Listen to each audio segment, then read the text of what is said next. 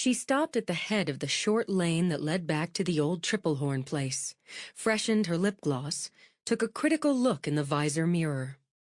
All right, no more dark circles, and not all the color in her face came from the little pot of cream blush her grandmother had urged her to sample. Her hair, wind-blown as it was, added a casual touch. Wasn't it best to stay casual, she asked herself, and took a breath. She hadn't been on a date, a real one, and whatever she'd said, this was a bona fide date, since she'd flown off to Vegas with Richard to get married. Or so she'd believed. She'd dated plenty before that, of course, she reminded herself, through high school and into college. But it was all so vague and blurry with the enormity of the in-between, the then and now. And he was fixing her dinner, which made it a sort of serious date, didn't it? She made herself think through the enormity, back to the blur. She couldn't think of a single time a man had fixed her dinner. Maybe it didn't make it serious. Maybe once you got past the high school and college years, it was just something people, adult people, did now and then. And she was making far too much of it either way. She made the turn, bumped her way down the narrow drive, obviously something he hadn't bothered to fix yet, then just stopped the car again and looked. She'd always loved the charm of the old place, the way it tucked into the green, spread a bit toward a sheltered stream. She only found it more charming now. He'd cleaned up the exterior, and what a difference! She thought he'd likely power-washed the old stone. Repointed it, too, so it stood in various shades of brown and gold on its roll of a rise among the trees. And he put in spanking new windows, added a set of doors in place of the broken windows on what she assumed must be the master bedroom due to the addition of a covered porch with bronze-colored iron rails. He'd left most of the wonderful old trees, the maples and oaks, their green deepening toward that deep summer shade, and put in a couple of dogwoods, bloomed off now and still tenderly green. Clearing out the scrub and weeds along the foundation had to have been hard, sweaty, even miserable work. Whatever time he'd put in had paid off, as young azaleas and rhododendrons swept color at the stone's skirts, while older ones, wild ones, splashed more back in the green shadows. He was doing some sort of terracing on the far side, following the rise of the land with partially finished stone walls that mimicked the tones of the house. She imagined it finished and filled with native shrubs and flowers. Too charmed to be nervous now, she left her van beside his truck, gathered the potted mountain laurel she'd picked up as a host gift, and walked to the wide front porch. She admired the set of Adirondack chairs painted deep forest green, the rough wood table, a stump he must have planed down and sealed between them. Even as she raised a hand to knock, he opened the door. "Heard you drive up." "I'm already in love with the place. It must have taken you a lot of sweaty days to reclaim the land around the house. All that old scrub and the briars." "Sort of hated to kill the briars. They added a little sleeping beauty to the place." "You look great." He looked pretty great himself, freshly shaven from the looks of it, with a shirt of softly faded blue rolled up to his elbows. He took her hand to draw her in. "I'm glad to see you're not averse to plants, so you should be able to find a spot for these." "Thanks. I'll just—" "Oh my God!" The shock in her tone had him looking frantically for something like one of the monstrously huge wolf spiders he'd spent weeks banishing from the house. But when she pulled free, turned a circle, her smile simply glowed. "This is wonderful! Griffin, this is wonderful!" He'd opened up walls, so what had been a dark, narrow hallway was a wide foyer that spilled naturally into a front room with a fireplace he'd refaced in native stone. The early evening light flowed through the uncurtained windows onto a gleaming, deep-toned oak floor. "I don't use this space much yet, so I just tossed an old couch and a couple chairs into it. Haven't figured out what color to paint it, so I haven't." "It's about the space," she said, and wandered it. "I peeked in the old windows so many times, even broke in once on a dare and walked all through. Are these the original floors?" Yeah, Every square foot of them pleased him. they took some work, but original's best if you can keep it. I used original trim where I could, copied it where I couldn't. And the ceiling medallion. I had dreams about that for weeks after I came in. The little faces around the circle. Nice and spooky. I haven't found the right light to go there. Like Shelby, he looked up at the plaster medallion.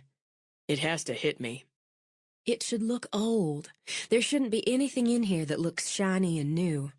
Well, the kitchen and bathrooms, that's one thing, but the rest. And I'm telling you your business when you obviously know just what to do. I want to see it all. I haven't gotten to all of it yet. Some spaces I'd start, realize I wasn't in the right mood. Keep going and you end up doing something wrong, or at least half-assed. He should paint this room a warm, rich gold. Not bright and not too dark, but like warm, rich, old gold. And leave the windows undraped to show off the gorgeous trim, and she had to stop decorating it for him in her head. "You're not doing all this yourself, are you?" No. He took her hand again, started to lead her toward the back of the house. Matt's been a slave. Will work for beer, when he has the time. Forrest, too. Clay's pitched in a couple times. My father's been down, giving me a week or two when he can manage it. And my brother. My mom helped clearing the brush and said I owe her more for that than 14 hours of labor. Half bath here, he added when she laughed. She poked inside. "Look at that sink. It's just like an old wash basin on a stand, like it could have been here all along. And that antique bronze finish on the fixtures and the lights goes so well. You've got a nice sense, Griff, of color, too, keeping it warm and natural. The house doesn't want bold and flashy. What's this over here?" Tools and materials, mostly. He thought, what the hell, and opened the old pocket door. "Such wonderful high ceilings," she said, obviously not put off by stacks of tools and lumber, big tubs of drywall mud, and plenty of dust. And another ceiling medallion. "I guess you know they say the original Mr. Triplehorn was 6'6" and built the place to accommodate his size. Does the fireplace work?" Not now. It needs work, and probably a gas insert in here. Something that doesn't look like a gas insert. Refacing the brick, or maybe redoing it in slate or granite. It's crap and crumbling. "What's it going to be?" Maybe a library. It feels like a house like this should have one. Because he saw it in his head, he gestured. Built-ins flanking the fireplace, a library ladder, that kind of thing. Big leather couch, maybe a stained glass ceiling fixture if I find the right one. One of these days, he said with a shrug. A couple of other rooms down here I'm still thinking about. I didn't want to open everything up. Open concepts one thing, losing all the original quirks and charms another. "You've got the best of both. You could do a pretty sitting room here, or first-floor office, guest room." She studied another empty room. "It's such a nice view through the windows there of the trees and just that little bend of the creek. If you put your office here, you could float the desk in the center of the room so you could see out but not have your back to the door. Then you could—" And there I go again. You can keep going. It's a good idea. Well, I was going to be a singing sensation, but interior design was my fallback. I took a couple classes in college. Seriously? Why didn't I know that? It was a long time ago. I'm going to use you. But right now, I'm going to get you some wine. I wouldn't mind a glass. Just one, she thought, with plenty of time to burn off before she got in the van again. Something smells really good. I didn't expect you to... She broke off in wonder. Everything just opened up. Where she remembered seeing a warren of rooms, a dingy dining room separated by walls and a door from a small and even dingier kitchen, What she'd supposed had been maids' and cooks' quarters was now one wonderful space that brought the hills, the trees, the creek inside through a wall of glass doors. I guess I went a little shiny and bold in here. No, no, not bold. Beautiful. Look at the size of that farm sink. And I love how you glass-fronted so many of the cabinets. Even if most of them are still empty. You'll fill them in time. I'd haunt the flea markets and yard sales, find me some old crockery, maybe old teapots or cups, and display them in those over there. And she stopped herself before she decorated his house from top to bottom. It's such a nice flow into the dining area here and the, I guess, lounge area there. You could live in this one space. So much counter space. What is this? Slate. It's just perfect, isn't it? So handsome. My mama would cry for that cooktop. I love the lights, that pale amber tone against the bronze. You designed all this? I got input from my dad, from Matt, from a couple engineers I know. An architect. When you grow up with a contractor, you tend to make contacts. Still, it's your work. It feels like you. Honestly, I've never seen a more beautiful kitchen, and one that fits so well into this house. You have all the convenience, but the character's right here. You could entertain half the ridge in here. It must be a joy to cook in. I don't cook much. He tugged on his ear. Your basics, mostly. But I figured if I ever had a place, did my own kitchen rehab, I'd go for the gold and see if I could reach it. Kitchen's the heart of the house. It is. And this one's big and beautiful. You haven't seen the best part. He handed her a glass of wine, picked up his own, then walked to the wall of doors. When he opened them, they folded back like an accordion, tucked away, and brought the outside in. Oh, that is the best part. That's fantastic. Warm nights, sunny mornings, you can just leave them open. And for parties? She stepped out, sighed. Still a lot to do out here yet.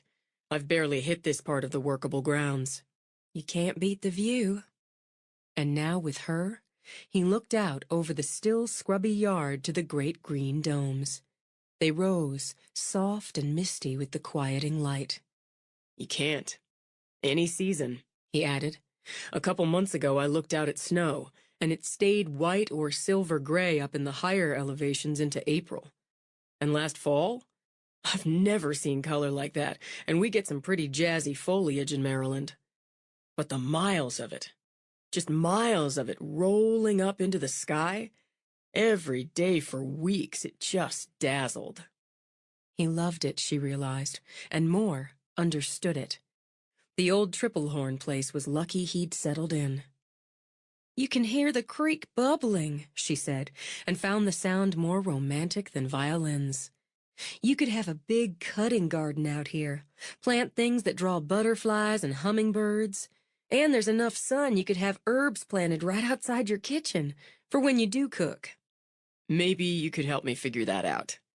I have very strong opinions about such things. She lifted her face to the breeze.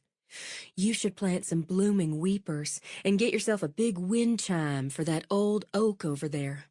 Something that gives a deep, masculine tone, and a couple bird feeders, but up off the top porch or the bears could come calling. I'd rather they didn't. I've seen a couple sort of lumber along in the woods when I've looked out. That's close enough for me when it comes to bears. I envy you this place, Griff. The feel of it, the look of it, the potential of it in the history. I like that someone I know has it, and more knows just what to do with it. I didn't realize you were this good. Is that right? She laughed, shook her head as she turned to him. What I mean is, I knew you were good at your work. I've seen it, and I'm seeing what you and Matt are doing for Mama. But this isn't just changing something or making it better, prettier, or more functional. It's bringing something back to life so many others left for dead. I came to see the property on a whim and fell in love at first sight. I think it's been sitting here pining all these years, so it must love you back. I don't know what smells so good, but I hope it'll hold just a bit more. I'd love to just sit out here a while. It'll hold. Give me a second. What are we having? She asked as he went in to turn off the burner. I hope it's going to be penne in a spicy tomato sauce with black olives and basil. She smiled as he walked back out to her. And how did you know that's one of my favorite pasta dishes? I'm psychic? I don't think so. It was sweet of you to find out what I like and go to the trouble. You can tell me I'm sweet after you eat it, in case it's terrible. Which, he could admit, was a genuine concern. I didn't make the cannolis, so they'll be fine. We're having cannolis? Which I didn't make, and I didn't make the loaf of Italian bread. And the salad's from a bag o' salad. I hit the wall on the pasta. You're the first man to make me dinner, and it sounds perfect. What? It sounds just perfect. No, the other. He circled a finger in the air, signaling a rewind. I'm the first man to make you dinner? Well, my daddy, of course, and Grandpa's done some heroic grilling over the years. If I'd known this was a first, I'd have bought fancy plates or something. I don't want fancy plates. I've had fancy plates. Food tastes the same on them as it does on every day. He considered a moment. I've got two reliables when I want to cook and impress a woman. One's your basic steak on the grill, massive baked potato, and the ever-popular bag o' salad. The other, when I seriously want to impress, is this chicken thing in wine. I'm pretty good at that one. Why aren't we having a chicken thing in wine? Because I didn't want to go for the usual with you. And I didn't do this when you first got here because I wanted to give you time to settle in first. He took the wine glass from her, set it down, put his own beside it, then drew her in. He thought she smelled like the mountain sunset. Fresh, breezy, with shimmering edges. He combed his fingers through the long, luxurious length of her hair, all those tumbling curls, and reminded himself to go slow, go easy, as he laid his lips on hers. He drew back. That was just in case you thought I forgot to kiss you hello. I didn't think... Don't... Oh, damn. Damn. The next thing he knew, she surged against him. She knocked him back on his heels, kicked every rational thought out of his head, and flashed a wire in his blood in one fell swoop. He stumbled back 2 steps before he regained his balance, wrapped around her to keep them both from pitching off the porch, and barely stopped himself from yanking the dress up and over her head. She was an earthquake, an explosion of reckless heat shooting bolts of fire everywhere. His brain fogged in the ash and smoke. He whipped her around, slapped her back to the post. Now that his hands were free, he used them, shooting them under the skirt of her dress, running them over her hips, over the heat, down again. She quivered, moaned against his mouth, then nearly snapped the last thin thread of control by rocking her hips against him. He had to pull back. Wait. She had a good grip on his hair and pulled his mouth back to hers. Why? He got lost again for a moment, for a lifetime. Wait, he repeated, then rested his forehead on hers. Breathe. I am breathing. No, me. I meant me. He took that breath, then another. Okay. She obviously took that as a green light as she pulled him back again. No, I mean... He solved his dilemma by gathering her up, holding her close. Jesus, did she have to be so long and soft and slim right this minute? Okay. We'll take a breath. We'll just take a couple breaths. He had steady hands, he thought. Rock steady. Freaking surgeon steady hands. So why were they unsteady now? He gripped her shoulders with them, drew back an arm's length. Just look at her, he thought.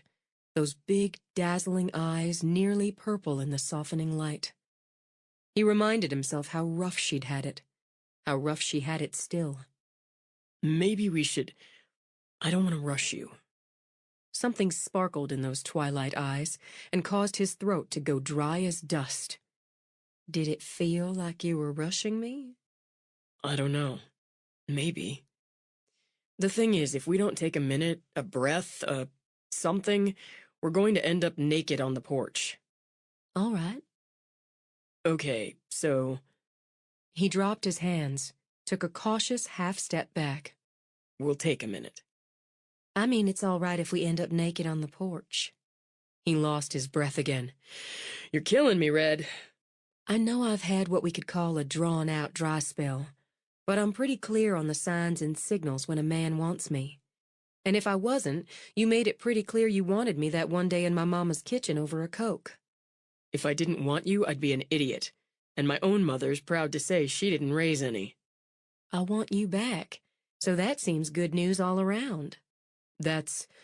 Yes, incredibly good news. And I got those signs and signals just fine, too. The thing is, considering the circumstances, the plan was to soften you up some with dinner here and get you to go out with me a couple more times, then get you into bed. She leaned back on the post, nodded. Something he recognized as amusement moved into her eyes. And I'm guessing you like having plans, personally and professionally? Things work better, usually, when you do. You don't like surprises? I'm fine with them. Merry Christmas, happy birthday. Let's get naked on the porch. Oh, God. I'm good with them, he managed. But maybe it takes you a minute to adjust to a surprise. Apparently. Now she smiled, slow and easy. Twilight eyes, magic mermaid hair, a long, long-stemmed rose of a body. Yeah, she was killing him. Would you like to hear my plan? She asked. It's sort of spur of the moment, but I think it's workable. I'm all ears. My plan is we just skip over all the softening up with dinner and going out a couple more times. We come back around to that if we both want, after we get naked on the porch. You're nothing but a surprise. But no. She sighed. You're a hard nut to crack, Griffin. I mean no naked on the porch. We can do better this time. There's better than naked on the porch? This time. This first time, he thought. This first surprising time. I haven't shown you the second floor. She angled her head, and her smile deepened. No, you haven't. I'd like to. He held out a hand. I'd really like to. She put her hand in his. I'd like to, but I might be a little rusty. Not from where I'm standing, he said, as they walked back into the kitchen. But don't worry. I'll walk you through it. She paused, tapped the purse she'd set on the counter. Isn't it interesting how my mama gave me a condom to tuck in here before I left tonight? Oh, man. He scrubbed his free hand over his face. I'd thank her for the thought, but it'd be embarrassing. Anyway, I've got that covered. Ha. All right, then. We can take the back stairs. I forgot there were back stairs. Delighted, she turned with him. Don't you love a house with back stairs? I love this one. I'm going to update them, but they're sturdy enough. He flipped on a light, a single bare bulb. Update that, too. Won't that be wonderful? But right now it's all shadowy and spooky. I like how it angles off here so you can go right or left. We're going left. How many bedrooms up here? There were 7 on the second floor. I'm making it 5. It's down to 6 now once I decided to put the master in front. With that wonderful covered veranda. Right. And the 3rd floor is more a maze of small rooms and odd angles. Something to deal with later. She felt so calm. She hadn't expected to feel so calm, she realized, as they walked the wide, shadowy hallway. So easy about it all. Excited, yes, God, yes, but not jumpy. And not the least bit shy. Something about him, she thought, just smoothed away the jitters. Oh, double doors! It's elegant and still simple enough to fit the rest. It's not finished, he began, Then opened the doors, flipped on the light. Oh, but it's wonderful. It's going to be wonderful. Look how the evening light pours in those doors and the fireplace. The black granite. It's powerful. It's a statement. Haven't decided on the wall color. He nodded toward a wall where he'd painted wide strips of varying tones. I found the iron chandelier at a flea market. Refinished it, rewired it. I'm looking for other lighting to complement it, but right now I'm just using some family cast-offs. Bed's new, though. Well, the mattress is new. I found the bed a couple weeks ago. Flea market again. She ran her hand along the curved footboard. Smooth, she thought. Sturdy and simple. It's beautiful. Chestnut. Pretty wood. It just needed some work. Almost everything does. What did you use before? Sleeping bag on an air mattress. But with my plan to get you up here, I figured I'd better get an actual bed. Glad I didn't wait on that. I'm glad you didn't. She turned to him. I'm glad we didn't. He moved over, opened the veranda doors to let in the evening air, then flicked a switch to turn on the fire before he turned off the light. That work for you? More than works. It's perfect. He went to her, circled her waist. You're where you want to be? Exactly. With a little bit of wonder, she brushed a hand through his hair. You're a surprise, too, because I didn't expect to be here with anyone. Not for a long time. She lifted her arms, circled his neck. A long kiss this time, slow and long and deep. Like the first time, and like the first time, her body melted like a candle in the sun. All these feelings, she thought, all these shivery little sensations. She'd forgotten more than she remembered, she realized, about being one of two. She let herself flow with it, just flow and float like a dandelion puff on a summer breeze. There was a storm coming. Oh, she could feel it building in her. But the soft and quiet came first. She brought her hands to his face when he changed the angle of the kiss, and shivered with anticipation as she felt him lower the zipper on the back of her dress. He traced a finger up her spine, down. The light touch had her arching toward him, purring in her throat before he brought his hands to the straps of the dress, brushed them off her shoulders. The dress slid down and away. Pretty, he murmured, and ran that finger, erotically rough with callus, along the lacy edge of her bra. My heart's beating so fast. I can feel it. Yours. She laid a hand on his heart, relieved when she felt it beat fast and hard under her palm. Yours, too. She started to unbutton his shirt, let out a breathless laugh when her fingers didn't seem to work right. I'm shaking inside. Outside, too. He lifted his hands to help her, but she brushed them away. No, I want to do it. You'll just have to tolerate some fumbling. I want... She felt him quiver as she finally managed to open his shirt, lay her hands on flesh, and look up into his eyes. I want everything. She broke him, snapped the last link on the chain of control. She gasped when he hefted her up, dropped her back on the bed, covered her. She was willow slim, and part of him fretted over hurting her. But even that dropped into the dark when she bowed up, gripping his hips, holding him against her center to center. The sun bled away to dust, and a whippoorwill began its call for its mate.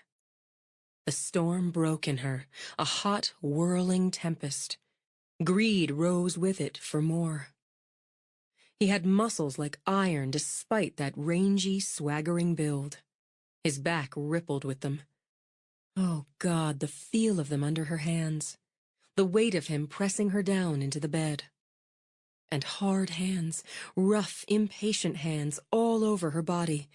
Not awakening needs, Awakening seemed too tame a word. It felt more like resurrection. When his mouth closed over her breast, a scrape of teeth, a flick of tongue, and his hand slid between her legs, the orgasm tore through her, left her shocked and shuddering in its wake. He didn't stop, didn't pause, but drove her up again. And she was a pebble in a catapult, flying, helpless and quaking. Her body was his now, open, and he took it, gave her more so sensations tangled together, needs became a single throbbing ache. Then he was inside her, and pleasure ran through her in a flood.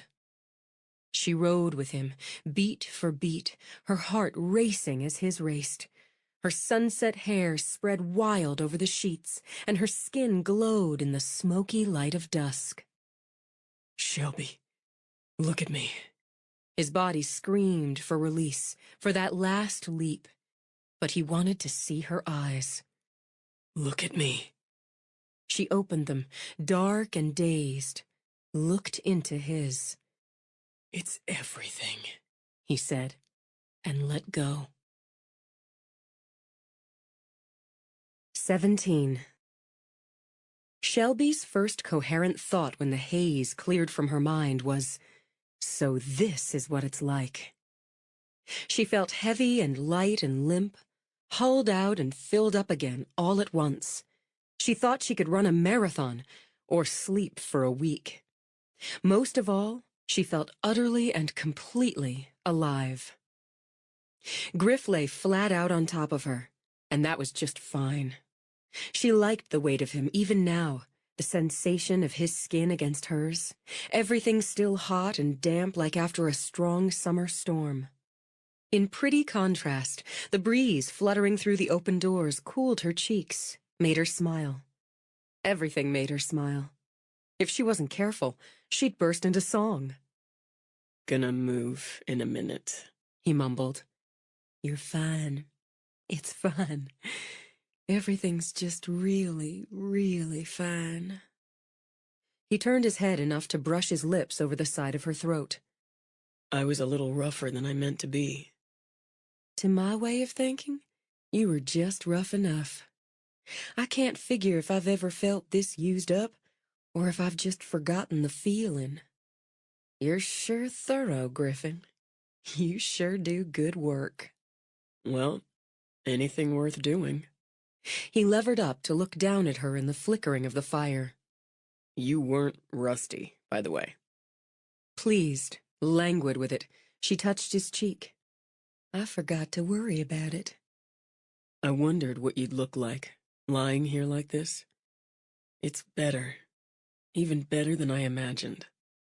Right this minute, everything's better than I imagined. That might be due to that long, dry spell, but I'm giving you credit for it. I'll take it. It's cooling down. You're going to get cold. I don't feel cold. Yet. And I haven't fed you. He dropped a kiss on her lips. I need to finish off dinner. But first... He rolled, and as he did, scooped her up. Her heart did a stuttering roll as he just lifted her right up as he stood. Muscles like iron, she remembered. He was stronger than he looked. We should take a shower. We should? Definitely. He grinned as he carried her. You're going to love the bathroom. She did. She loved the generous space, the oversized clawfoot tub, the earthy tones of the tile work. Most of all, she loved the enormous shower with its multiple jets, and what could be done in all that heat and steam by two inventive and agile people.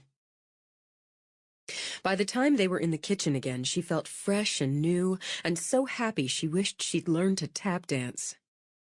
I need to let my parents know I'm going to be a little later than I said. Go ahead. Though, since your mother gave you a condom on your way out the door, I don't think they'll be surprised. She sent a quick text, asked if Callie had gone to bed without any trouble.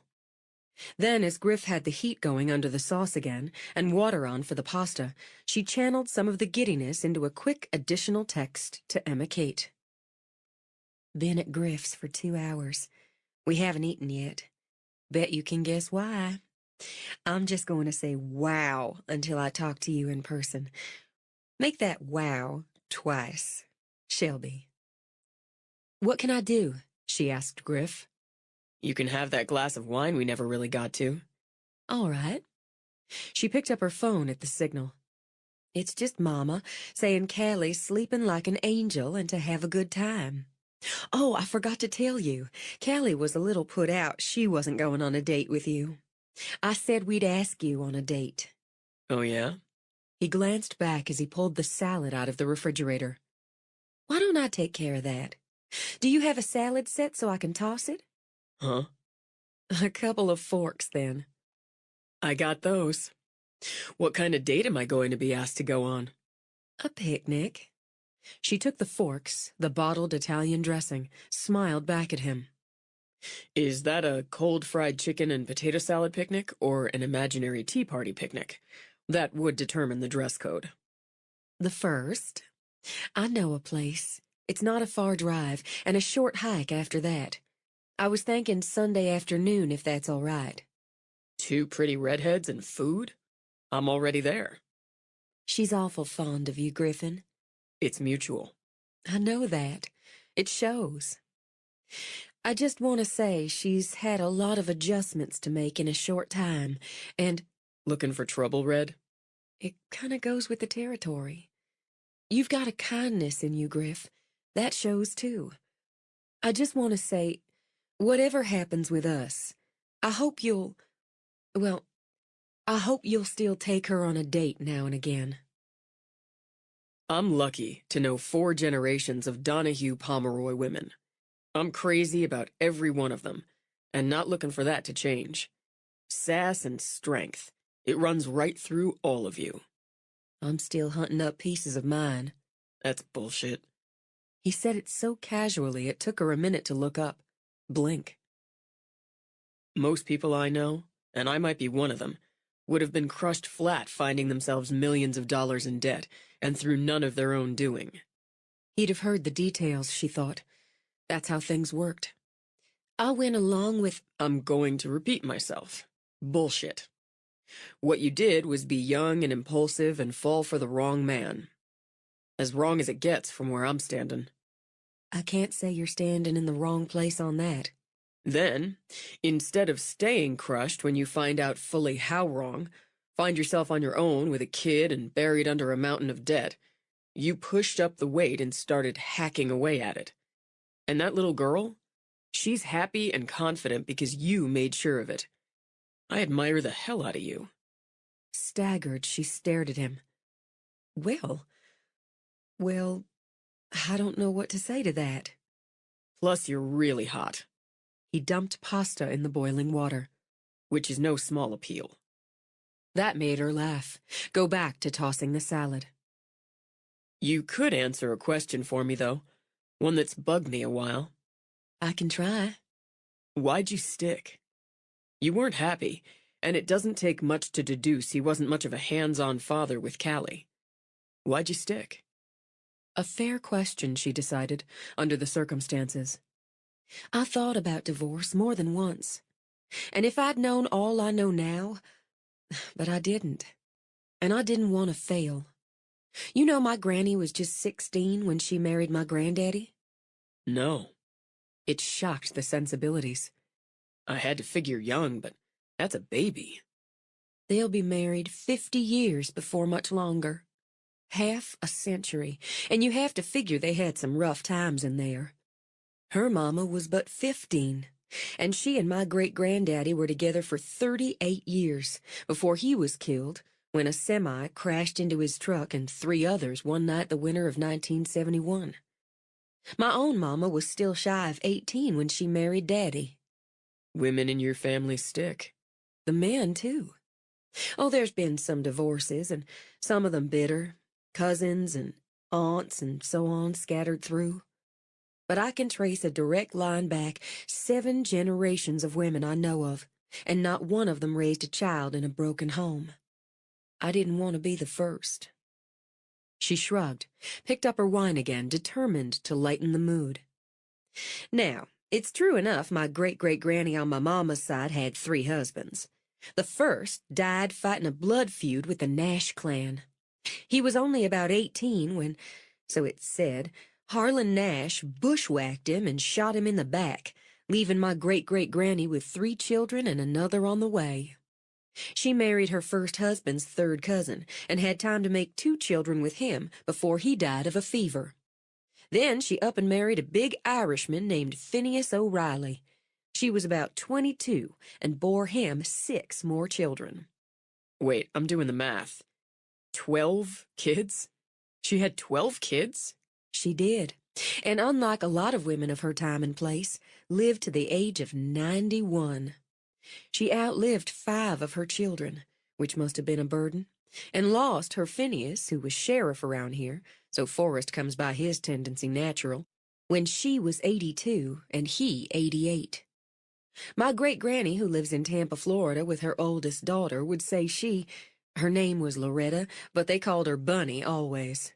Prophetic, considering. With a snicker, Shelby lifted her glass again. They say she might have married again, as she had a gentleman caller, a widower who'd bring her flowers every week, but he died before she'd made up her mind. I'd like to think I could draw a gentleman caller at that age. I'll bring you flowers. Then if I don't see you on my doorstep in 60 years, I'm going to be disappointed. It relieved him that dinner was not only edible, but actually tasty. She entertained him with the story of Melody's eviction from the salon. He'd already heard a couple of versions, but hearing it from her could visualize it perfectly. What's her problem, anyway? She's been a bully since I've known her. Spoiled, superior, with that mean streak you mentioned yourself. Her mama doted on her, and does still. Pushed her into all the beauty pageants, even as a little thing. And she won most of them, then sashayed all around being important. Sashayed. Not a word you hear every day. It suits. She almost always got what she wanted whenever she wanted it. Can't say she's shown any gratitude for it. She's hated me for as long as I can remember. Probably because she knew if you'd entered those pageants, you'd have beaten her little beauty queen ass. I don't know about that, but I beat her out of some of what she wanted. Simple as that. Such as? Oh, silly things. Or they are now. A boy she wanted when we were about 14, and he liked me. She got Arlo Cattery to beat him up. I know she did, but Arlo wouldn't say. I made captain of our cheerleading squad, all through high school, and she wanted that. Grandpa fixed up this old clunker of a Chevy so I didn't have to walk home after practice. She spray-painted slut and worse all over it. I know it was her because when I called her on it, Jolene looked so damn guilty. Same as she looked guilty the night of the homecoming dance when I got voted queen, and the windshield of that old Chevy was busted up and the tires slashed. She's sounding more pathological than annoying now. She's just mean. I guess some people are, and if they never pay a real price for it, they just get meaner. She doesn't worry me, especially since she's banned from the salon and day spa. You made a wonderful meal, Griffin. Maybe you are a good catch. I'm telling you. I'm going to help you put this kitchen back to rights. Then I need to get on. He traced a finger down her arm. No way you could stay? He had those wonderful green eyes, those rough, skilled, thorough hands, and a way of kissing her that just put sparkles into her blood. It's tempting because that porch is still out there. It's a lot more tempting than I thought it would be. But I wouldn't feel right not going home tonight to Callie. Maybe I could have a pizza date with Callie between now and the picnic. Oh, that'd be nice. But I've got such a busy week. I need to rehearse and... I wasn't asking you. Still, he leaned over, kissed her. Any problem with me taking Little Red for pizza? I guess not. She'd really like it. She rose, carried the plates to the sink. Are you sure you want to take this on, Griffin? Callie or you? We're a set. Nice set. He distracted her with talk of plans for the house while they loaded the dishwasher. He liked running his ideas and plans by someone who understood them, saw the potential. The one thing you need, and before much longer, is a porch swing. You can't have a beautiful front porch like that and not have a front porch swing. Front porch swing. Check. Back porch? An old bench, maybe a rocking chair. You could sit and rock and look out at the gardens you worked so hard planting. I'm planting gardens? With a wisteria arbor in my imagination. Those pretty weepers. She dried her hands after wiping up his cooktop. I had a wonderful time. I don't just mean, well, I wouldn't want to leave out the tour of the second floor. He slid his arms around her waist. I've still got a lot to show you. She let herself melt in, just sink into the kiss, and pulled back with real regret. I really have to go. Okay, but you're going to come back for the rest of that tour. I don't think I could resist it. She picked up her purse. He plucked keys out of a dish on the counter. Oh, are you going out? She asked as they walked to the front door. Sure. I'm following you home. Don't be silly. I'm not being silly. I'm following you home. Argue if you want. I'm still doing it. The woman who threatened you was shot less than a week ago right outside where you were working. You're not driving home alone after dark. I can't stop you from trailing me all the way home, then doubling back, but it's silly. Either way. He tugged her back for a kiss, then walked to his truck while she walked to her van. Silly, she thought again, but sweet, too. He was just racking up all sorts of points. Lord, she hadn't thought of the point system in years. She and Emma Kate had devised it in high school. Amusing herself, she began counting up Griff's. Good-looking, scale of 1 to 10. She'd definitely give him a 10, she decided, and didn't think she was pushing the mark. Conversation skills? Another 10 there. He knew how to talk, how to listen. Humor? Another winner. She made the turn onto the road, watched his headlights follow. Considerate? Maybe even a little too much, such as wasting his time following her home on roads she'd traveled all her life. Good kisser? Right off the scale. She rolled her window down, let the air cool the heat just thinking of it brought on. She could honestly say she'd never been kissed better. What were the rest of the requirements for the perfect boyfriend? She must have them written down somewhere. They'd made them up before either one of them had had sex, so that hadn't been on the list. The adult Shelby list would include it, and he'd top that scale, too. She took the back roads, automatically skirting the town, taking the winding path, with Griff's headlights not far behind. And all right, they made her smile. It wasn't such a bad thing to let someone look after her, just a little. As long as she remembered she needed to be in charge of her own life, and Callie's. She pulled into the drive, noted her parents' bedroom lights were still on. When she got out, she thought she'd wave Griff off, but he was already getting out of his truck. You don't have to walk me to the door. Sure I do. That's how it's done. And if I don't walk you to the door, how am I going to kiss you goodnight? I like the second part. The first time I was kissed at this front door, I was 15, and Silas Nash, a descendant of the infamous Nash clan, gave me one that had me floating through the door and dreaming of him half the night. I can beat that, Griff said after a moment. I can beat some teenager named Silas. He's getting his law degree from the University of Tennessee College of Law. I can definitely beat a lawyer, Griff claimed, and to Shelby's mind, proved it. I guess I'm going to float upstairs and dream about you. All night. He gathered her hair into his fist, kissed her again until the world spun around her. I'm not settling for half. Good night, Griffin. Night. He waited until the door shut, walked back to the truck.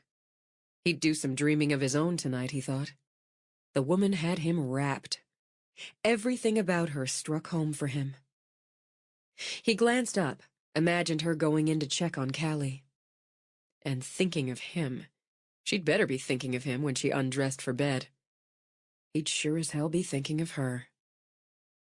He pulled out and, as she had, took the back roads. No hurry. A lot to think about. Plans to make. He had a pizza date with a pretty little girl to think about, and a picnic with her and her mother to look forward to. Maybe he'd pick up a bottle of champagne, give the picnic a classy, unexpected edge. He glanced in the rear view at the headlights behind him, and since he'd been dawdling, picked up the speed a little. Apparently not enough, he thought, as the headlights beamed closer. He waited for the truck, he could see it was a truck now, to pass, since it was in such a damn hurry. Instead, it rammed him from behind, hard enough to slap him against the steering wheel and back. Instinctively, he hit the gas. He thought of the phone he'd put, as always, in the cup holder, but didn't want to risk taking a hand off the wheel. And the truck rammed him again, faster, harder, sending him into a skid that had his tires smoking over the rough shoulder. Griff fought his truck back, but the next hit right at the curve sent him careening off the road, skidding over the shoulder and into the oak tree green with spring. He heard the crunch, had a moment to think, shit, before the airbag deployed. Still, the impact slammed his head against the side window. He saw stars, and the red eyes of the truck's taillights as it stopped, idled, then punched it to round the curve. Not hurt, he mumbled, but the stars, and they had jagged, pointy edges, circled his vision. Not too bad. Nothing broken. Except his truck. He groped for the phone, watched his vision waver like he'd stuck his head under water. Don't pass out, he ordered himself. In the dash light, he managed to find the name he wanted and pressed dial. Where's my sister? Forrest asked. Home. I'm not. I've got trouble. In case I pass out, I'm on Black Bear Road about 2 miles from my place. You know that turn where the big oak stands? Yeah. My truck's in that tree. Somebody ran me off the road. I could use a cop. Sounds like you could use a tow truck. You hurt? I don't know. Jagged, pointy stars circling. Hit my head. Bleeding some. Stay there. I'm on my way. Truck's in the tree. Where am I going? But Forrest had already hung up. He sat for a moment, trying to get a fix in his mind on the truck that had run him off the road. Chevy. Yeah, a Chevy, he thought. Half-ton pickup. Older model, maybe 4 or 5 years. Something fixed on the front grille like a plow? It hurt his head to think, so he stopped, fumbled off his seatbelt, and discovered when he fought open the door and shifted, everything hurt a little. The best he could do right now was sit on the side of the seat, breathe in the cool night air. He swiped at the wet on his face, saw blood smeared on his hand. Fuck. He'd have a bandana in the glove box, but he wasn't going to try to get to it, not right at the moment. Nothing broken, he reminded himself. He'd broken his arm once when he was 8, and the tree branch he'd been swinging on snapped. And his wrist at 17, jumping out of Annie's window. So he knew what a broken bone felt like. Just banged up, shook up, and rattled around some. But his truck, and goddamn he loved his truck, was a different matter. He made himself stand to make sure he could. A little bit dizzy, but not bad. Bracing himself, he walked around to check out the damage. Shit. Fuck. Fucking shit. Furious it was as bad as he feared, he shoved a hand through his hair and saw stars again as he smacked against the wound. The grill was toast, and the way the hood had accordioned, he thought the same there. And Christ knew what that meant for essentials under the damn hood. He was no mechanic, but he was pretty sure he had a bent axle to top it off. He'd hit hard enough to spiderweb the windshield. His feet crunched on broken glass as he circled around to get both the bandana and a flashlight out of the cab. Flares, he thought. He should have pulled out the emergency flares straight off. Before he could get anything, headlights cut through the dark. Forrest pulled a police cruiser behind the wrecked truck. He got out, sized up Griff with one long look, then looked over to study the truck. Your head's bleeding, son. I know it. Son of a bitch! He kicked the rear tire, which he regretted as the quick violence pinged something in the back of his neck. He did not have whiplash. He would not have whiplash. You been drinking, Griff? I had 2 glasses of wine all night, and the second one a good hour before this. I got run off the damn road, Forrest. Fucker came up behind me, rammed me, kept doing it until he caught me on this curve and sent me into the tree. What fucker? I don't know what the hell fucker. He pressed the heel of his hand, ouch, to the throbbing wound, because he was tired of blood running into his eye.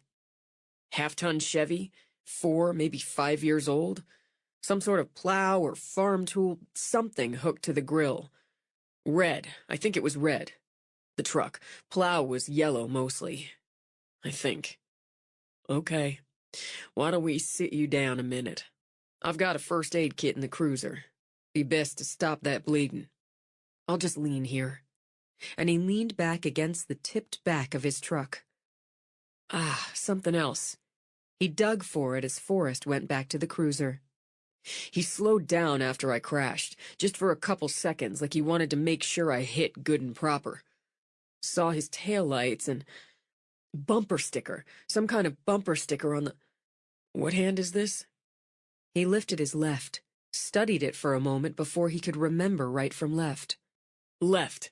The left side of the tailgate. Griff closed his eyes, found that eased a degree or two of the throbbing. He wasn't drunk. It was purposeful.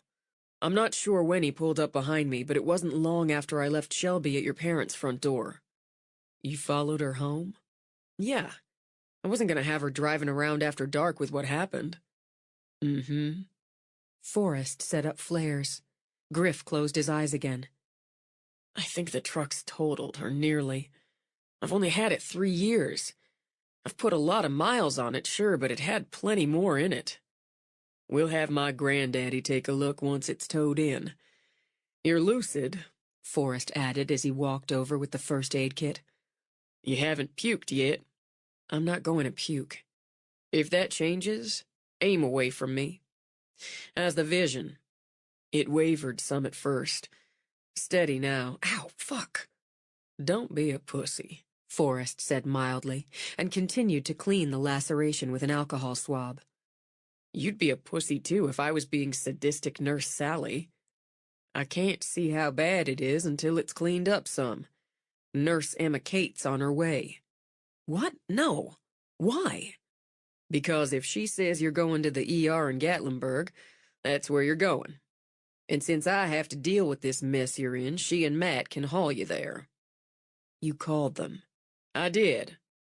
I'll call for the tow after I have a look at what's what myself. Anything else you can tell me about the truck?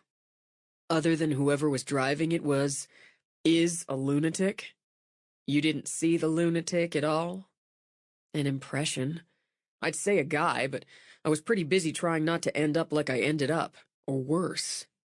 Griff said nothing for a moment, studied his friend as Forrest fixed a couple butterfly bandages along the gash. You know who it is from what I gave you already. I've got an impression. That's for me to deal with, Griff. The hell it is, it's my truck, my head, my job. I expect that's Matt and Emma Kate coming now. You piss anybody off lately? You're the closest I've come to pissing anyone off lately, since I'm sleeping with your sister. Forrest stopped what he was doing, eyes sharply narrowed. Is that so? I figure it's a good time to let you know since you're being all official, and I'm already bleeding. I'm crazy about her. Flat out. It's a fast leap from nice to meet you to crazy about. She's a lightning bolt. Griff stabbed a thumb at his own heart. Bam. Before Forrest could speak again, Emma Kate was running from the car, a medical bag in her hand. "What happened? Let me look at you." She pulled out a penlight, shined it. "Follow the light with your eyes." I'm okay. "Shut up. Tell me your full name and today's date." Franklin Delano Roosevelt, December 7, 1941. A day that'll live in infamy. "Smartass. How many fingers?" 11 minus 9. I'm okay, Emma Kate. "I'll tell you if you're okay after I go over you in an exam room at the clinic." I don't need... "Shut up," she said again, then hugged him. "Nothing against your triage, Forrest, but I'm going to take those bandages off at the clinic. Get a look at that cut myself. It might need stitches." Nuh-uh, Griff said. Matt stood, hands on hips, studying the truck. Fucker trashed your ride, man. Forrest just said somebody ran you off the road. Who was it? Ask Forrest. I think he knows from what I saw of the other truck. I'll be looking into it. For now, take him on into the clinic, look him over. I'll have it towed to my granddaddy's shop. You can come get what you need from it in the morning. My tools are still going to be there in the morning. I need to call this in, but I've got your statement clear enough, and I'll call you if I need anything else. Nothing for you to do here, Griff, but be pissed off." He argued, but, outnumbered, ended up dragged to Matt's truck. He knows who did it, and won't say. Bitterness coated Griff's throat. "Because he knows you might be an easy guy most of the time. In this case, you'd go straight for the ass-kicking." Matt shook his head. "Wouldn't blame you. But you're banged up already, disadvantage, and it'll be almost as satisfying if whoever did this spends time in a cell." He could spend time in a cell after I kick his ass. "It was deliberate?" Emma Kate asked. "You're sure?" Oh, hell yeah. "What were you doing on that road?" Coming back from seeing Shelby got home. Griff suddenly sat straight up. Heading back from Shelby's house, and the other truck pulled up behind me, not long after I started back home. Because he was either sitting on her house or mine. Either sitting on hers or followed us from mine, waited his chance. "You thinking they came after you because they couldn't get to her?" Matt said. I'm thinking whoever did this isn't just a lunatic. I'm thinking worse. A lot worse. 18. Shelby started out the morning singing in the shower. She felt the spring to her step and didn't care who saw it or guessed the reason why. She got dressed, helped Callie dress. "You get to go to Granny's today." To Granny's house? "That's right. It's her day off, and she asked especially if you'd come over and stay with her. Won't that be fun?" Granny has cookies and Bear. Bear was the big yellow dog who'd race and play with a little girl all day and sleep in the sun when nobody was around to play with. "I know. And Grandpa's going to be there for a while, too. Your Gamma's going to take you over on her way to work. I've got some paperwork of my own to get to this morning. Then I'll come get you when I'm finished work today." With Callie babbling about everything she had to take to Granny's, everything she had to do at Granny's, they walked into the kitchen. Shelby's parents broke off their conversation immediately, and the quick look they exchanged set off Shelby's radar. "Is something wrong?" "What could be wrong?" Ada Mae said brightly. "Callie Rose, it's such a pretty morning. I decided we're going to have our breakfast on the back porch, like a picnic." I like picnics. I'm taking Griff on a picnic date. "I heard about that. This can be like practice. I've got these pretty strawberries all cut up and some cheesy eggs already scrambled. Let's take this on outside." Mama wants a picnic too. "She'll be right along." Shelby stood where she was, while Ada Mae scooted Callie out onto the porch. "Something's wrong. Oh, God, Daddy, did someone else get shot?" No, it's nothing like that. And I want to tell you right off, he's all right. Griff? It's Griffin. As her heart took a hard bump, she grabbed her father's hands. He'd stay steady, she knew, no matter what. If it was Clay or Forrest, Mom would be a mess. What happened to Griff? He got a little banged up, is all. It's nothing serious, Shelby. You know I'd tell you if it were. Somebody ran his truck off the road and into the big oak on Black Bear Road last night. Banged up how? Who did it? Why? Sit down. Take a breath. Turning, Clayton opened the refrigerator, took out a Coke. He's got some abrasions from the seatbelt, the airbag, and got a pretty good knock on the head. Emma Kate took him into the clinic last night, gave him a going over, and I'm going to do the same myself later this morning. But if Emma Kate said he didn't need a doctor or the hospital, we can trust that. All right, I will. But I want to see for myself, too.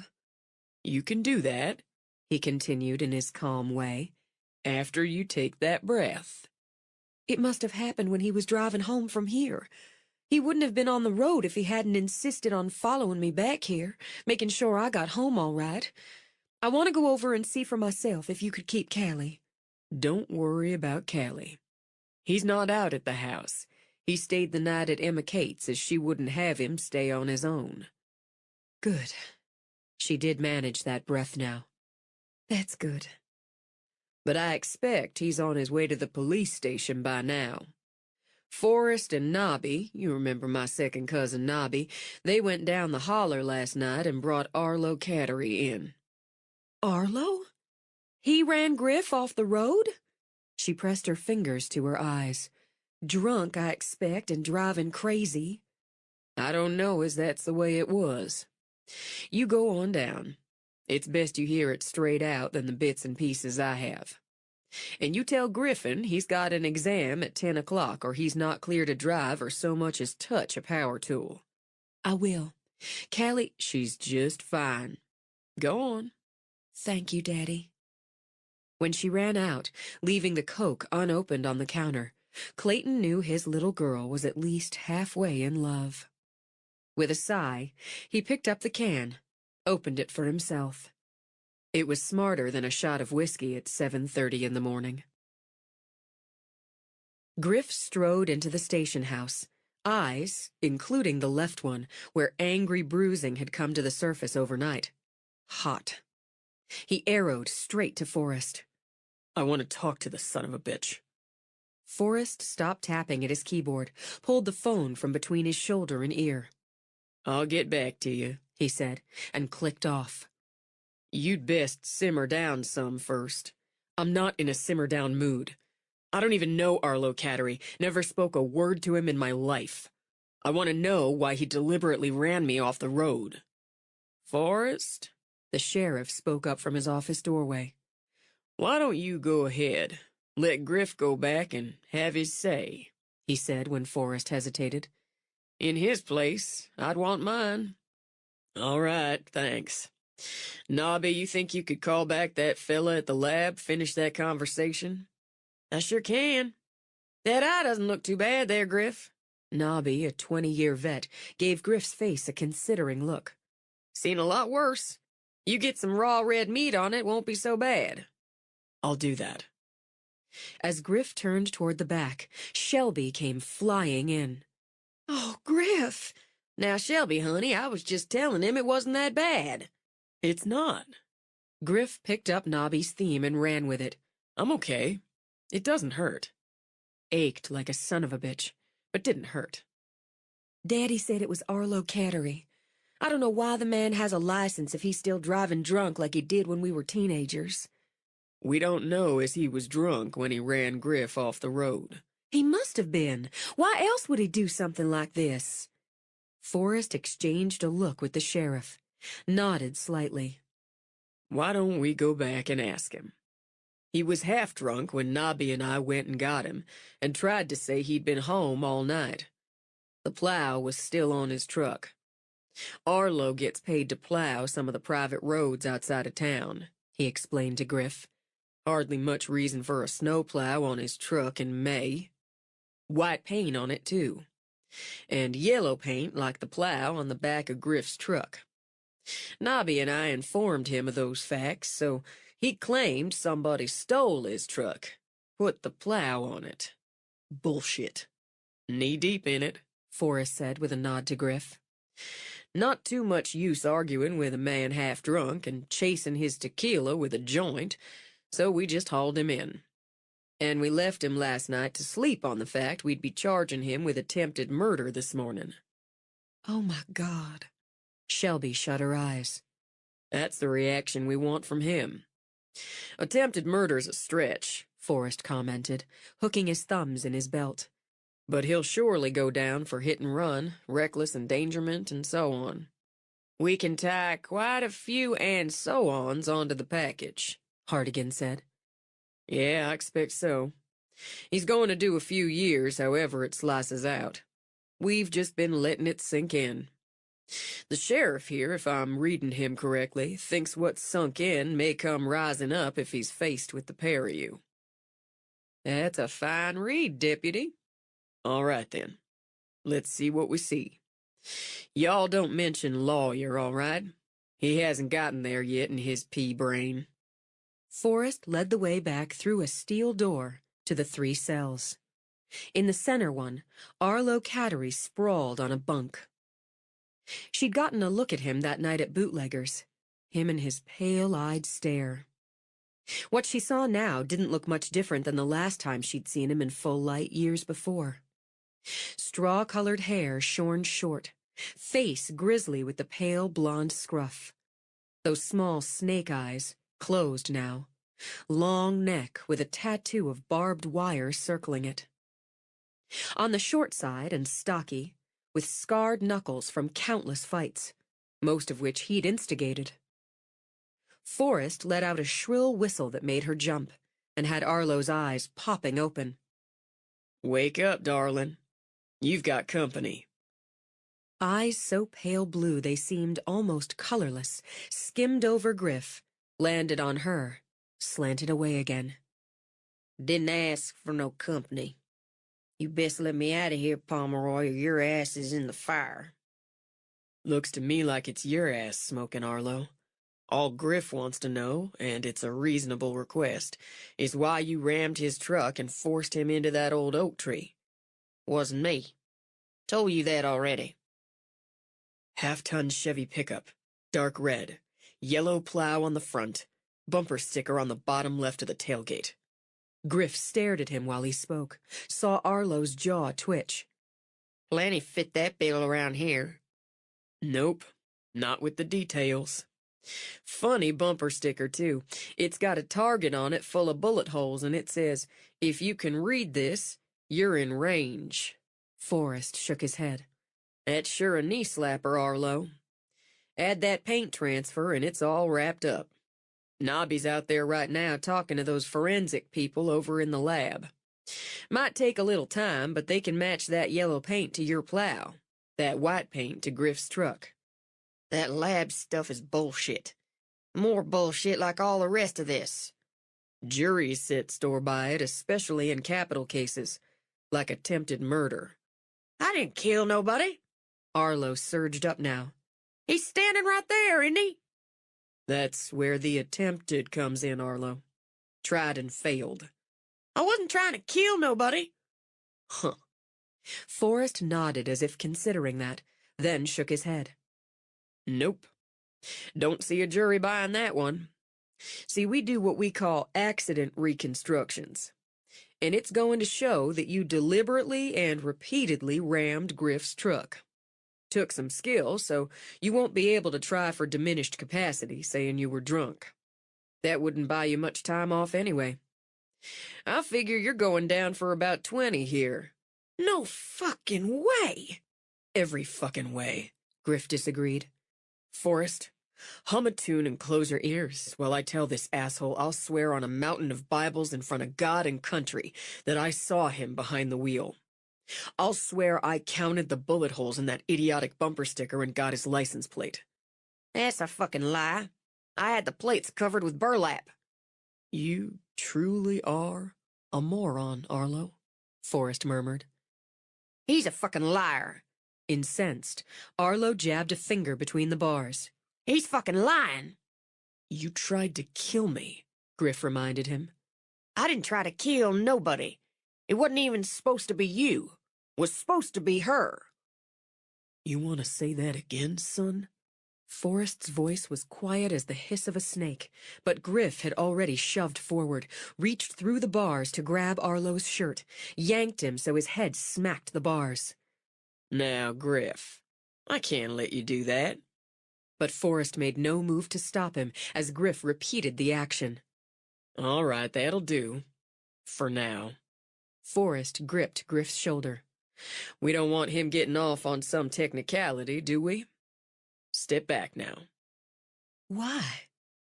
Shelby hadn't moved, not at the words, not at the vicious look Arlo had given her when he said them, not at the sudden violence. Why would you want to hurt me? I've never done anything to you. Always thought you were too good for me. Looking down your nose and turning your back to me. Ran off with the first rich guy you could rope in, didn't you? Heard that didn't work out so well. You'd have hurt me because I wouldn't go out with you back in high school? I've got a child. I've got a little girl, and I'm her only parent now. You'd have risked making my baby an orphan because I wouldn't go out with you? Wasn't going to make nobody no orphan. Just going to scare you is all. I was only going to teach you a lesson, put a scare into you. Wasn't my idea anyway. Whose idea was it, Arlo? For the first time, a hint of canniness came into Arlo's eyes. He shifted them from Forrest, back to Shelby, back to Forrest. I got things I could say, but I want that immunization thing. I don't do no 20 years for what wasn't my idea. You give me a name, I'll consider that. You don't. I'm going to push for 25. That's my sister, you idiot fuck. One thing you should know about right enough is family. You tell me who started this ball rolling, or I'll make sure you go down for all of it. And hard. I gotta have some guarantee. You get nothing. He'll get more than nothing, Griff said. I'll find a way to get to you. I'll find a way. And when I do, you'll wish you'd had a chance to do 20 years. I never touched her, did I? Never laid a goddamn hand on her. Just gonna scare her some anyway. She gave me $1,000. Said she'd give me 1,000 more after I gave you a good scare. Taught you a good lesson. Just going to give you a nudge off the road is all. But you passed me going the other way. By the time I got turned around and going, I seen you head down to the old Triple Horn place. You followed me? I had to wait. Figured fine. I'd teach you that lesson you had coming when you drove out again. Better when it was dark, right? But then he drives out behind you and I couldn't get to you. Didn't see why I should have wasted my whole night for nothing. Figured pushing him off would give you a scare. Northern boys, they're good enough for you, looks like. You jumped right in the sack with this one, but you never would give me so much as a long look. I seen him take your clothes off. You were watching. Too angry to be sickened, Shelby stepped closer. She knew just who'd paid him. Did Melody Bunker tell you to spy on me, too? She gave me $1,000, said I'd get another. Didn't tell me how to go about it, just to get it done. Miss High and Might is real peeved at you, real peeved. She come right to my trailer in the holler, give me cash money. That's how peeved she is you got her kicked out of the beauty salon. I hope you got a good look, Arlo. And you take that with you to Bledsoe County and the cell you'll be occupying there. And when you do, you think about this, Arlo. I never thought along the lines of being too good for you. I just didn't like you. She turned, started out. Forrest signaled for Griff to go with her. Hold on, Red. I can't hold on. I can barely breathe. I swear if you hadn't wrapped his head, I'd have done it myself. He went after you because he couldn't get to me quick enough. He could have killed you. He didn't. If you hadn't followed me home, I did. He took her by the shoulders. He didn't want the what-ifs playing in her mind, or his, not then and there. He's locked up, Shelby. He'll stay that way. All this because Melody got her pride handed to her, and got it handed to her because she earned it. She knows full well what he might have done. She gave him money and an excuse to do it. I'd lay odds before the morning's up, she's in a cell right along with him. Those are good odds, Forrest said as he came out.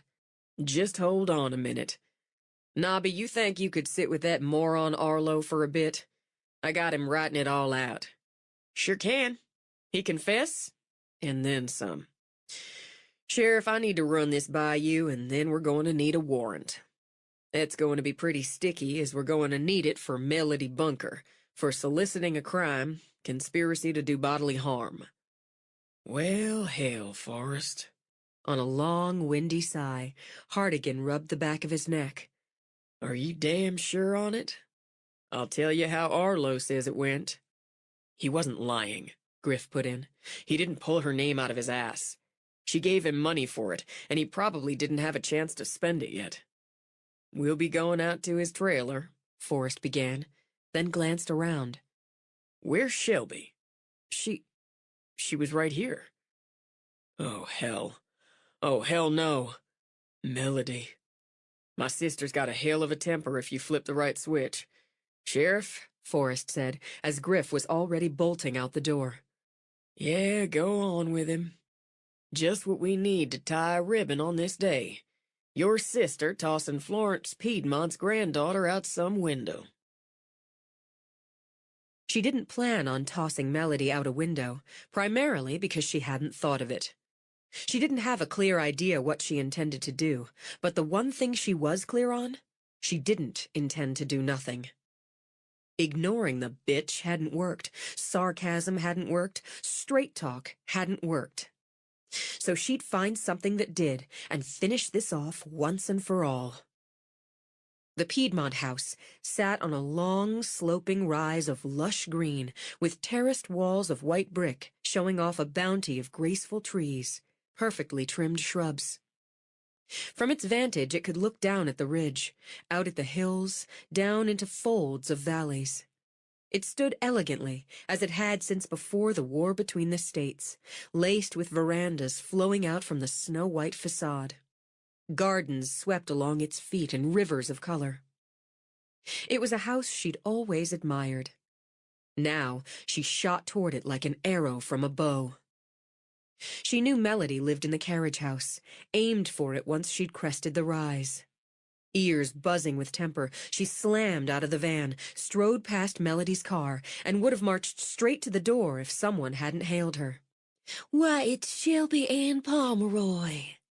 She recognized the housekeeper, a longtime member of the big house, and Maybelline's sister, and struggled to rein in her fury enough to smile in return. "It's wonderful to see you, Miss Patty. How is everything for you?" "It's just fine." The woman, tall, thin, her salt and pepper hair in a tidy and tight cap of curls, walked over. She carried a basket half full of early roses. "Such a pretty spring we're having this year, even if the heat's already starting to rise. I'm so glad you're back home to enjoy it. I am sorry about your husband." "Thank you. Miss Patty, I really need to speak to Melody."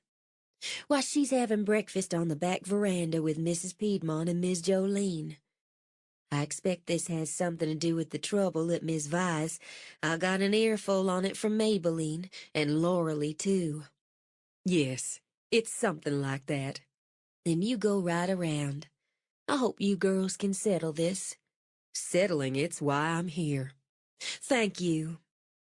She let the fury come back, bubble up as she took the walkway, crossed the velvety green lawn, as she heard female voices and smelled those early roses. And there was Melody, sitting at a table draped with white, decked with pretty china and juices sparkling in glass pitchers. "I am not going to apologize, Grandmama, so there's no point hounding me on it. I didn't say a thing that wasn't true, and I won't lower myself to crawl into those people just so Jolene can have her trashy hairdresser back." "Crystal isn't trashy, Melody, and we shouldn't have—" "You just stop it, Jolene, and stop that whining, too. I'm sick to death of it. If anything, that little slut and her interfering grandmother should... She spotted Shelby, pushed to her feet as Shelby came up the slope like a highballing train. Melody's eyes widened as she saw Forrest and Griff running full out behind her. You get out of here. You're not welcome here. I say who's welcome here, Florence said in a snap. If she is, I'm not. Melody started to turn away, but Shelby grabbed her arm, spun her around. You paid him. You paid Arlo Cattery to try to hurt me. Get your hand off me. I don't know what you're talking about. You're a liar on top of it. Before she knew it was her clear intention, Shelby bunched a hand into a fist and used it.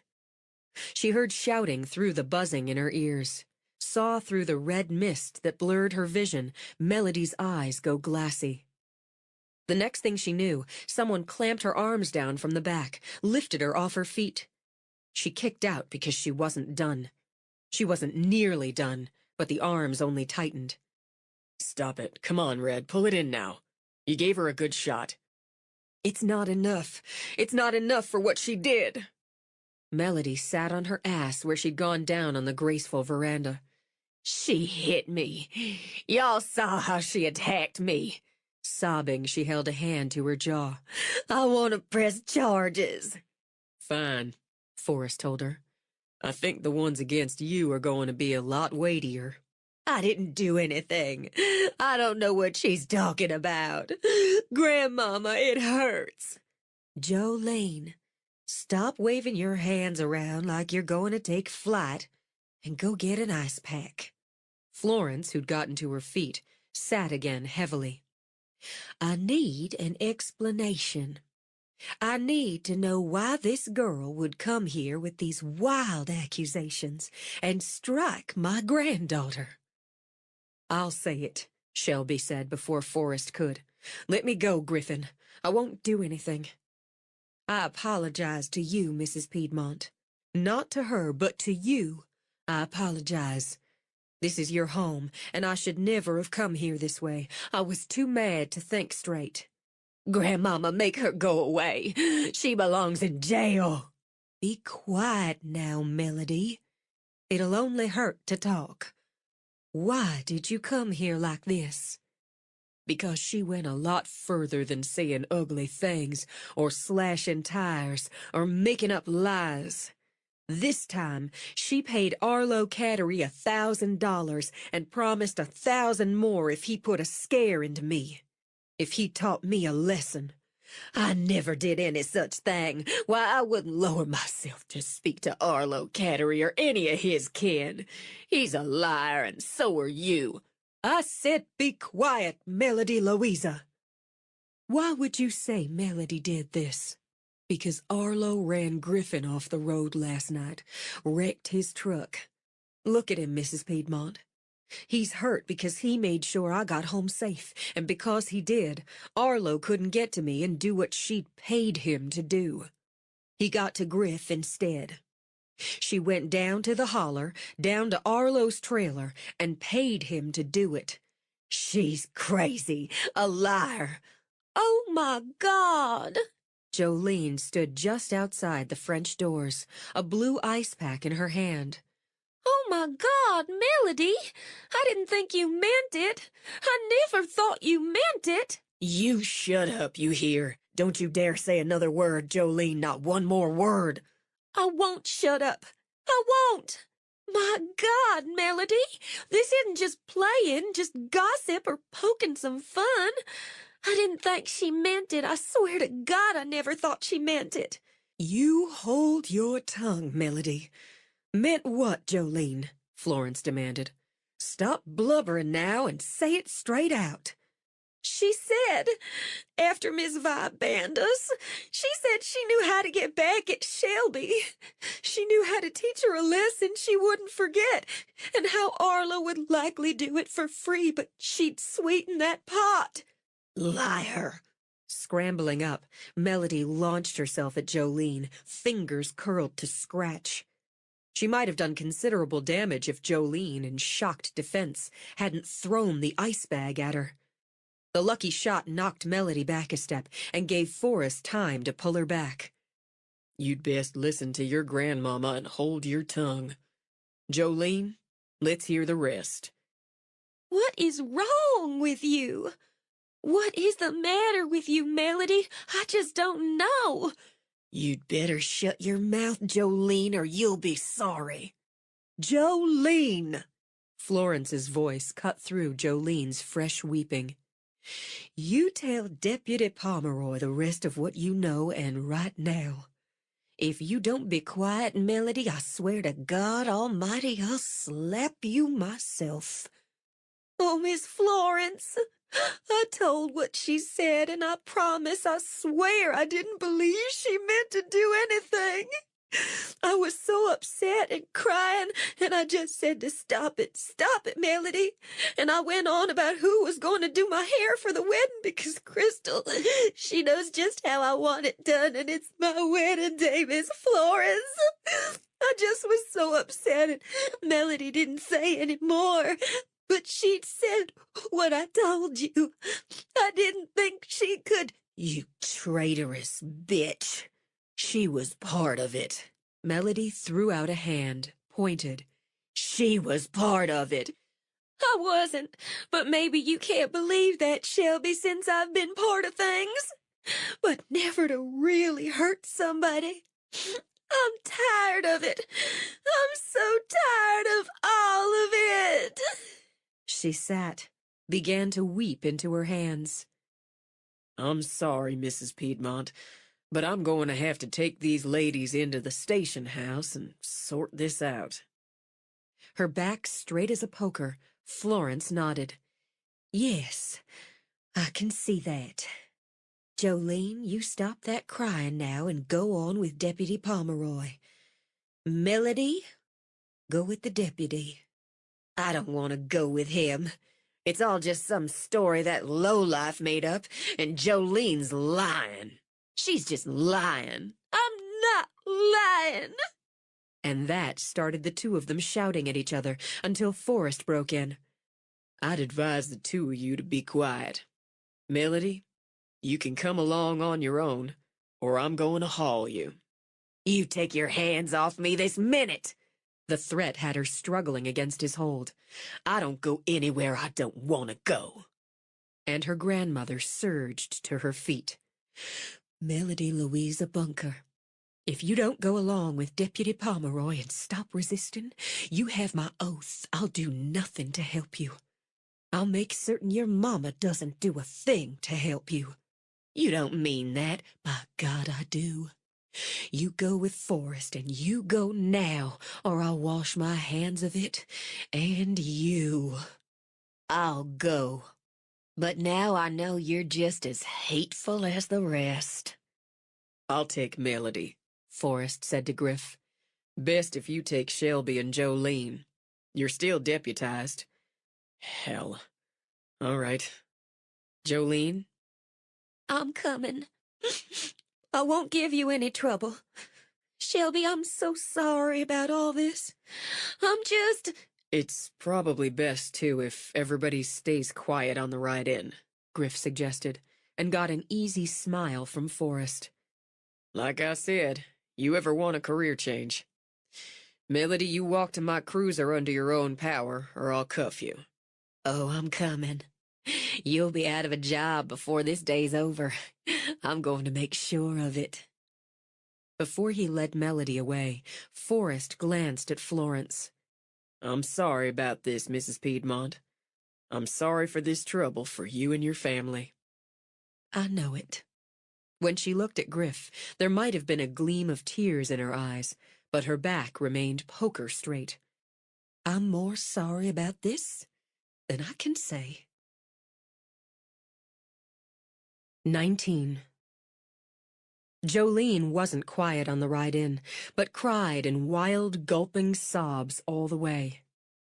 With ears ringing, Griff decided all he really wanted in the world at that moment was to get back to work and sanity. The only route he saw there was herding Shelby and Jolene into the station house. Sheriff Hartigan looked at Griff, at the two women, Shelby, eyes hot, Jolene, eyes spewing tears. Stepping forward, he dug a large white handkerchief out of his pocket, pushed it into Jolene's hands. He said in a tone that miraculously blended cheer and sympathy, "Well, now, what's all this?" "Forrest is right behind us," Griff began. "I'm probably under arrest." After slapping her hands on her hips, Shelby looked directly, defiantly into Hartigan's eyes. "I punched Melody Bunker in the face." Was Hartigan's response before he focused on Jolene. I didn't know she meant to do it. Hysteria bubbled up through the hitching sobs. I swear I didn't. I thought she was just being mad and saying things. I didn't think she meant to really get Arlo to scare Shelby or hurt her. I swear I'm that upset about all of it. "I can see that. Why don't you come on in and tell me about it? You got her?" He said to Griff, arched his eyebrows at Shelby. "I guess." Deputized? Shelby gave him one hard look as Hartigan led Jolene into his office. "That's just Forrest being Forrest." But he was relieved when Forrest himself walked in with a cold-eyed Melody. "Jolene? Sheriff's talking to her. Good enough. You got her?" At the repeated question, Griff winced. Yeah. Forrest escorted Melody into the back break room, walked out again. "Nobby, I need you to sit on her for a couple minutes while I sort some of this out." "No problem there." When Forrest turned to his sister, she held out her hands, wrists together. "Stop that shit." "Maybe you want your deputy to do it." When she turned with the same gesture to Griff, he just took her face in his hands. "Cut it out. Now."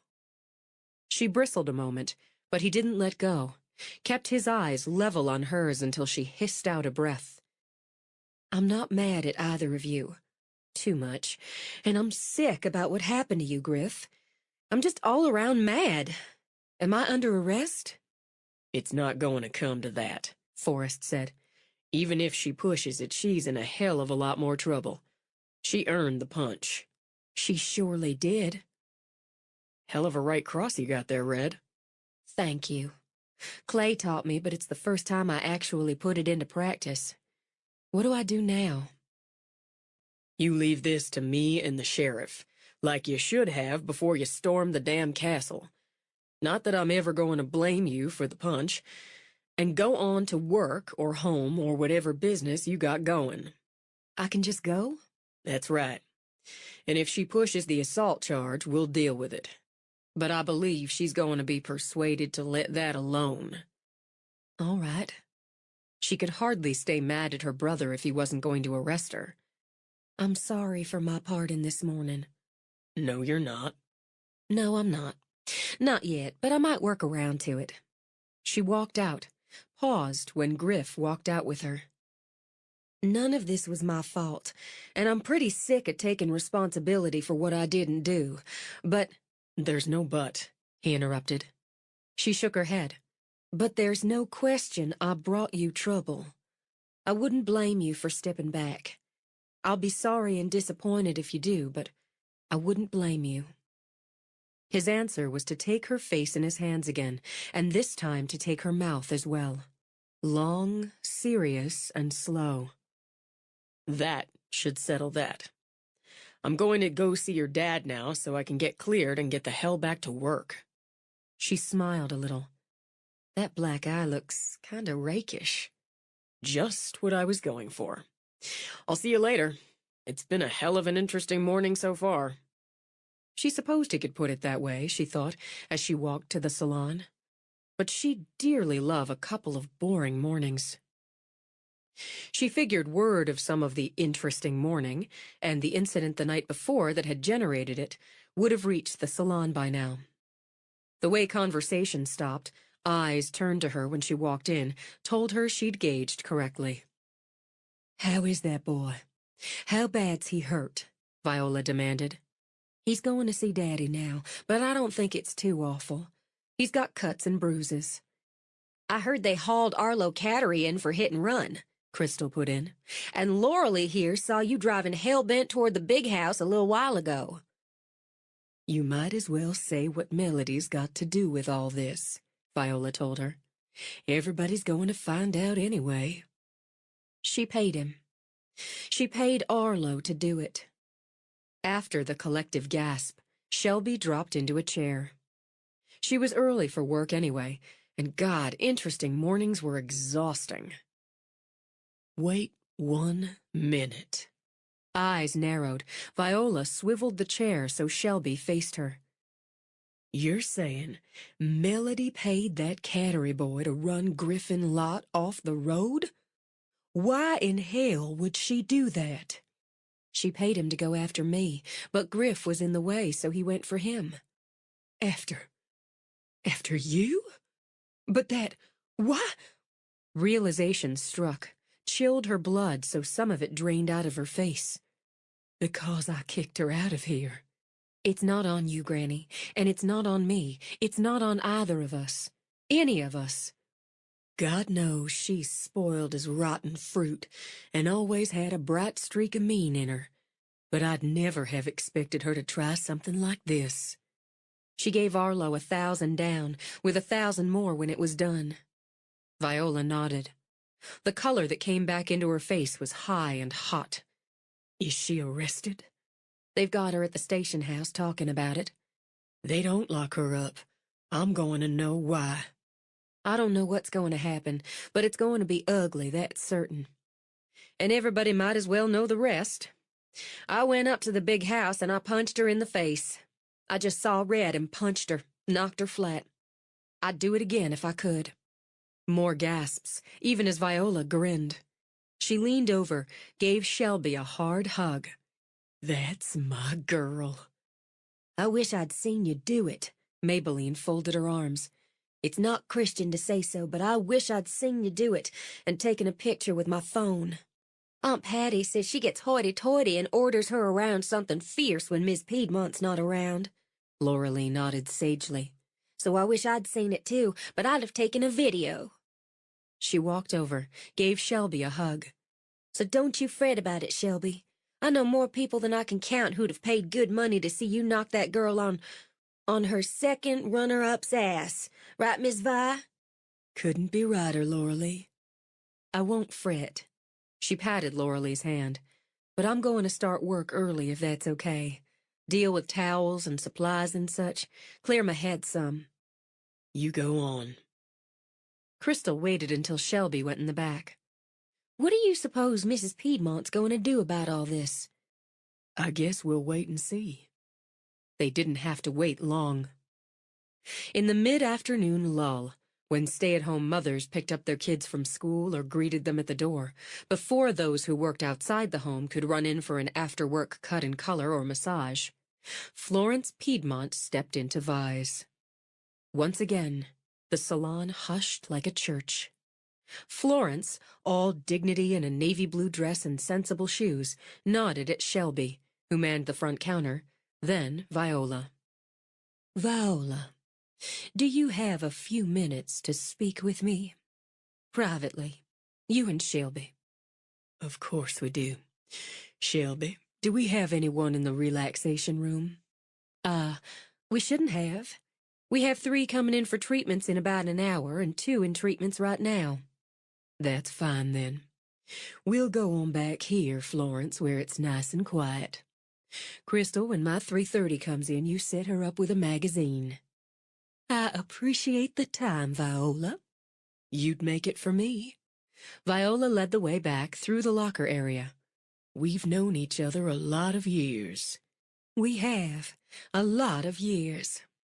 How is your mama, Vi? Feisty as ever. And how's yours? Slowing down some, but she dearly loves living in Florida. My brother Samuel looks in on her every day. He always had a sweetheart. You have a seat now. Thank you, Vi. I could use one. I'll tell the truth and say I'm tired to the bone.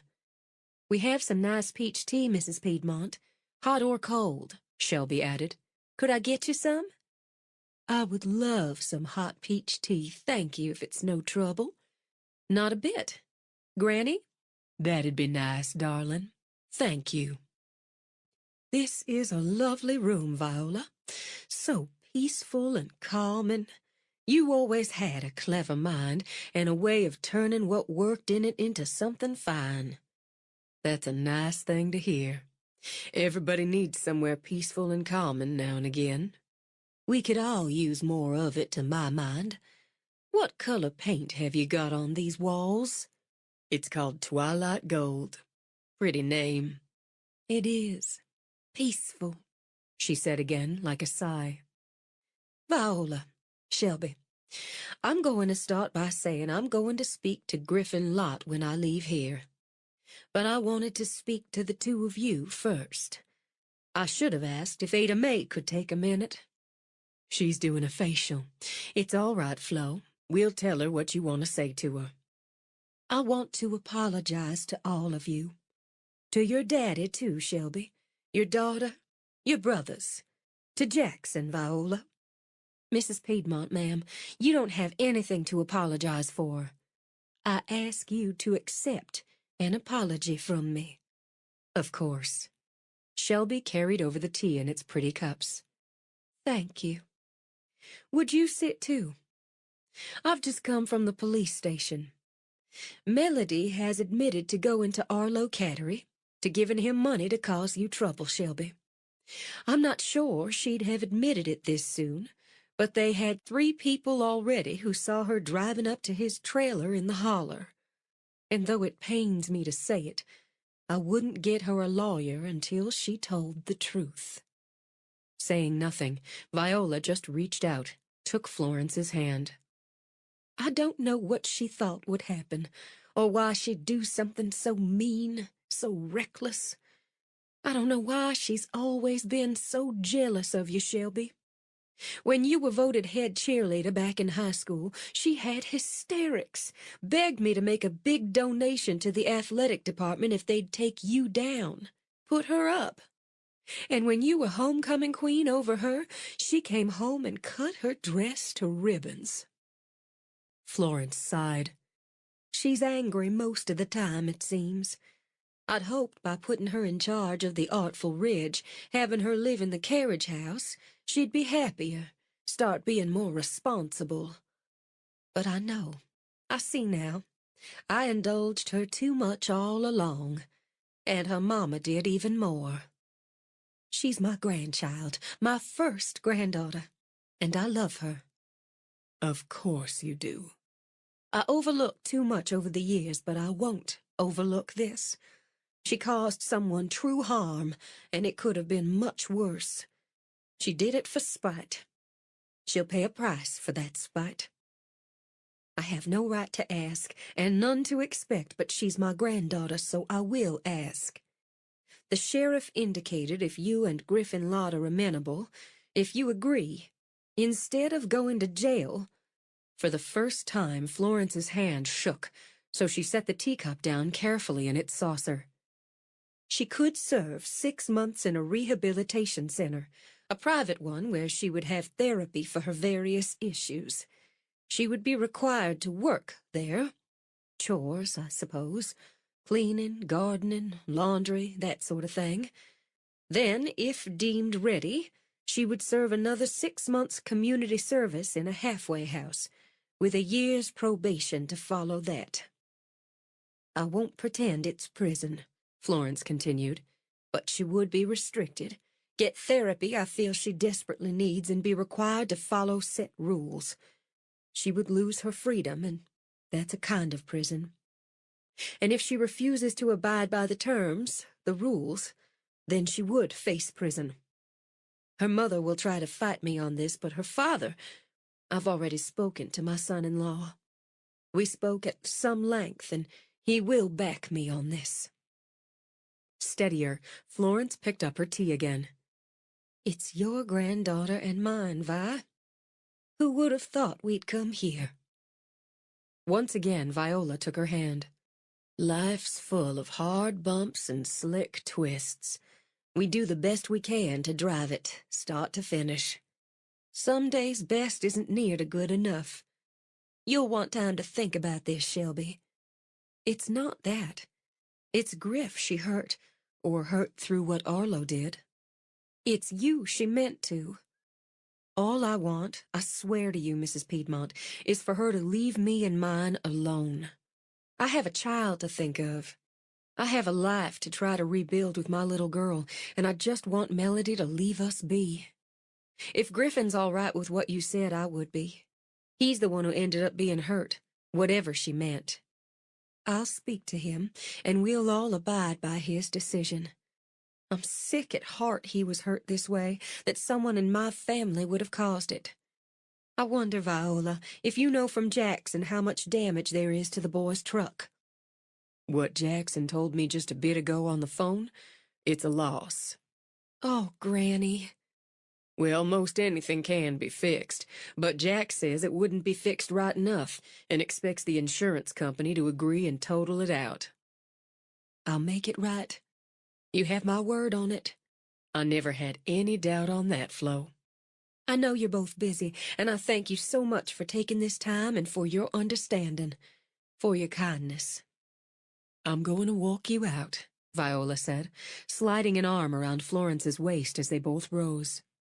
And I'm going to give you a brochure, so you can think about coming back for a nice hot stone massage or a Restore Youth facial. Shelby heard Florence laugh as they walked out. It's a late hour for restoring youth, isn't it, Viola? It's never too late an hour, Flo. Never too late an hour. It seemed to Shelby the best thing to do was keep her head down and take each day as it came. She'd been far too much front and center on the gossip stage since her return to the Ridge. Experience told her some other news or interest would come along soon enough. She felt just fine being front and center Friday night, performing doo-wop and rock and 50s ballads. The crowd seemed to feel just fine about it, too, and nobody got shot. And since Callie was having a sleepover at Granny's, topping Friday night off in Griff's bed felt even more than fine. Before and after her Saturday job, she hit her spreadsheet hard, meticulously paying bills, doing careful math, and shaking her clasped hands at the ceiling when she paid off another credit card. 3 down, 9 to go. Straight after Sunday breakfast, she stood at the stove frying up chicken and listening to Callie squeal with delight while she played with the much-loved bubble maker. Ada Mae came in, hugged Shelby from behind. That's the best sound in the world. I know it. She's so happy, Mama, it turns my heart inside out. And how about you? I'm about as happy as a little girl with a bubble machine. You were in fine voice Friday night, baby girl, and so pretty up there in that blue dress. I'm going to have fun with the 60s. I've been playing around some for next week. Tansy told me they're going ahead for sure with that expansion. That'll be exciting. Good thing Griff and Matt are all but done here. I love my new bathroom like Callie loves her bubble maker. To demonstrate, Ada Mae did a neat pirouette and had Shelby grinning. They're handy men. A handy man's worth his weight in gold. You must have had a nice time after. Heat rose up the back of Shelby's neck. I did. Mama, you didn't wait up, did you? It's not a matter of waiting up. You have a child under your roof, whether she's 14 or 40, you hear that car pull up the drive. And don't even think about saying you're sorry. It put a smile on my face thinking about you being with a good man. He puts a smile on your face, too. She knew just where her mother was going. He does. I can admit I didn't see myself having a nice time with any man for a long time yet. As it is, it's a pretty surprise. Still, I can't think past next week. Not yet. That's all right. You take your time. Give him a good test drive. Mama, you think your generation invented sex? And you're doing the 60s next week? That generation likely figured the same. Speaking of test driving, I heard Florence Piedmont bought Griff a new truck. He said she wouldn't take no. Turned it around so it felt like he'd be insulting her if he refused. Grandpa's going to strip the wrecked one for parts, and Griff's having the new truck painted with the logo. She paused as she drained some of the chicken. Did we do the right thing, Mama? Letting Melody get off with going to that rehabilitation center, anger management therapy and the like. Next thing to a country club, I expect, and that just chafes my thighs. But down under it, I think it was the right thing. I don't know if she'll be coming back here, at least not for some time. I do know Miss Florence isn't holding her job. Oh. And I expect you could have that job if you wanted it. No. I think I like just how things are. I like working at Granny's. I like the girls and the work and the customers. I like knowing if something came up, nobody'd be upset if I had to take off to deal with it. And I do know, for certain, I wouldn't want Melody's old office, her old job, her old anything. Just bad juju. You know what I mean, Mama? I do. You've got your granny's hand with fried chicken, girl. If you don't want to look past next week yet, you'd better be careful. Chicken like that could drive a man to propose marriage. I think I'm safe there. And safe, Shelby thought, was where she needed to be. At noon, when Griff pulled up in his rental truck, she had the hamper loaded and ready, and Callie in her yellow dress with a ribbon in her hair. She'd opted for jeans and her old hiking boots.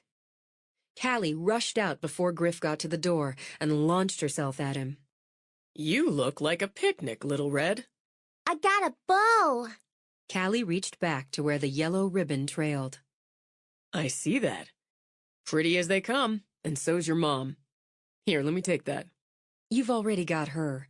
We'll take my van, since I know where we're going. I've got the blankets in there already. I've just got to get a couple things out of the truck. He strapped Callie in her car seat. Expertly, Shelby noted. You didn't have to show the man something twice. He walked to his rental truck, came back with a tote bag. Contributions, he said, and put them in the van with the hamper. I'm hoping this spot is as pretty as I remember. It's been a while. She drove toward town, then veered off on a back road, just skimming by the holler while Callie chattered like a magpie. As she took the rise, navigated the switchbacks, it all came back to her. The sights, the smells, the color. Winding through the greens, the browns, yellow trillium and crested iris splashed, while the delicate trumpets of columbine played in dappled sunlight. There, mountain laurel brightened the shadows, and ladies' slippers danced. Pretty. It's pretty country, Griff said, when Callie shifted to conversation with the ever-present Fifi.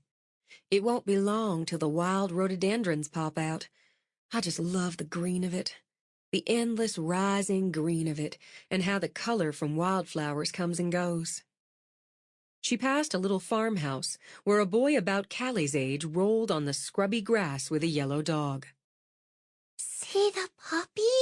Mama, when can I have a puppy? Her newest obsession, Shelby said under her breath. Once we get our own house, we'll think about that. We're almost to our picnic spot, she added, hoping to block the litany of follow-up questions. She turned onto a narrow dirt road, bumped carefully along it. This belongs to that little farm we just passed. Daddy's delivered 3 babies in that house, might be more now since I've been gone, and made house calls for the grandmother until she passed. The family lets us use this road and have picnics or hike back here.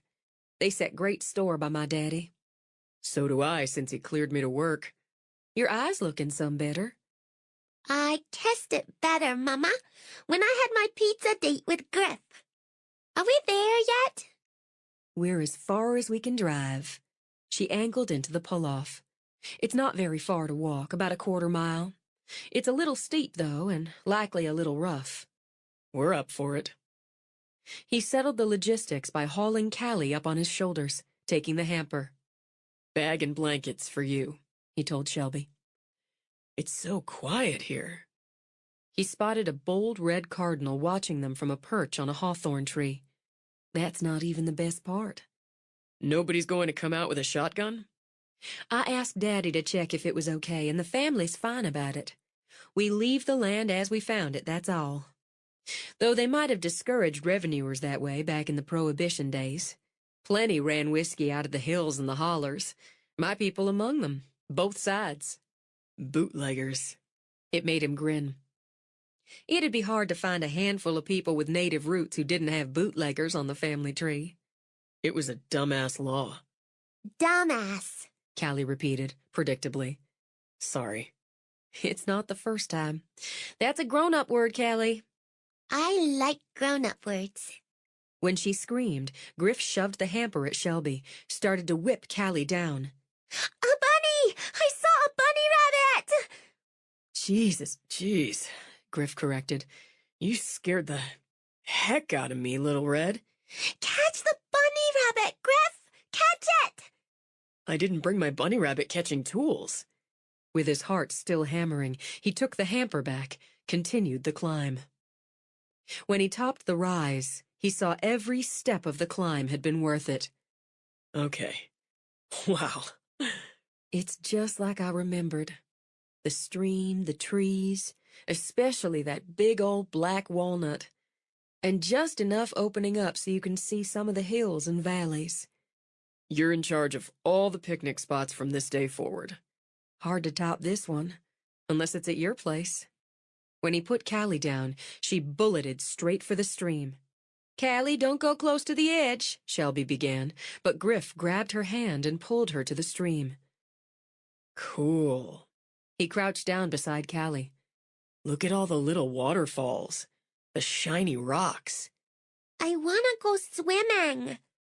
It's not deep enough for swimming, baby, but you can take your shoes and socks off, put your feet in. You can go wading.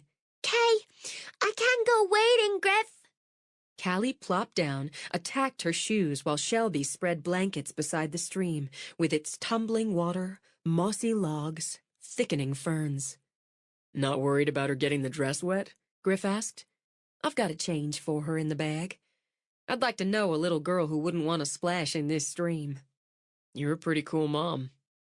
While Callie stepped in to splash and squeal, Griff pulled the bottle, wrapped in its frozen cozy, out of his bag. Champagne?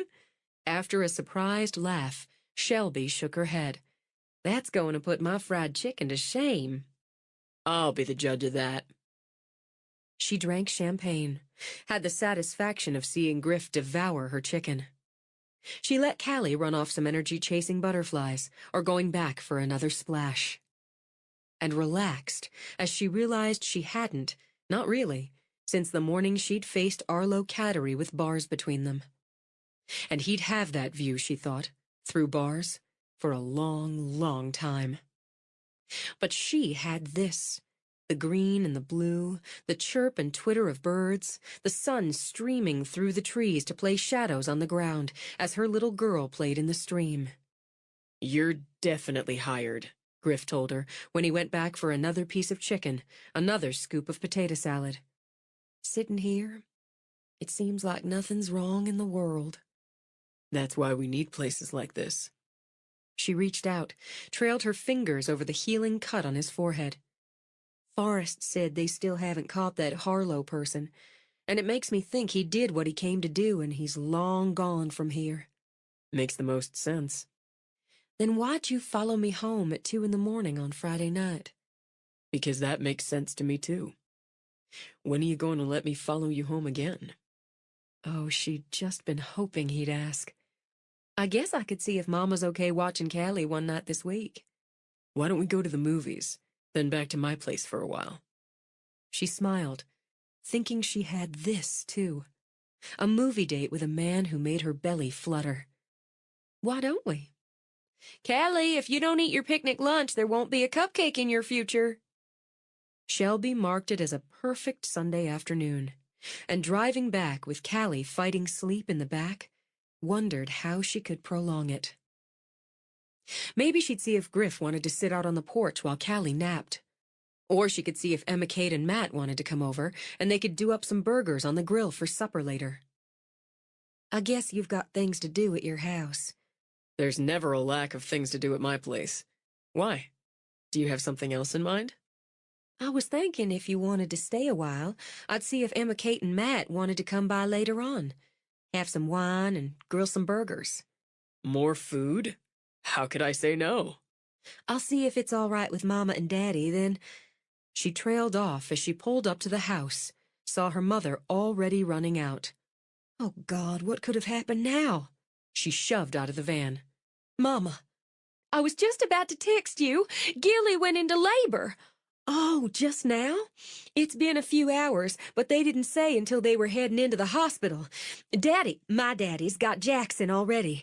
Daddy, your daddy, and I are heading into Gatlinburg to the hospital right now, and Forrest is bringing your granny. Clay says she's moving fast. Oh, I don't know why babies always put me in a tailspin. It's exciting, and it's happy. You should go, Griff said. You should be there. Oh, I don't want to put 2 preschoolers on my grandfather on his own. I'll take her. I've got Callie. Oh, well, I wanna go with Griff. Please, Mama, please. Griff, I wanna go to your house. Can I go to your house and play? That would be the nicest thing, Ada Mae said. Shelby couldn't be here when Jackson was born. It would sure mean a lot to us, Griff. Done. Yay! Yay! Shelby looked at her daughter's shining face. But it could be hours. Not if Clay's any judge. Clayton, you come on now, Ada Mae shouted. I'm not going to miss my grandbaby's birth because you're dawdling. Griff, thank you so much. Callie, you be good for Griff now, or I'll know the reason why. Clayton Zachariah Pomeroy! Ada Mae marched back toward the house. Are you sure? Because... We're sure. Right, Callie? Right. Let's go, Griff. Thrilled, she rubbed both her hands over his cheeks. Let's go to your house now. Let me just Think what to do, Shelby mused. I'll just run in, get some things for her to play with. I've got scissors and sticks for her to run with, and all those matches. Aren't you the funny one? Give me 2 minutes. And, well, you'd better just take my van in case you have to go somewhere with her, if I can borrow this truck. It's a rental. What do I care? All right, then. All right. 2 minutes. No, it'll take me 5. 5 minutes. She raced toward the house as her mother came out dragging her father. Ada Mae, I'm a doctor, and I'm telling you there's plenty of time. Oh, don't doctor me. You tell me about plenty of time when you've given birth. We're going, Shelby. I'll be behind you in 5 minutes. I know how to get there. Griff leaned back against the van beside Callie's window. We're going to have some fun, Little Red. 20. They did have fun. Griff fashioned a monster face out of cardboard and, donning it, chased a thrilled Callie around the front yard. She brought him down with the magic wand he cobbled together from some tubing and more cardboard. As the restored prince, he answered the first text from Shelby. At the hospital now. Everything's going well. Okay there? He considered for a moment. We're great. We're heading out now to find some traffic to play in. He took Callie in for a Coke, and, judged by her wide, shiny eyes, Coke wasn't something on her usual beverage menu. It took a solid half-hour to run off her Coke high. Breathless and wiser, he loaded the kid back in the van and took her for a quick drive for a pack of juice boxes. That had to be a better option. He spotted the sign Pups for Sale, decided a stop there would entertain her for a while, and pulled up in front of the compact rancher next to the little market. Following the arrow on the sign, he took the gravel path around the back.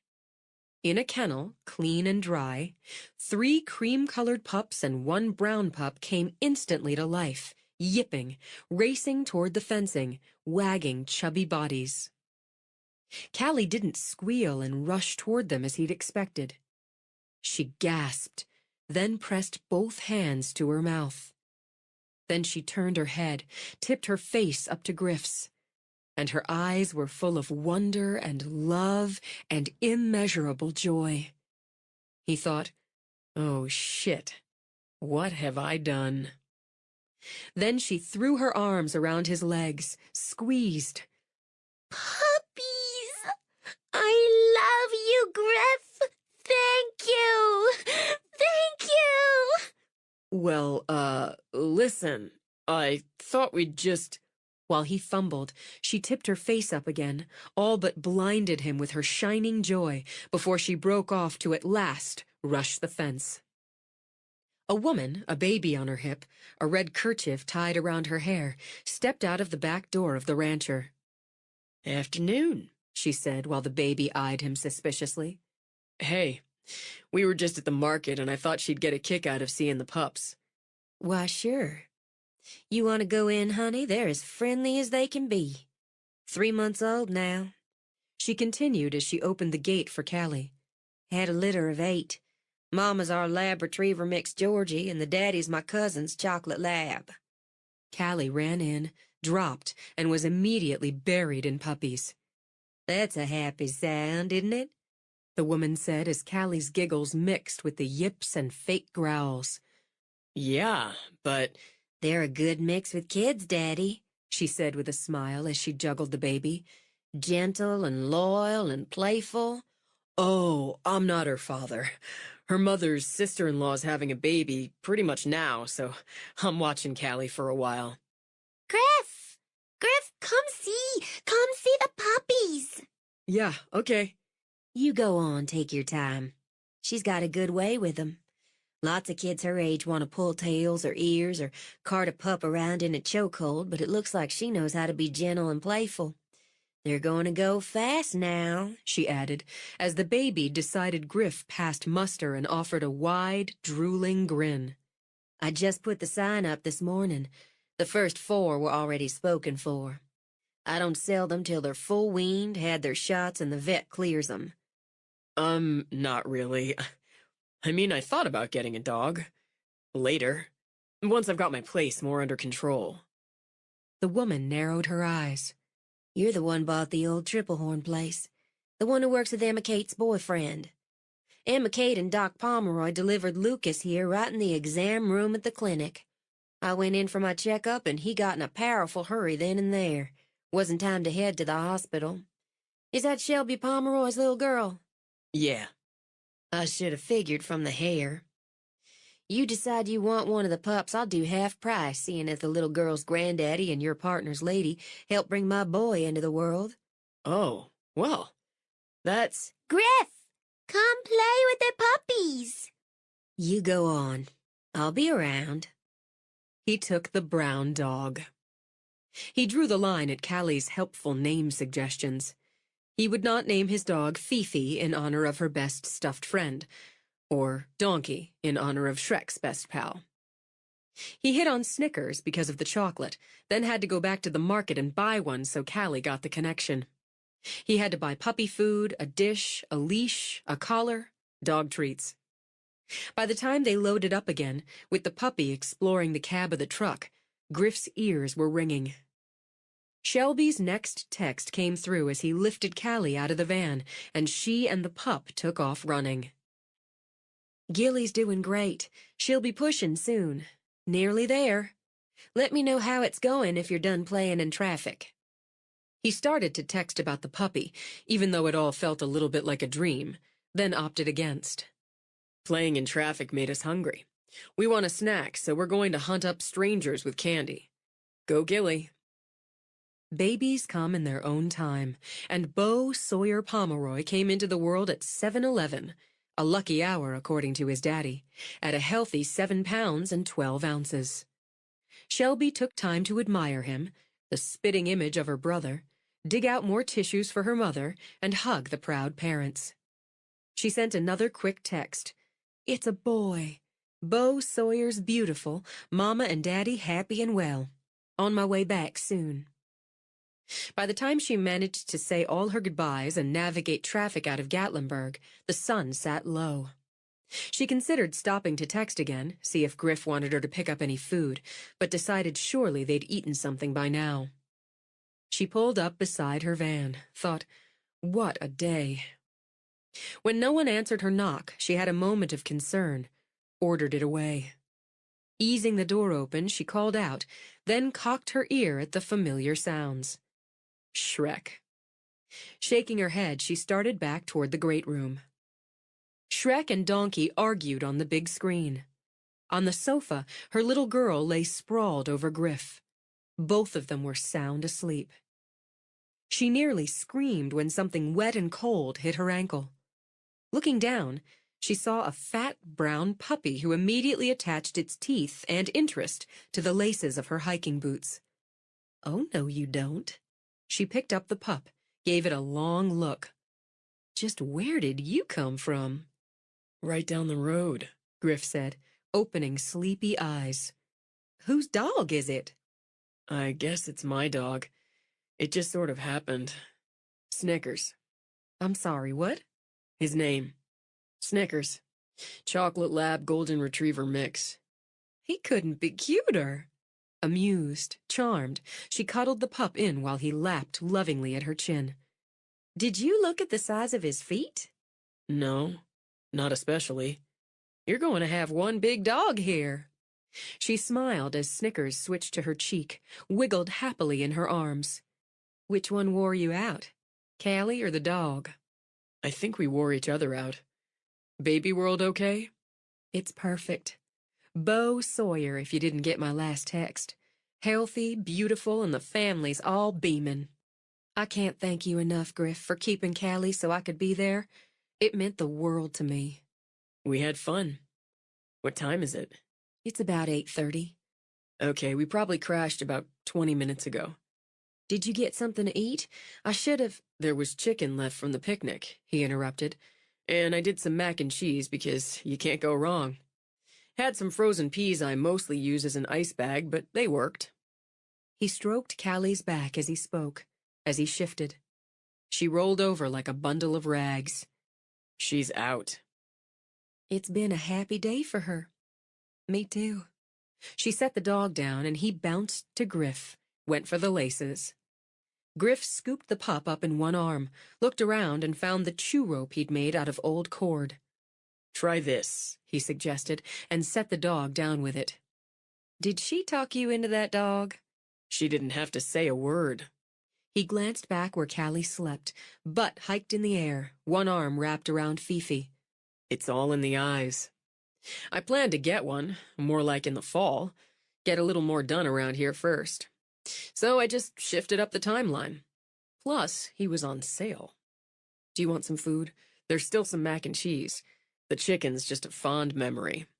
"No, thanks. We ate here and there at the hospital. I need to get her home and in bed." Maybe you could stay. Tempting. So tempting when his arms slid around her. "I'd like that, and suspect Callie would too. But not yet, Griff. Not quite yet." She could prolong the moment, her mouth on his, then her head on his shoulder. It's been a good day. Red letter. He picked Callie up. She lay boneless over his shoulder while Shelby gathered the hamper, the bag. The dog raced out the door ahead of them, ran circles around the yard while Griff fixed Callie in her seat. He watched them drive off with the western sky taking on the color of her hair. Then there was quiet. He liked the quiet, he reminded himself, or he'd never have bought a place so far out of town. But it felt seriously quiet after hours of a little girl's chatter. He looked down to where Snickers was busy attacking his laces. Cut that out. He had only to shake his foot. Let's make the rounds. They made the rounds again twice more before midnight. He'd worked too hard on the floors he'd refinished to have them ruined by a puppy. Considering sleeping arrangements, he fashioned a temporary dog bed out of a box, some old towels, and tied another towel into a puppy-like shape. Snickers wasn't immediately sold, but the excitement of the day did its work. With the pup as conked as Callie had been, Griff considered it a job well done and dropped into bed himself.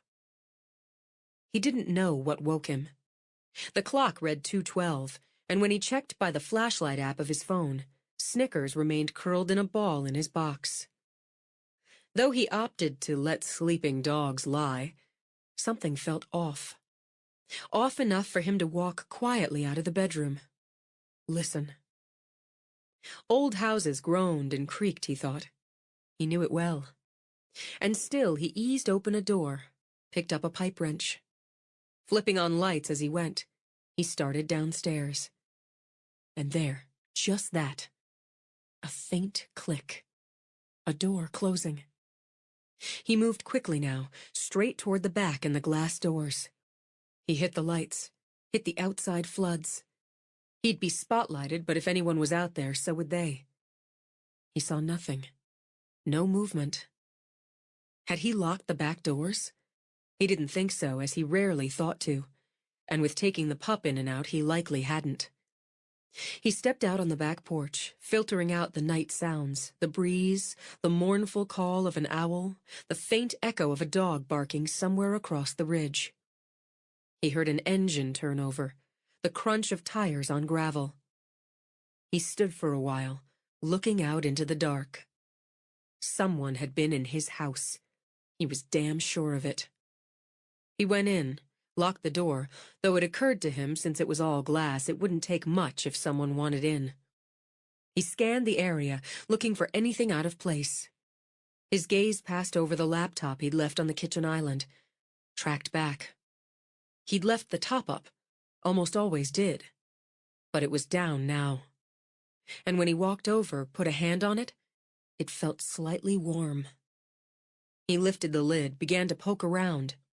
He was no computer geek, but he knew enough to get by. It didn't take long to discover someone had hacked in, downloaded his files. Bank, bills, emails, the works. What the fuck? He spent the next 20 minutes cursing and changing all his passwords, all his codes and usernames. Anything he could think of. What he couldn't think of was what someone would want with his data. He spent more time sending out an email blast, friends, family, business contacts, anyone on his list, telling them his data had been compromised and not to respond to anything from his old email address. After checking every door and window, he took the laptop with him upstairs. Better security, he thought, on his data, on his house, had just bumped up to top priority. An hour after he'd woken, he tried to settle down again, listening to every creak, every rattle of wind. Just as he started to drift off, the dog woke and began to whimper. Yeah, it figures. He shoved up, pulled on pants again. Might as well make the rounds, Snickers. When he did, the beam of his flashlight picked up a clear footprint in the soft ground beside the gravel of his drive. Your black eyes just fading and you had a break-in? Matt dealt with touching up the paint, while Griff installed the last of the trim in Ada Mae's new master bath. More of a walk-in. Pain in the ass having to change passwords, send out notifications, then spend damn near an hour in the police station this morning with the report. Doesn't make sense, and I'd have put it down to house-settling noises if it hadn't been for the laptop being closed. You're sure you left it open? Sure enough. Plus it was warm, and I hadn't used it in hours. Then the footprint. It wasn't mine, Matt. Size 12 here, but this was bigger. And I heard a car. What did the cops say? That's another reason I'm late getting here. I went back with Forrest, and he took a look around, took pictures of the footprint for all the good that'll do. It wasn't straight vandalism. I'd already figured if it had been to look for someone in Arlo Cattery's family or one of his pals. Well, it's not like you're rolling in it, but you're pretty well set. Somebody figured, hey, this guy bought this big old place and he's driving a new truck. Because that asshole wrecked my old one. Still. Matt shook Snickers from his bootlaces, gave the tennis ball Griff had dug up a little kick to send the pup chasing it. It sounds like somebody figured they could siphon off from your accounts. Something like that. They're out of luck on that now. Pisses me off, somebody walking into my house like that. Looks like getting a dog was fortuitous. Word of the day. Fortuitous my ass. Matt grinned, gave the ball another gentle kick. How many times have you cleaned up after him so far? A couple. Maybe 5 or 6. But he's getting it. He's going to be a good job dog. He doesn't freak at the nail gun. And he's going to get big. A big dog puts off people who want to walk into your house at 2 in the fucking morning. You ought to get one. Then you'd have a pal. Living in an apartment, remember? Matt climbed onto the stepladder with brush and bucket. I'm thinking about maybe starting a house, though. You've been thinking about maybe starting a house since we got here. I'm thinking more since I'm going to ask Emma Kate to marry me. If you're going to do that, you should... What? Griff nearly bobbled the nail gun as he came straight up on his knees. When? Wow. Yeah, I know. With a slightly dazed look in his eyes, Matt grinned. While you were dealing with the cops this morning, I was watching Emma Kate get ready for work. She's making green smoothies and Don't mention your famous green smoothies. if you'd drink one every morning, you'd reap the benefits. I don't understand people who eat kale, much less drink it. You decided you wanted to marry her because of green smoothies? Matt pushed up the brim of his ball cap, and now dazed became dreamy. I looked at her. She's barefoot and a little grumpy. Hadn't done her makeup yet. She's wearing khakis and a blue top, and the sun's shining through the window. I thought, this is what I want every morning. Grumpy Emma Kate and green smoothies? Every morning. I can't see past a time I don't want just that. So, I thought you'd go with me after work to buy a ring. I'm going to ask her tonight. Tonight? That was enough to bring Griff fully to his feet. You're serious? Don't you want a setup? I'll get some flowers. The ring's the setup. I don't know her size, but Make a template. Go back home, dig out one of her rings, make a template to take to the ring place. I should have thought of that. What are you going to say? I don't know. Matt shifted on the ladder. I love you. Will you marry me? You gotta do better than that, man. You're making me nervous. We'll think about it. Go make the template. Now? Yeah, now. I've got to take the dog out anyway before he pees on the new tile. We're taking a break. All in with the plan, Griff gave his partner a punch on the shoulder. Jesus, Matt, you're getting married. If she says yes. Why wouldn't she? Maybe she doesn't want me and green smoothies every day. Matt stepped down from the ladder. I feel a little sick. Knock it off. Go, make the template.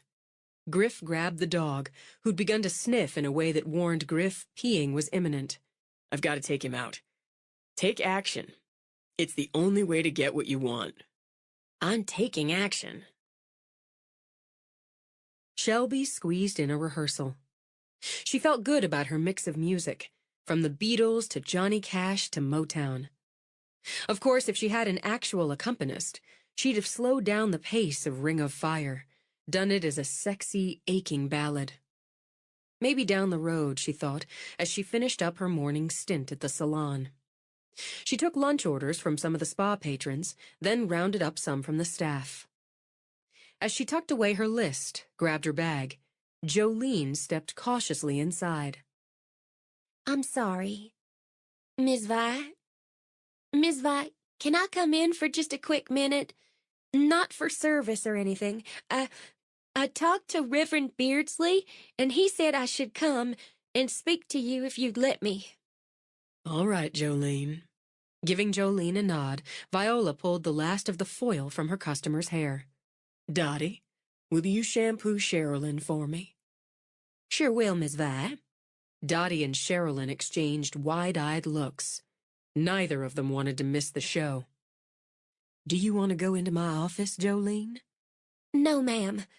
Miss Vi, I'd like to say what I need to say right out here, in front of everybody. Her face went pink as she spoke, her eyes damp, but to the relief of some, the disappointment of others, she didn't blubber. I want to say to you, Miss Vi, and to you, too, Shelby, I want to say first I'm so awfully sorry. I want to apologize, to say I'm so sorry for how I acted here the last time. And... Her voice trembled, tears brimmed, but she held up a hand as she took a couple of deep breaths. I'm sorry for the other times I was rude or mean to your face or behind your back. All of them, Shelby, right back to 5th grade. I want to say I'm ashamed of it, all of it, looking at it now in the clear. I so wanted Melody to be my friend, and I did things I've got no excuse for.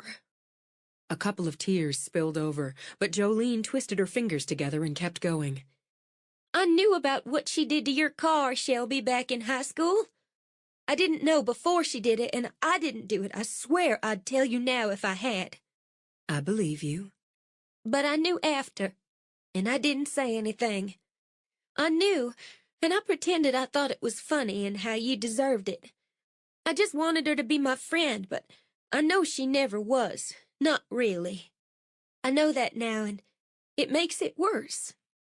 What she said that day in here to you, Shelby, about your baby girl, I should have stood up. It made me sick inside what she said, but I didn't stand up and say that was wrong. I hope saying it now is a start to what Reverend Beardsley says is making amends. I was only thinking of me, and I'm sorry. She sniffled, healed away tears from her cheeks. I didn't know she went to Arlo that way. I should have known, and I can't say, not for sure, if somewhere deep down I did. I didn't look deep down because I didn't want to. And I don't know, not for sure, if I'd have stood up even then. That's shameful, not to know if I would have stood up. You did stand up, Shelby reminded her, when you found out what happened to Griff. I was that shocked and upset, seeing Griff's face all cut and bruised, hearing what happened. I couldn't be quiet, not then. Jolene, I'm going to ask you something, and I want you to look me in the eye. Viola waited for Jolene to blink her eyes clear. Do you know anything about somebody going into Griffin's house last night, middle of the night? Oh, my gosh! Oh, no, ma'am, Miss Vi. What happened? Shelby demanded. What? And broke off when Viola held up a finger. I promise, Miss Vi. I swear. Jolene crossed her hands over her heart. It couldn't have been Melody. She's already in that place in Memphis. I went to see Miss Florence just this morning to make my amends to her, and she told me. Did somebody hurt him again? Did somebody rob him? No. Viola looked over at Shelby. No. Looks to be not much of anything, and I expect all of us here know if it was one of the Cattery clan, they'd have busted the place up if they could. Viola fisted a hand on her hip. Is there anything else you have to say, Jolene? I guess not. Just I'm sorry. I'm going to try to be a better person. You never had much gumption, Viola observed. Here's the first time I've seen you show any, and you did a good job of it. I'm going to say, I'm lifting my ban on you, and you're free to come in here when you like. Oh, Miss Vi. Thank you, Miss Vi. I won't come in if you'd rather I didn't, Shelby. I hope I can accept an apology the same as my grandmother. I want to give one to your mama, too. She wasn't here, but I want to just the same. She's busy right now, but you can tell her later on. Then I will. It's up to Crystal if she wants to do your hair for your wedding, Viola added. Oh, Miss Vi. Oh, Crystal, would you? Losing you's almost as bad as losing my fiancé, and I really do love him. Of course I will. You made me real proud today, Jolene. On a sob, Jolene rushed over, flung herself at Crystal. There you are now. I'm going to take you back, get you a nice cold drink. I was so scared to come in. I was so scared. That just makes me even prouder. Crystal beamed a smile at Viola and led Jolene into the back. Dottie, get that shampoo done now. Show's over. Shelby turned straight to her grandmother. Granny, what happened at Griff's? What I said. Somebody went in there. He says, what I got, he says, she corrected, is they went into his laptop computer. That's all I know. You ought to ask him. I will. I've got to get these lunch orders in. She glanced toward the back. Some of us have to get knocked hard to come back. I know how that is. This might be the making of her. She's a flighty one, and likely always will be. But I respect a well-given apology. You go on now, or those customers will be shouting us down for their lunch order. I ought to think about putting in a little cafe. It wouldn't have surprised Shelby in the least, but for now, she dashed out.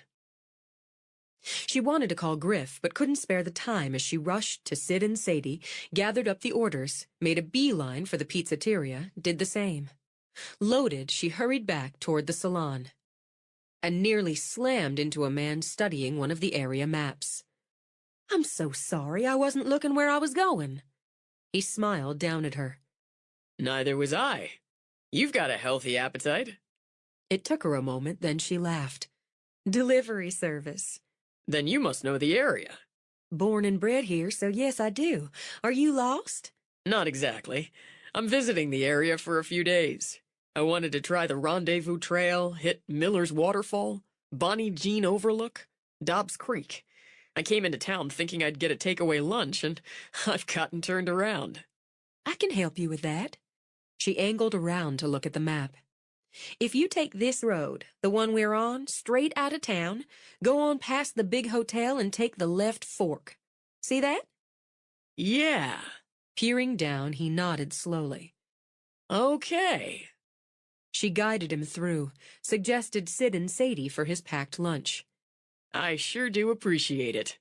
"You're welcome, and you enjoy your time here in the Ridge." I will. When she hurried off again, he folded the map and slid it into his pocket, along with the keys he'd lifted neatly out of her purse. Part 3. The Real. They do not love that do not show their love. William Shakespeare. 21. At the end of the day, Shelby dumped her purse out for the second time. "I swear they were in here. I always put them in this side pocket so I don't have to hunt for them." "Crystal's checking the back again," Viola told her as she herself hunted under mani tables and around petty chairs. "You ought to go look in the van again. You may have dropped them this morning." "All right, I will. But I can see myself tucking them in the pocket this morning. But I do it every time, so maybe I'm seeing another time. I'll call Sid in the pizzeteria again. You had such a bunch of bags, honey, you might have tipped them out while you were gathering them all up." "Thanks, Granny. I've got a spare key to the van at home, but it worries me to lose that set. It's got keys to the van, to Mama's, to the bar and grill, to here. If they don't turn up, everybody's going to have to change locks. I don't know how I could have been so careless." She shoved her hair back as the phone on the counter with the contents of her purse rang. "It's the pizzeteria. Hi, it's Shelby. Did you—" "Oh, thank you. Yes, I'll run right up and get them. Thanks so much." "Now you can stop worrying about people changing out their locks," Vi said. "It's such a relief." With it, the tight band around her chest loosened. "I must have dropped them picking up lunch, just like you said. Johnny said one of the waiters found them under the front counter. I guess I dropped them, and they got kicked under without anyone noticing. I'm sorry for all this trouble." "Don't you worry. I'll let the girls know." "I'm going to be late picking up Callie." Shelby dumped everything back into her bag. She'd sort it out later. "I'm taking Jackson tomorrow, did I tell you? It'll give Clay a full free day to visit with Gilly and the new baby, get the house ready for them to come home. He mentioned Jackson could use a haircut, so I'll bring him and Callie in if that's all right." "I love seeing my babies. You come on in any time. We'll work them in. And maybe give Callie a Princess Manny if there's time." "I'll see you then." She kissed Viola on the cheek and once again dashed out. She picked Callie up then, knowing her parents were having a date night, and wasn't that sweet. Decided on impulse to drive to Griff's. Callie could play with the pup for a bit, and Griff could give her the details on the trouble he'd had. It didn't occur to her until she'd made the turn into his drive that she should have texted or called ahead. Drop-bys were risky, and potentially rude. She couldn't change her mind, not with Callie so excited, but she had an apology ready when she stopped beside Griff's truck. He was out with the dog, turned, grinned even as Snickers raced toward the van. How's that for timing? I just got home. She lifted Callie out, had no more than set her down when her girl dropped to the ground to hug the wildly wiggling dog. Hey, I've dropped to second place pretty quick. Griff crouched down. None of that for me? Griff? With a flirty smile, Callie lifted her arms. She kissed his cheek, giggled, rubbed his stubble. Tickly. I didn't know pretty ladies were coming. I should have called. Just coming by, it's presumptuous. Presume? With Callie on his hip, he leaned in before Shelby could think if she wanted to avoid, and kissed her. Any time. Shrek kisses Fiona, and then she's her real self. That's right. Are you your real self, Red? Last I checked. How's this going? A little unnerved, she lowered to give Snickers her attention. Not bad today. He handled the job. We finished it. Finished? She looked up as the dog licked everywhere he could reach. At Mama's? Oh my goodness, she's just going to go crazy. Daddy was getting her straight from the salon and taking her into Gatlinburg to visit Gilly and the baby, then for dinner and a movie. She doesn't know you finished. She'll know when she gets home. He set Callie down. Do me a favor, Little Red. Run around with Snickers some.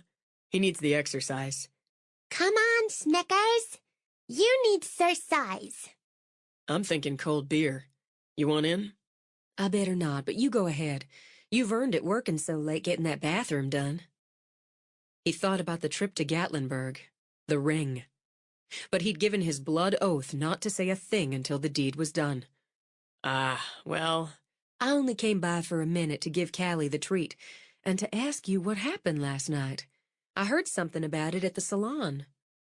Word doesn't travel around here. It just hangs in the air at all times. I don't know exactly. He glanced toward the house, found the anger still wanted to rise. Somebody was in the house. Downloaded my files from my laptop. Why in the world? Oh, I bet you do your banking and all that online. You win. It's all good. Everything's changed up, secured, but it's weird. Easier, right, to break in during the day, strip the damn place. But to sneak in one night with a flash drive? It's just weird. Talked myself into a real security system, though. In addition to the fierce and deadly guard dog. Shelby looked over to where Snickers stumbled and rolled. He is all that. It's probably smart getting one out here, though we just don't have much trouble. Except we have had recently, haven't we? Sometimes I feel like I brought trouble with me. Don't. She tried to shake it off. You go get your beer. I'm going to let her run off some energy with Snickers if that's all right. Then I have to get her home, get her fed. We can throw together something here. I'd like to, so would Callie, but I have a dozen things to do yet. And I'm running late myself as I lost my keys and spent near to an hour hunting for them. You put them in that side pocket of the purse thing. She lifted her eyebrows. You're observant. You do it every time. Well, I guess I missed as they ended up under the counter at the pizzeteria. I don't know how they did. I know I didn't get them out when I was in there, but that's where they were. Did you have your purse with you all day? Of course. Well, not with me, she amended. I can't cart it around while I'm working. Let's go check your laptop. What? Why? She nearly laughed, but sudden nerves got in the way. You can't think somebody stole my keys right out of my bag, then put them under the pizza counter. Let's just go check your laptop. It's probably nothing. Callie can run around the backyard with Snickers. I'll stop and pick up some dinner. I was going to do up some of Mama's leftover ham from their Sunday dinner with some mashed potatoes and butter beans. Yeah? I'm all in for that if there's enough. There's always enough. A smart cook knew how to make sure of it, and she'd enjoy spending time with him. But you don't really think somebody got my keys? That's just crazy. We'll just check it out. Because crazy or not, he did think it. He locked up first for what good it did, and followed them around the winding back roads, gave the oak tree a narrow stare as he rounded the curve. He thought of Matt, wondered if his friend had done the deed yet. He decided not quite, because once he had, Shelby would surely get a call or text from Emma Kate. He hoped it was soon. He could keep a secret, but they made him itchy. He glanced over at Snickers, riding as any self-respecting dog would, with his head out the window, his tongue happily lolling. As impulses went, the dog was a good one. It didn't take long to establish Callie in the backyard. Her kid heaven included her prized bubble maker, a puppy, and the old family dog. Just look at Clancy running around like a puppy himself. I think Snickers has taken 5 years off him with this visit. She's still got a couple more pups over there. I think the one's enough right now. I'll go get my laptop so you can relax. Why don't I get you that beer first? I'll take it. While he waited, Griff considered the what-ifs. If her computer had been compromised, as his had, it could mean the Ridge had some sort of cyber thief trolling. That might make the most sense. But it struck him as odd that both his and hers would be targets, and pretty much back-to-back. That played as more personal, more direct to his mind. He let the possibilities roll around in his head as he stood at the kitchen door, watching the 2 dogs play tug-of-war with his homemade toy, while Callie danced around them in a flood of bubbles. Moving to the Ridge hadn't been an impulse like the puppy. He'd thought long and hard about it, considered the angles, the pros, the cons. But the decision had been, like the pup, a good one. It was a good life here. Quieter than Baltimore, but he liked the quiet. Some culture shock here and there, but he knew how to adapt and adjust. And wasn't it interesting, or fortuitous, that months after he'd settled in down here, Shelby had come home? He might just make tomorrow's word serendipity. Oh, Griffin! What? He spun around. Somebody was in your comp, too? I don't know. I didn't look. The master's sweet. She said it with a flourish, with capital letters. It's wonderful. It's gorgeous. I knew it would be. I saw it happening, but finished. I'm going to have a whole box of tissues handy because Mama's going to cry buckets of joy and delight when she sees it. It's all just perfect, just what she wanted. And you left it sparkling clean. Just part of the service. You put flowers in there. Also part of the service for exceptional clients. Your exceptional client's going to cry happy tears and take a soak in that big tub the minute she gets home. When I can afford a house, you're hired. I'll put you on the list. Let's have a look at that. All right. She put the laptop on the counter, booted it up. Have you downloaded or uploaded anything today?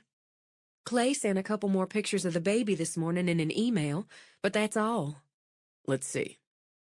He tapped a few keys, brought up her history first. Did you go into any of these documents? Go to any of these places this afternoon? No. She lifted a hand, rubbed at her throat. No. I haven't touched it since this morning, and then only to check my mail. Shelby, somebody went to these places and into these docs.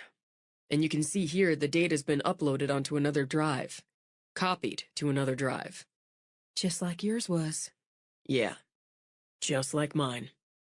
Those clever green eyes sharpened with temper. You should call your brother. Yes. God, would you do that? I need to see if... I have to check my banking. You do that now. I'll make the call. He stepped back, put in a call to Forrest. Everything's still there. Her voice trembled with relief. It's all still there. Forrest is on his way. You're going to want to change your passwords, but... She looked up from doing just that. But what? It just seems to me if somebody was going to pull money out of your account, he'd have done it. I changed mine minutes after whoever this was hit my comp, but he's had hours to wipe you out if that's the reason. What other reason is there? Information, maybe. Emails, accounts, sites we frequent, calendars. Most of my life's on my computer. We're involved, right? You and me?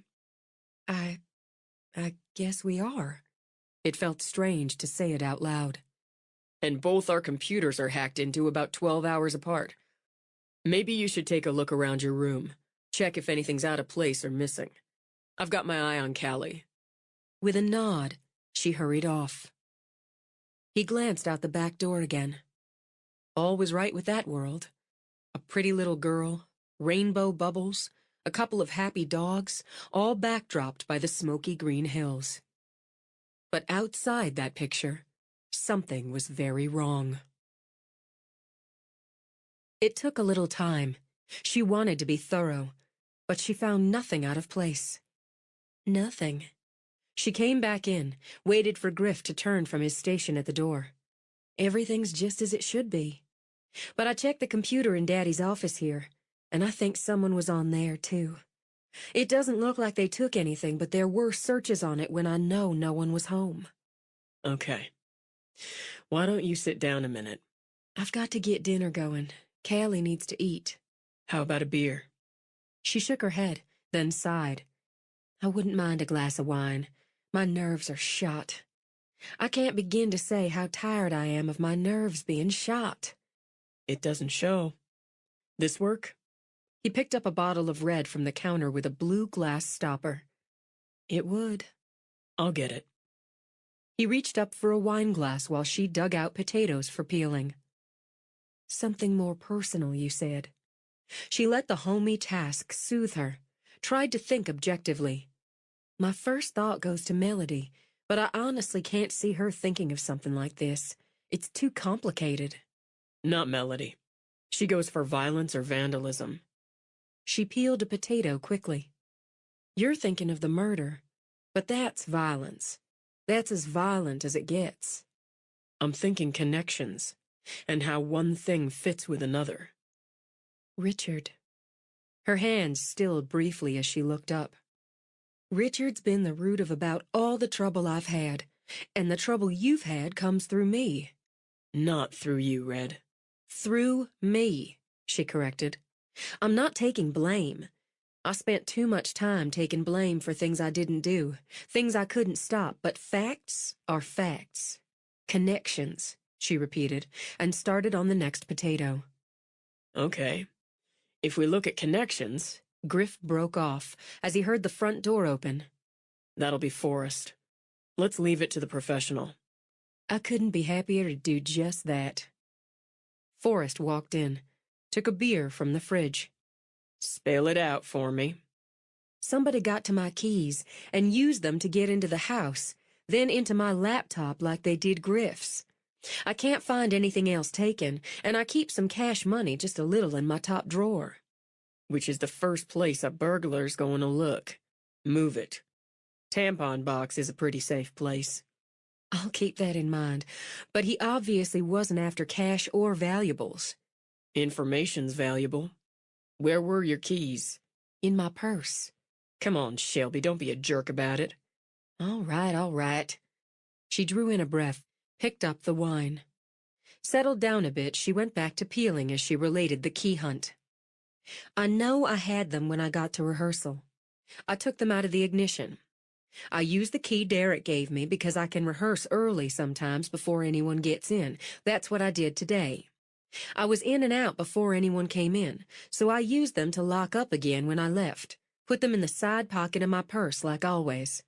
I always put them there. I'm not careless. Never were. She's always been an organized soul, Forrest said to Griff. You may not get the rhyme or reason why she puts something where she puts it, but she knows where she put it. Saves time. I went into the salon and I put my purse behind the counter. Nobody would go after my keys who works there, Forrest. I know all the girls there, and most of the customers now. I mean the regulars. We get tourists and such, but it would be next to impossible for one of them to go behind the counter, dig in my purse, come up with my keys without somebody noticing. We weren't all that busy today. So it stayed there behind the counter until you got it back out to go home and couldn't find the keys? No. I took it with me to get the lunch orders. So I had it with me when I went to Sid and Sadie, then to the pizzeria where they somehow ended up under the front counter.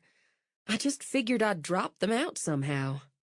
Which is what you were supposed to think, and would have kept thinking if our honorary deputy wasn't on the ball. It wasn't hard to figure out, Griff put in. I wouldn't have, Shelby corrected. I wouldn't have given it another thought. Did you bump into anybody? Get bumped into while you were picking up the orders? Forrest asked her. No. Brow furrowed, she took herself back through the route, as she had over and over again while she'd searched for the keys. I hit the lunch places just after the rush, because Jolene came in to apologize, and that took some time.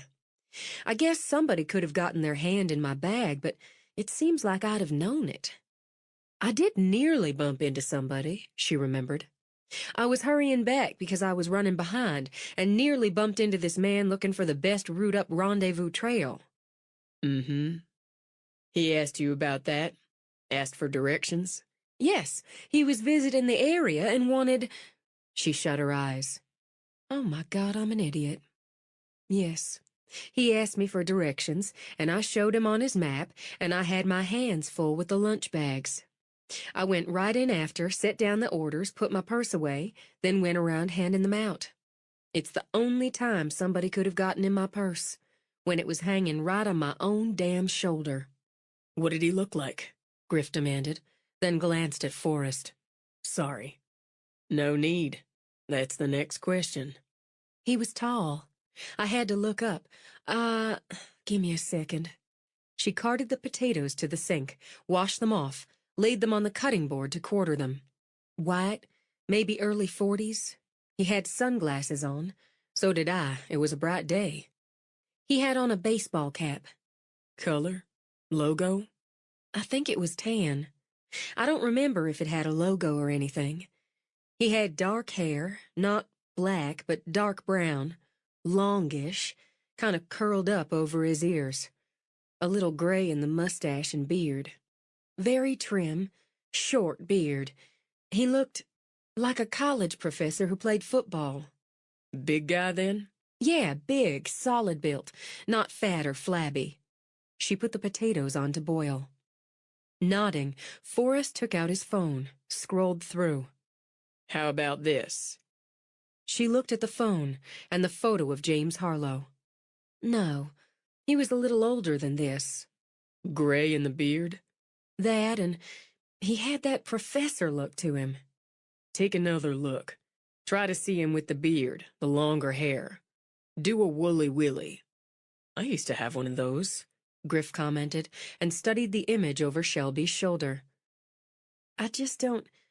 He had thicker eyebrows, dark like his hair, and... Oh, God, I am an idiot. I'm happy to call my sister an idiot at any time. It's part of my job. But you're not on this. I was standing on the sidewalk talking to Jimmy Harlow, close as I am to you now, and I didn't even think, never had a twinge about it, even when he was stealing the keys out of my purse. It's what he does, Forrest reminded her. He changed his appearance, and he caught you when you were distracted, asked a common type of question. Got you going over the map so he could pick your pocket, and when he was done with the keys, he made sure you'd find them in a logical place.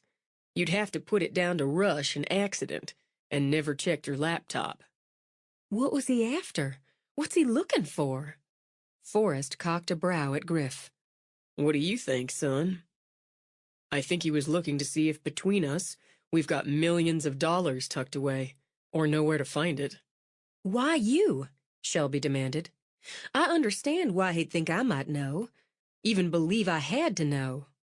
We've been spending a lot of time together since you got back. I know you're sleeping with my sister, Forrest commented. Your euphemisms are wasted on me. You move back to the ridge and pretty quick you hook up with this one, he said to Shelby, who relocated here not that many months ago. A person, especially one who lives on the grift, is bound to wonder if the two of you don't go back a ways further. He killed Melinda Warren, so it's just him now, Griff considered. He'd get it all, but he has to find the jewelry, the stamps first. You're his only link to it, Red. I don't know where it is, or if Richard sold it and blew the money, buried it, or put it in some Swiss bank account. And this Jimmy Harlow wouldn't find anything otherwise on my computer, or yours, Griffin. We can hope that'll be enough for him, Forrest said, but we're not going to count on it. I'm going to contact the sheriff, Run all this by him. What's for supper? Ham, mashed potatoes, butter beans. Sounds good. That your dog out there, Griff? The pup you got from Rachel Bell over your way? Yeah, Snickers. He's starting to dig in my mama's delphiniums. She'll skin you both for it. Oh, shit. Griff bulleted outside, calling for the dog. Forrest grinned, leaned back on the counter. I don't much like thinking about my sister having sex. Then I advise you not to think about it. Doing my best not to. Some people, he continued, it takes you a while to warm up to. Then maybe you make a friendship, or maybe you don't. Other people, something just clicks, almost like you think, hey, I remember you. From where, who the hell knows, but there's that click. You know what I'm saying? I guess I do. With Griff, something clicked. Took a little while with Matt, but I think we'd have gotten around to it. It was Griff who shortened the time it took. Taking his phone off his belt, Forrest keyed in a number. What I'm saying is he's a friend, and a good one. And knowing the kind of man he is, I'm adding on he's a lot more what you deserve than the last one. Yeah, Sheriff, hope I'm not disturbing your supper, Forrest began, and wandered away as he made his report. After dinner, which turned out just fine despite the fact that her mind hadn't been on the cooking, she shooed Griff out with Callie to chase the lightning bugs. The early ones blinked their yellow lights against the dark, setting the stage for the multitudes who'd light up the hills and forests in June. Summer was surely on the way, and the snow-caked winter of the north faded until it became distant and almost otherworldly.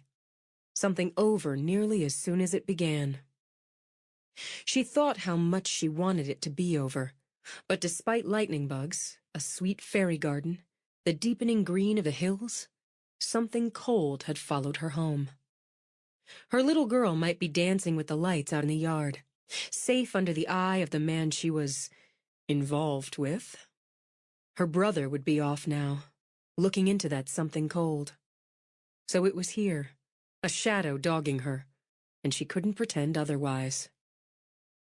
She had run off looking for adventure, love, an exciting future, and had come home disillusioned and riddled with debt.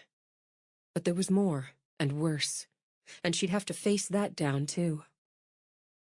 She wished she had the damn millions. She'd wrap them up in shiny paper, tie them with a bow, and hand them over to this Jimmy Harlow without a single regret. Just go away, she thought. Just leave me to take a good hold on the life I can see having now. She couldn't think what Richard had done with all those jewels and stamps, or the money he'd gotten from them if he liquidated them. How could she know, when she'd never known him? He'd worn a disguise throughout their marriage, just as truly as Jimmy Harlow had worn one that afternoon. She'd never seen through it. Maybe a shadow, a shape now and then, but never the whole man. She knew what Richard had seen now when he'd looked at her. A dupe. A mark. That's what they called people like her.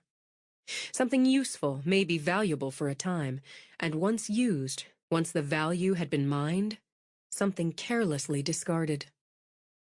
She was working her way out of debt, wasn't she?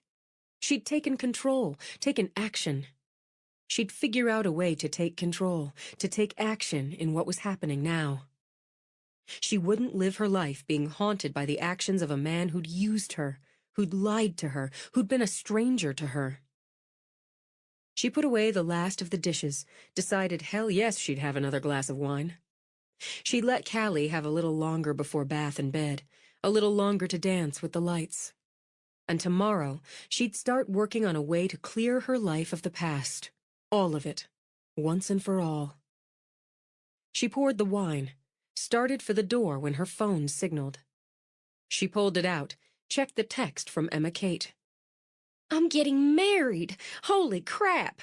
Didn't know I wanted to until he asked. I've got a ring on my finger and I'm crazy happy.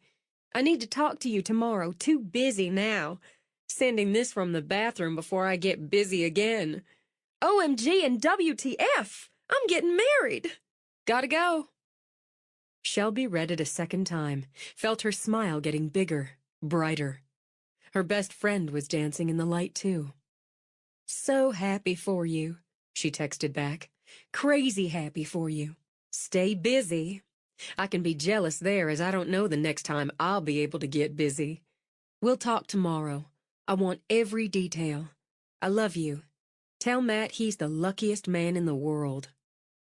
She sent the text, then stepped out to do a little dancing of her own. 22. She met Emma Kate at the park so she could let Callie and Jackson play.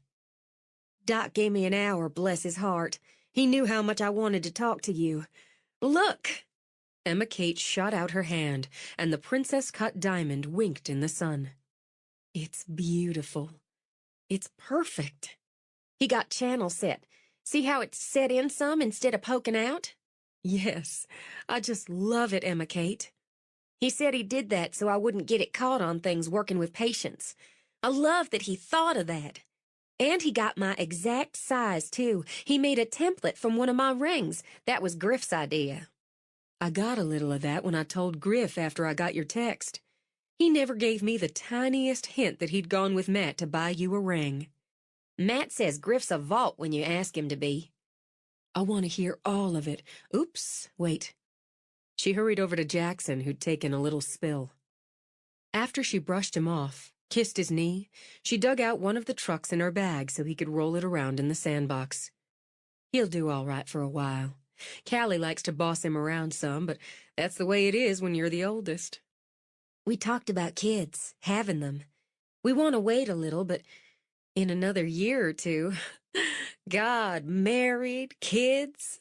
Laughing, she pressed both hands to her heart, bumped her shoulders up and down. I can't believe it. You want it. With Matt, I do. Yesterday he texted me how he had to work a little late, but he'd stop and get dinner to bring home. He brought wine, too, and flowers. I guess I should have known something was coming, but it was just nice not having to think about either of us cooking anything and having a nice bottle of wine and flowers on the table. I'm babbling on about needing to get into the salon, do something with my hair, and he says how I'm beautiful, how everything about me is beautiful. I figured he just wanted to get lucky. Emma Kate. It's not like he never tells me, but it was the way. I'm thinking I had such a long day, but it was so nice not to have to think about fixing anything, and I felt good after a couple glasses of wine. So maybe we'd both get lucky. Pressing her hand to her heart again, she sighed.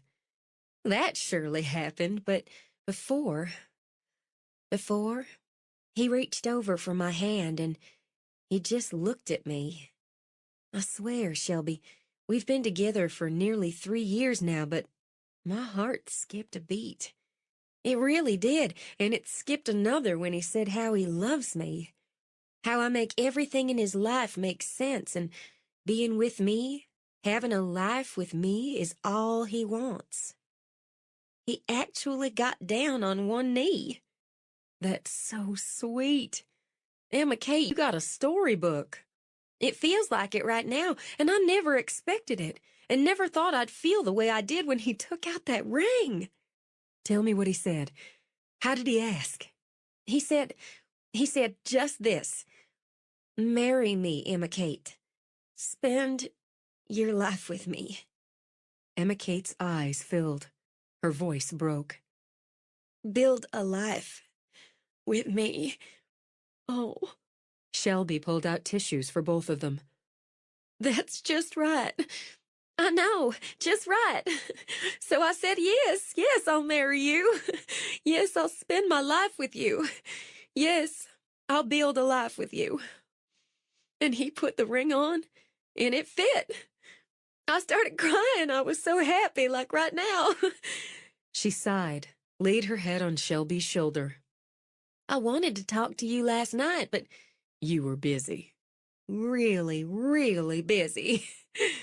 Callie walked up, patted Emma Kate's wet cheeks with both hands. Happy tears? Yes, they are, darling. Happy, happy tears. I'm going to marry Matt, and it makes me really happy. I'm going to marry Griff. Are you? Uh-huh. I love him. I know just how you feel. Swaying side to side, she cuddled Callie. Just exactly how. You know what, Callie? I think you should be my flower girl. Callie's eyes popped wide. In a reverent whisper, she said, Mama. Afraid she'd start tearing up again, Shelby popped Jackson and his sandy truck onto her lap. My goodness, Callie. That's such an honor. You've never been a flower girl. I've never been a bride, so it's perfect, Emma Kate decided. Can I get a new dress and sparkly shoes? We're both going to get a new dress and sparkly shoes. And your mama, too. You'll be my maid of honor, won't you, Shelby? You know I will. Beyond happy, Shelby threw her arms around Emma Kate, sandwiched the kids between them. You know I will. And I'm going to give you the best bridal shower ever seen in the entire state of Tennessee, just like we planned when we were girls. Have you picked a date? If my mama had her way, it would be tomorrow, or 2 years from tomorrow, so she could fuss me into insanity while she devises a scheme to hold the wedding in the governor's mansion at the very least. You're her only girl. As she was her own mother's, Shelby thought with a pang. A mother's bound to be excited over her only girl's wedding. Mama was born excited. She's already talking dresses and colors and venues and guest lists. Matt and I talked about having a small, civilized wedding in the fall. But now that Mama's got the bit between her teeth, we've surrendered to a big wedding and next April. So I'll be a spring bride. What could be prettier? Oh, let's have an engagement party, Emma Kate. Everybody likes a party. I want a party. Callie chimed in. Of course you do. You want a party, right, Jackson? I get presents. It's not a party without presents. Mama's ahead of you. I couldn't hold her to a backyard barbecue. She wants a dress-up party, so she's already wrangling to use the hotel. I'm letting her have her way because I'm getting mine on everything else. I'm firm on it. And I'm counting on you to help me rein her in. I'm your girl. How about we give y'all a push on the swings? She asked the kids. I want to go high. Callie made a beeline for the swing. No point in swinging unless you go high. Shelby hefted Jackson onto her hip. We'll give them a push, bride-to-be, and we can talk wedding dresses. One of my current favorite subjects. Shelby didn't tell Emma Kate about the keys, the laptop. She wouldn't spoil the brightness of the moment. But she gnawed on it. Once she had the kids fed and down for a nap, say hallelujah, she sat down with her laptop. Business first, she ordered herself, meticulously paid bills, adjusted her spreadsheet, calculated how close she'd come to paying off the next credit card. Considerable to go on that yet.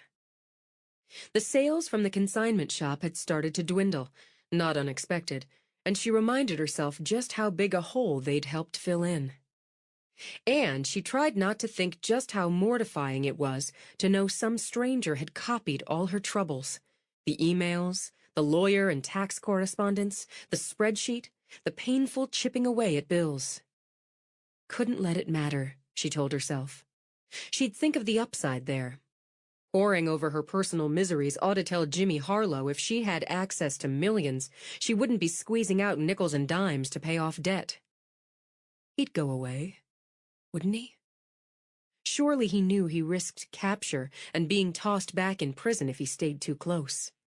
But then millions of dollars made a shiny incentive. Payback made a darker one. She understood that. She'd felt that ugly tug herself over the past months.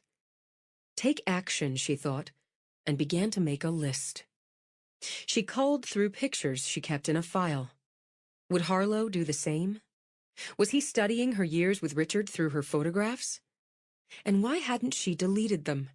Those images of Richard, of the two of them, in Paris, in Trinidad, in New York, and Madrid. All those places. All those places, she thought again. Had he taken the property he'd stolen, stashed it on those travels with her? Another bank box, an airport locker, holding onto it or selling it off a piece at a time? She had the photographs to tell her where they'd gone, when they'd gone. Then Atlanta, where they'd settled. Or she had, she thought now. He'd still had all those business trips. And she'd packed the baby up from time to time when he insisted they fly off somewhere for a holiday. Where did he go when I wasn't with him? She wondered. And why did he take a wife and baby he had no real interest in along other times? She got up, walked around the kitchen, opened the door for air, walked around again. As cover, of course. That's all they'd ever been to him. Just another disguise. How much had he scammed or stolen on those trips with her and Callie? She could barely think of it. But she would think of it. She sat again, using the photographs to add to her list. Tried to put herself back in time, in those places. But God, sometimes she'd been so tired, so stressed, trying to deal with an infant in a strange place, a place where she didn't know the language or the geography. She pored over what she had, making notes, trying to remember people he'd introduced her to, or had her arrange cocktail parties for. Wealthy people, she thought now. But then, she'd thought they were wealthy. Had they been marks? Had they been associates? Likely some of both. She jumped up when she heard footsteps and, heart pounding, swung around to pull the chef's knife from the block. Shelby? Shelby Ann? Mama. On an unsteady breath, she shoved the knife back in the block, put on a smile as her mother walked in. There you are. Where are my babies? They're napping after a hard day at the park. They'll be up soon, though, probably wanting a snack. I'm going to take care of that. Look here, I got new pictures when I went into the hospital to see the baby this morning. She took out her phone, cuddled close to Shelby as they scrolled through. He's just handsome as a prince. Got his daddy's chin, you see that? I went by Clay's and made sure everything's as it should be because they're letting Gilly bring Bo home tomorrow. That's wonderful. She'll love being home with Jackson and the baby. She'd walk out of there now if we'd let her, but she settled for tomorrow. I found the cutest stuffed hound dog and put it in Bo's crib. Got some nice fresh flowers for the bedroom for Gilly. That nursery's as sweet as an ice cream cone. And I got 2 facials in at the salon. Later on, I'm going to make up some spaghetti. Gilly favors my spaghetti. And get it over there so nobody has to think about dinner tomorrow. You're not just the best mama. You're the best mama-in-law. Gilly's one of the lights of my life. Right now, I'm going to spend the rest of the day with my 2 other grandbabies. And you go on out and do something fun. Mama, you've driven over to Gatlinburg and back I don't know how many times the last 2 days, fussed over at Clay's, and planned to cook them a meal so they don't have to, and you went into work. That's right. All but sparkling with joy, Ada Mae got the pitcher of tea from the fridge. And now I'm going to enjoy the rest of my day. Oh, I also went shopping. I got the sweetest little baby clothes for that boy, and picked up a Big Brother toy for Jackson and a little something for Callie. The best gamma, too. Mama, you spoil them all. I do a fine job of it. She poured 2 glasses of tea over ice, snipped some mint from the pot on her windowsill. I don't know when I've ever felt so good. Nothing like a brand new baby. And I've got a master suite straight out of a magazine. I swear I'd have slept in that big tub last night if I could. I've got my own baby girl and hers home with me. My chicks are happy and home. My husband still takes me on dates. I've got everything I could want. She handed Shelby a glass, kissed her cheek. Now you go get yours. Get my what? Your everything. I'd start that off by asking that clever and handsome young man out on a date. Then I'd go buy myself something pretty to wear on it. Shelby thought of her spreadsheet. I've got plenty to wear. Something new now and then perks a girl up. You work hard, Shelby. I know you've got bills, and I know you've been sitting there at that computer worrying about them. I raised you to be smart and responsible, but I'm telling you, Ada Mae fisted her hands on her hips, just as her own mother was wont to do. Your mama's telling you to go out and buy yourself a new dress. Something you're buying yourself with money you earned. See if that doesn't lift you up some, and then let Griff lift you a little more.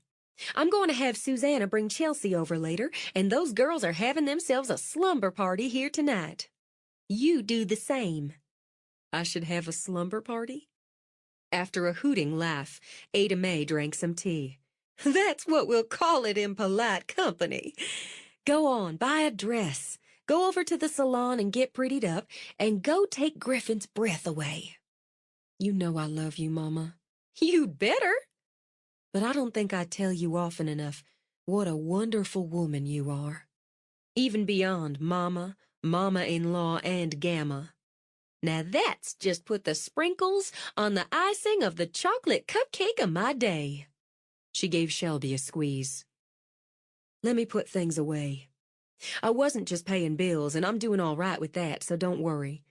I was trying to figure things out, I guess, looking at pictures of my time with Richard, trying to remember all the places we went, and when and why. You sure did travel, so that's something you have that can't be taken away. I loved getting postcards or letters or emails from you when you were in those foreign places. I don't suppose you saved any of them. For heaven's sake, of course I did. I have them all in a box. Mama, you are wonderful. Can I have them? I'll give them back to you once I've looked through.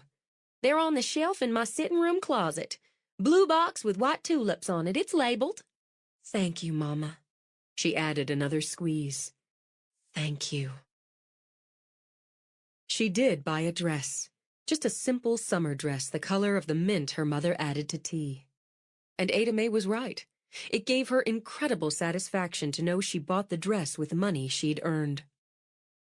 It only took a couple of questions to find out where Griff was working that day, and she found both him and Matt, sweaty and stripped to the waist, oh my, building a deck on a house just outside the town proper. Hey! Griff swiped at his face with an already damp bandana.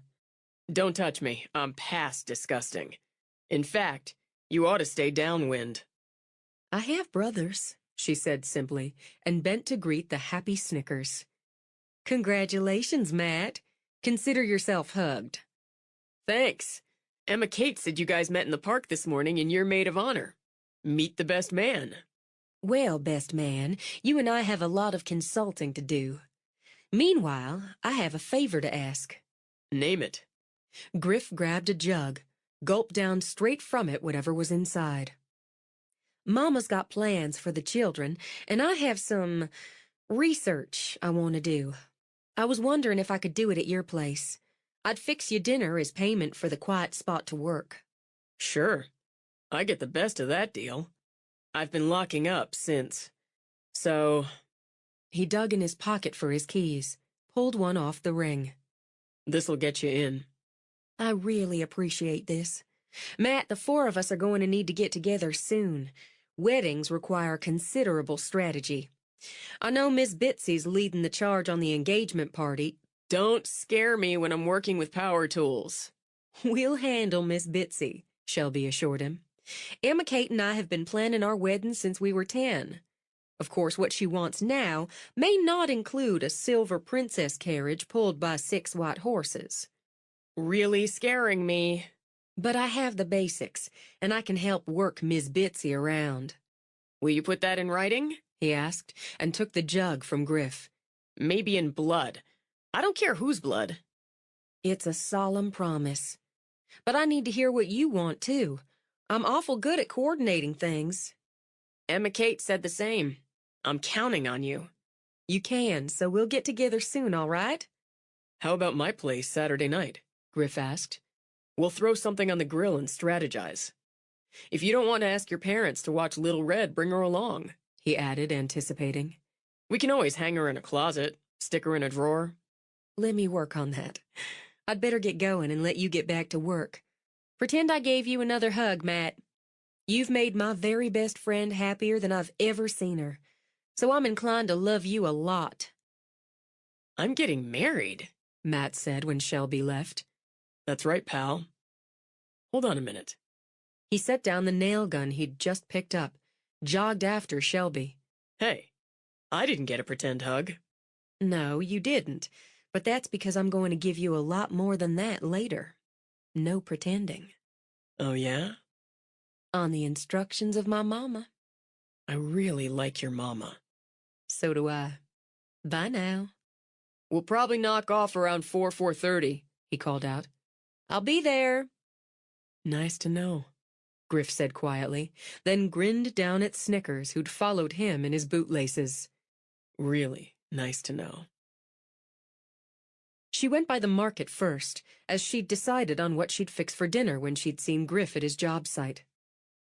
She settled down in his kitchen, angling herself so she could see out those wonderful glass doors to the view whenever she looked up. But once she opened her mother's keepsake box and began reading, she didn't look up often. She broke to work on dinner, get it in the oven, and think. It was odd and fascinating to see herself, to review her own perspective through the prism of time. Only a handful of years, really, but a lifetime altogether. She could see it now, the naivete, the nearly blank slate she'd been. Richard had seen that too, and used it very well. Callie had changed her. She could read that too in photographs and letters. What she'd written, how she'd written it, had shifted after Callie was born. Had her mother been fooled by the bright tone of the letters, the emails, the quickly dashed postcards once the daughter had become a mother herself? Shelby doubted it. Even now she could hear the tinny tone under the brightness. She'd been so unhappy so quickly. All the fierce self-confidence gradually, carefully, she saw now, wiped away. The only true happiness broke through when she wrote of Callie. No, her mother wouldn't have been fooled. Her mother would have seen very well how she'd written less and less of Richard.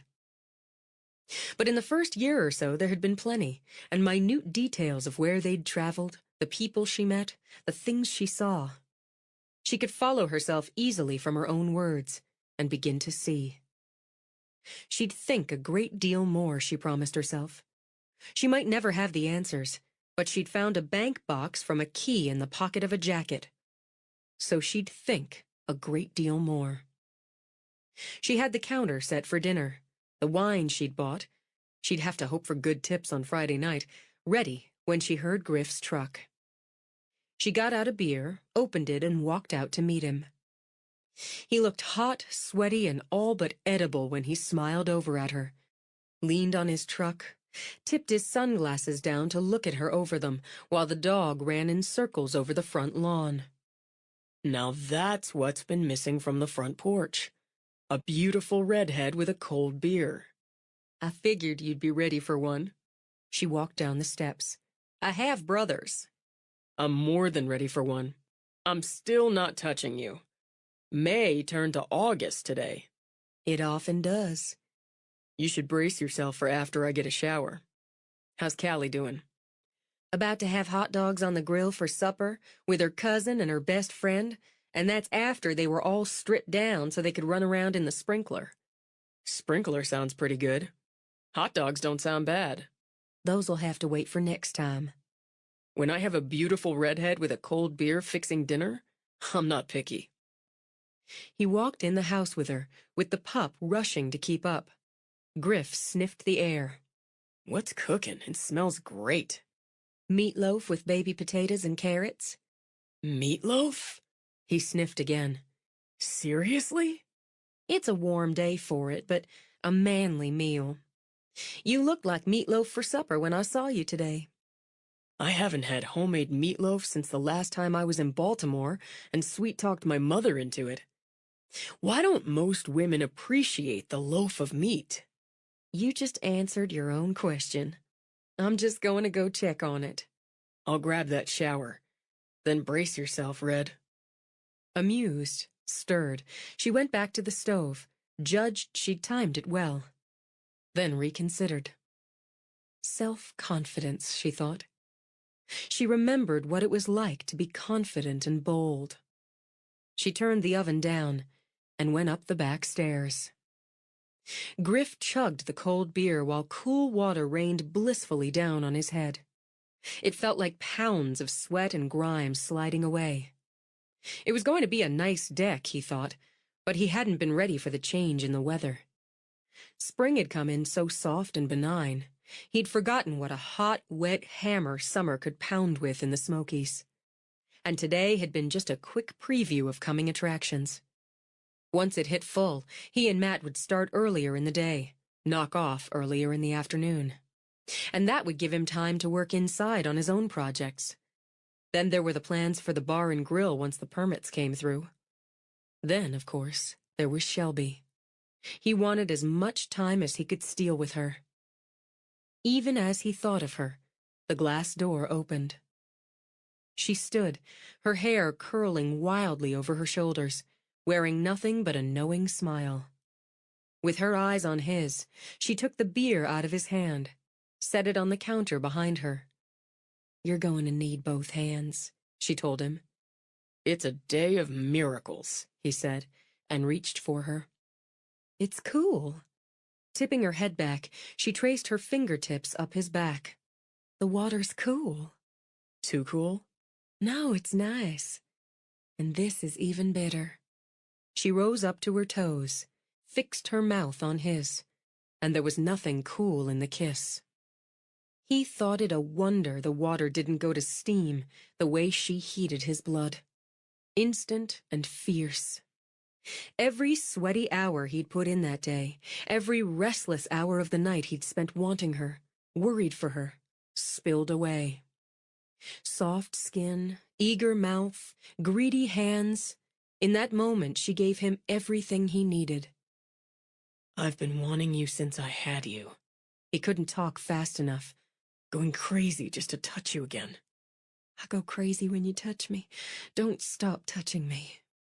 Heat and need and pleasure mixed to hammer in her heart, to shimmer under her skin. The more he gave her, the more she wanted, and reveled in her own appetite. For him, just him, the hard hands, the tough working man's body, his mouth, patient and demanding at once, made her head spin. He hiked her up by the hips, bringing her off the shower floor. That surprising strength, the hard grip with rough-palmed hands, combined to make her feel vulnerable, desirable, powerful. Eyes on his, she wrapped her legs around his waist, dug her fingers into his shoulders for purchase. Then she was crying out as he plunged into her, shocked and thrilled and quivering for the next mad thrust. Water striking seemed to sizzle and spark against tile. Wet flesh slipping, sliding under her hands, and her own breathless gasps. She felt weightless, wondrous, clinging to him as he whipped them both higher, clung still as they tumbled into the blissful dark. "Hold on," he managed, and groped to turn off the water. "Just hold on." I feel like I might slide right down the drain." She sensed movement, stayed wrapped around him even when he dropped them both on the bed. "I need a minute," he told her. "Take your time." "I meant to, but you were all wet and naked. I'll get towels in a minute." "I bought a new dress." "Did you?" "Yeah, and I was going to put it on for dinner, then let you take it off me after. I didn't take my time either." The image brought on a small but definite surge of fresh energy. "Do you still have the dress?" "Hanging in your laundry room." He trailed a finger down her side. "You could go with your plan, and we'll both take our time." "I like that idea." "What I didn't think to bring was a hairdryer. I don't suppose you have one." "Nope. Sorry." "Well, between the shower and the humidity and no hair tools, my hair's going to be as big as the moon. I must have bands and clips in my purse." "I like your hair." She curled into him. "I like yours. I like how the sun's starting to streak it. You'd pay good money for highlights like that at my granny's." "Men who eat meatloaf don't have highlights." She kissed his shoulder. "You do." And I'm getting those towels and turning dinner back up. You turned it down? She gave him the slow, flirtatious, under-the-lashes smile Callie often did. I wanted you in the shower, so dinner's going to take just a little longer than I'd planned. I like that you turned it down. I'll get the towels. He rose, walked back into the bathroom. What were you researching? Or was that a ploy to get me wet and naked? It wasn't a ploy, just a bonus. She smiled, took the towel he offered. Griffin, my hair's like another person, and that other person also needs a towel. Right. He went in for another, and the beer she'd taken and set on the counter. So, what were you researching? Oh. She'd wrapped the first towel around her body and now bent from the waist to gather her hair in the second. You don't want to talk about that. It's all the other things. The Richard things. You don't want to talk about it? I do. She straightened, somehow tucking parts of the towel into the hole in a way that fascinated him. I want to talk to somebody about it who'd have some perspective on it. I thought I'd run all of it by Forrest, maybe tomorrow, even though he's probably thought of half of what I just thought of already, but put on the new dress, and we'll talk about it while the loaf of meat is cooking. 23. She turned up the oven, put on the dress, banded back her hair so it wouldn't explode as it dried. She joined him on the back porch with wine and just sat a moment, looking out at the mountains with their soft peaks and ridges rolling up into the sky. I was paying bills today when the kids were napping, and I thought about how Jimmy Harlow, it has to be him, would be looking at all my business. The lawyer stuff, the creditors, the accounts I've kept of what I was able to sell. I thought how embarrassing that is, a stranger poking around in all that, and told myself it was worth the embarrassment if it made him realize I don't have anything he wants. That's good thinking. Smart. Positive. Then I was thinking more. He'd see all the photos I have on the laptop. I keep them all in files on there. I transferred them from my old one once I got it back from the authorities. I never got around to going through them all, deleting any from the time I was with Richard, because there was just so much else to do. It occurred to me Harlow, he'd seen, especially from that first year or so, all the places we went. He could follow right along like a map. Griff nodded. And so could you. Yes, that's what I realized. So could I. Griff, I think Richard took me all those places for a reason. I understand now he never did anything without an angle to play. I was like his disguise. And then when Callie came along, we made him a family man. What if he stashed the jewelry or the stamps or both in one of those places, or sold some of it off as we went? And I started thinking more once I started looking through the pictures. He was probably doing his work, too. On his honeymoon, or so I thought, then with his pregnant wife. Such a handy disguise, the pregnant wife. I'm going to agree with you, even though I know it has to burn some. I'm past the burning. Looking through the pictures, the letters I sent home, I started remembering what he'd always say to me, at least for the first months or year. Whenever we were going to meet somebody, he'd say, "Just be yourself, Shelby." How that would charm them. Not to worry I didn't know anything about art or wine or fashion, that sort of thing. I was never nervous about meeting new people, but I started to be. He made you feel awkward and less. He did. And the be yourself started changing to how I shouldn't try to impress whoever it was, because they'd just see through that. I guess I didn't have a lot to say, and that made a good disguise for him. She sipped the wine. Set that part aside for now. I thought maybe I could look at articles online, matching them with the time we were in a certain place. Was there a robbery, a fraud, even worse? And I had more to use because Mama saved all my letters and postcards, every one. So I could read through, remind myself what we did, where we went in Paris or Madrid, who we met. I was full of details at first, so swept up in it all. Does anything stick out now, when you look at it from what you know now? A couple of things. Why was he in Memphis? I don't believe he just stuck a pin in a map. But there he was, and only 4 days from when he robbed that woman, Lydia Red Montville, and shot her son. 4 days after, according to the brunette, he double-crossed her and Harlow, ran off with the take. That's right. I think he must have had that take with him, or he'd stashed it. A bank box, maybe. He had his new identity, and he had a fat roll of cash, or it seemed like it to me. And there I was, just primed to be dazzled and swept up. Do you want my angle on that? She drew in a breath. I guess I do. The cops were looking for Jake Brimley, a man on his own. He had to know his partners would rat him out. He didn't go into it without a plan in place. The new ID, the seed money, a change in looks. But he needed one more thing.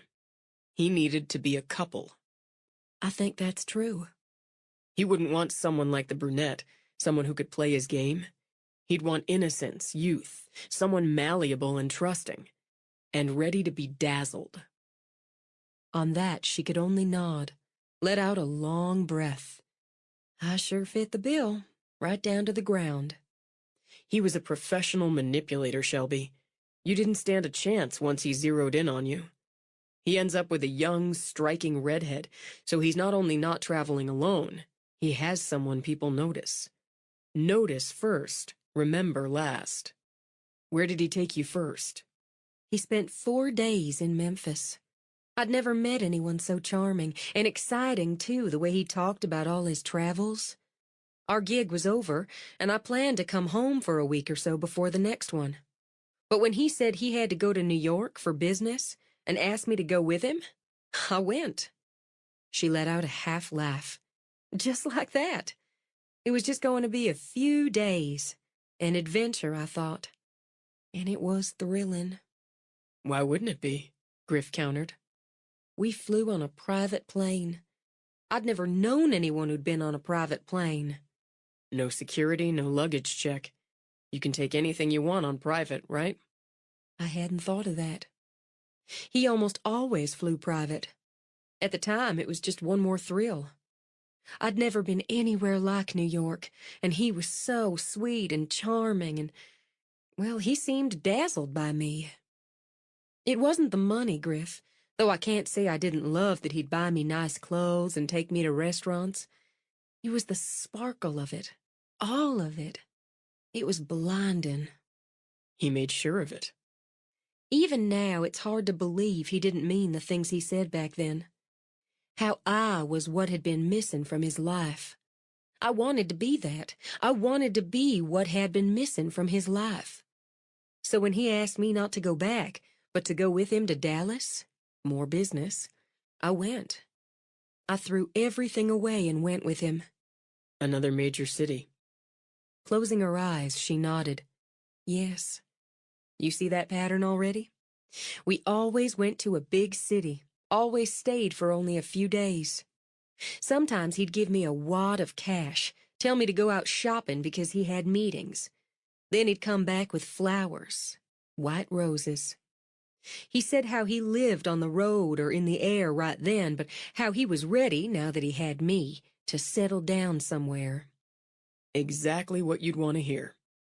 It was his business to read people, to be what they wanted or expected. She sat silent for a moment, appreciating the softening light, the whisper of air in the trees, the bubble of the stream. If I'd built a man I'd fall for at that point in my life, it would have been Richard.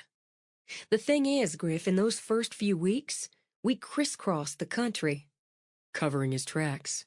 I think so, and I wonder, did he have places along the way where he left part of the take from that Florida robbery? If he had a bank box in Philadelphia, maybe he had others. Melinda Warren indicated that.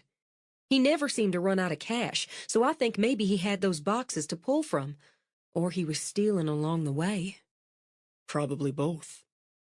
She shifted toward him, angling so they were face to face. I think it was both. Looking through the pictures and letters, I remembered when we were in St. Louis, and I woke up to find him gone. He'd go out for walks, that's what he said. Thinking time.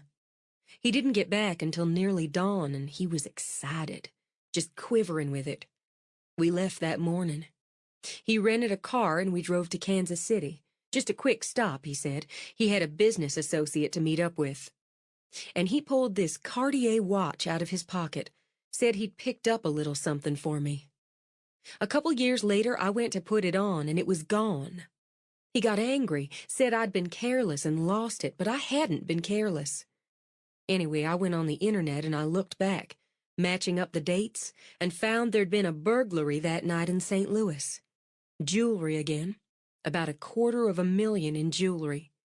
And watches. Steals them in St. Louis, fences them in Kansas City. I guess he figured the watch was my cut. For a while. There were other times. I'm going to see if I can match them up like St. Louis. He reached over, gave her arm a rub. What'll that tell you? I know I can't change any of it. She dropped her gaze to her hands, thought of her notes, her stacks of photos and postcards. But maybe he did steal in those places, and at least I can give what I know, or think I might know, to the police. It feels like I'd be doing something. You are doing something. Right now I should be putting dinner on the table. She rose. I appreciate you listening. Why wouldn't I? He walked in with her. I've got a list of my own started. What kind of list? I don't have the information you do. He glanced at the memory box, the laptop. I wouldn't mind having a look at it. Mine's pretty much a list of names, events, times. Warren, Harlow, and Brimley, as he was known then. Miami robbery, the shooting, the double cross. You come next. I didn't realize it was only days after Miami, but had to figure it wasn't long. It's like I was as tailor-made for him as I thought he was for me. She put the meatloaf on a trivet, got out his only platter. Transferring the meat and vegetables, she glanced around as he'd gone quiet. What is it? I don't want to upset you more than all this already does, but I don't think he just walked into the club where you were playing that night and decided, okay, she's my cover. What do you think? I think he spent a couple days checking you out. You're a looker, Red, and I bet you were a looker at 19 on stage. Your name's right there, so he could look you up, ask a few questions. You're single, unattached. Thoughtfully, she garnished the platter with curly parsley and rings of red and green peppers. A bumpkin from a little mountain town in Tennessee. You've never been a bumpkin. But there you are, young, fresh, inexperienced, but game. It takes game to get on stage. He checks you out, then he moves in, feels you out. By then, he's got a good sense what you're like, what you like. And he makes himself exactly what you like. What if I'd said no? No, I can't just run off to New York City with you. He'd have moved on, found somebody who would. I'm sorry. No need to be. It's a relief in its way to feel like it was never really about me. It was never really personal. It makes it more of a puzzle to solve. Okay. Wow, that looks great. Pleased, she set the completed platter on the eating counter. My mama would tell you presentation counts. So even if it doesn't taste good, at least it looks good. Let's hope we have both. Sit down. I'll serve it up and you can tell me what's next on your list. Houston, right? It was Houston for about 6 months. Then Atlanta, Philadelphia, then Hilton Head. You said Richard never did anything without a reason. Why did he want you and Callie to go with him to Hilton Head? You think he might have had some sort of deal going there, and we'd have been cover again. She plated a hefty slice of meatloaf with generous portions of potatoes and carrots. Oh, God, Griff. What if it wasn't an accident? What if the deal went bad and he was killed, dumped in the ocean? You're probably never going to know the answer to that one. He put out an SOS, didn't he? Somebody did, but... Griff, Forrest said Harlow escaped around Christmas. Richard, that was just a couple days after Christmas. Killing Richard wouldn't be a smart way to get to the millions. No, you're right. But there could have been a fight, an accident. And you're still right. I'm probably never going to know, at least until they catch Harlow. She put a smaller portion on her plate, sat. It probably happened just the way the police think. He liked taking risks, driving fast, skiing the fastest slopes, scuba diving, rock climbing, skydiving. He wouldn't have let a squall stop him. But it did. What else? The PI.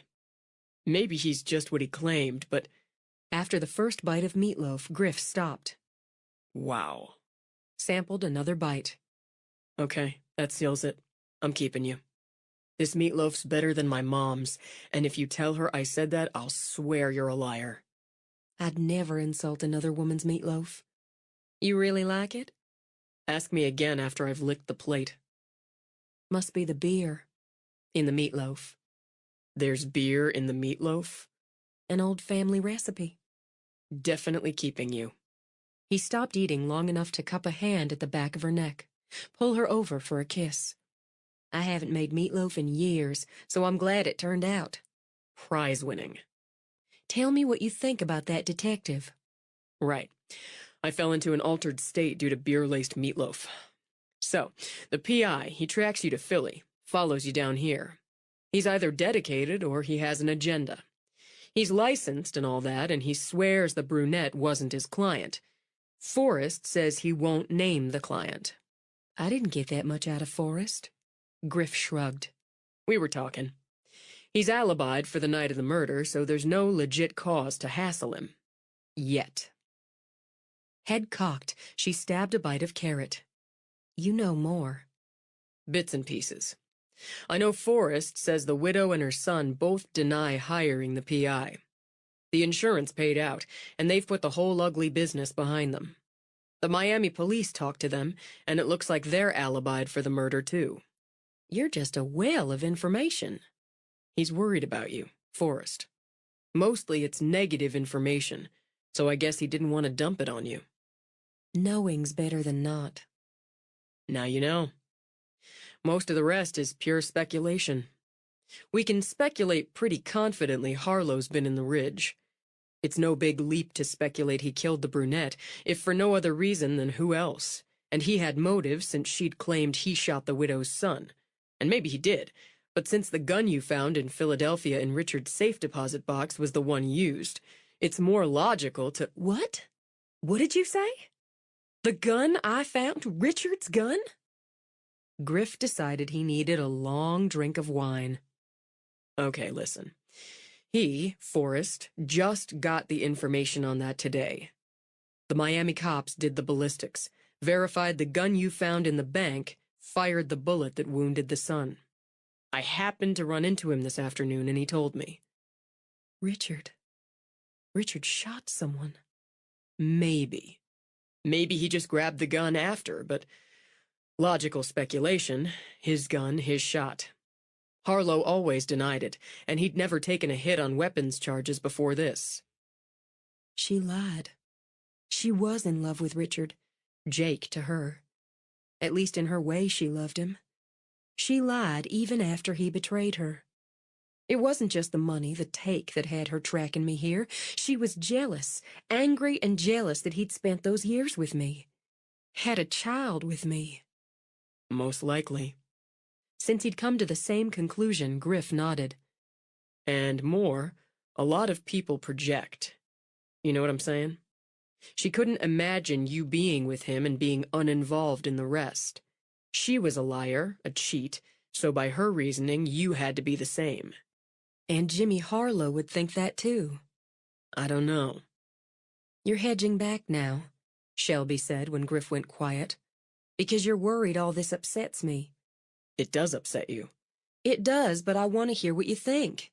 I don't need to be protected against upset, Griffin. I've gotten through worse. Tell me what you think. All right.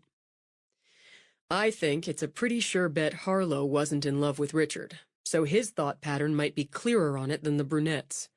But he's on the list I'm making in several columns. I'm guessing he's been staying somewhere close. Not as far out as Gatlinburg, like the brunette, probably not the hotel. One of the campgrounds or cabins. One of the motels. So he can watch me. He paused a minute, but he agreed with her. Knowing was better than not. Think about this. He didn't confront you, get in your face, make threats like the woman. He's playing a longer game, I think, so he wanted information. He wants to know who you are. It's more likely he'll cut his losses once he does. Better to stay free than to be rich, especially when the rich part doesn't look promising. I hope you're right. Playing that longer game, he'd be smarter to take a good look at all the information just like we are. He'd know Richard better, and it seems like he'd follow the lines if he can connect the dots. Just as Griff's thoughts and conclusions helped her connect dots. We stayed the longest in Atlanta, but he planned to get out and fast. I think he had a job there, a mark there, and wanted to pull out as soon as that job was done. I barely had time to pack once he told me. He went on ahead. I didn't know that. He went north without you and Callie? About 10 days before. I was supposed to pack and turn over the keys. I thought we'd bought that condo in Atlanta, but we'd rented it, so it was just turn over the keys and fly north. I almost didn't. I almost came home instead, but I thought maybe that's what we needed, that change. Maybe that would help set things right between us again, and he talked about how we'd have a big yard for Callie, and how we'd have another child. Playing you. I see that now. Clear, she added. I found in his papers he had a vasectomy right after Callie was born. He made sure there wouldn't be another child. I'm going to say I'm sorry because that hurt you, and it's a beyond crappy thing to do. But for the best, she finished. I have to be grateful I didn't have another child with him. Playing me is what he did. All along, and in that lightning move to Philadelphia, when he must have known I was thinking about leaving. Making it sound like the best thing for Callie nudged me into trying it, going, wanting to make it work. A fresh start. Yes, that's how he made it seem. I said we stayed longest in Atlanta, but I don't think he'd have left anything important there.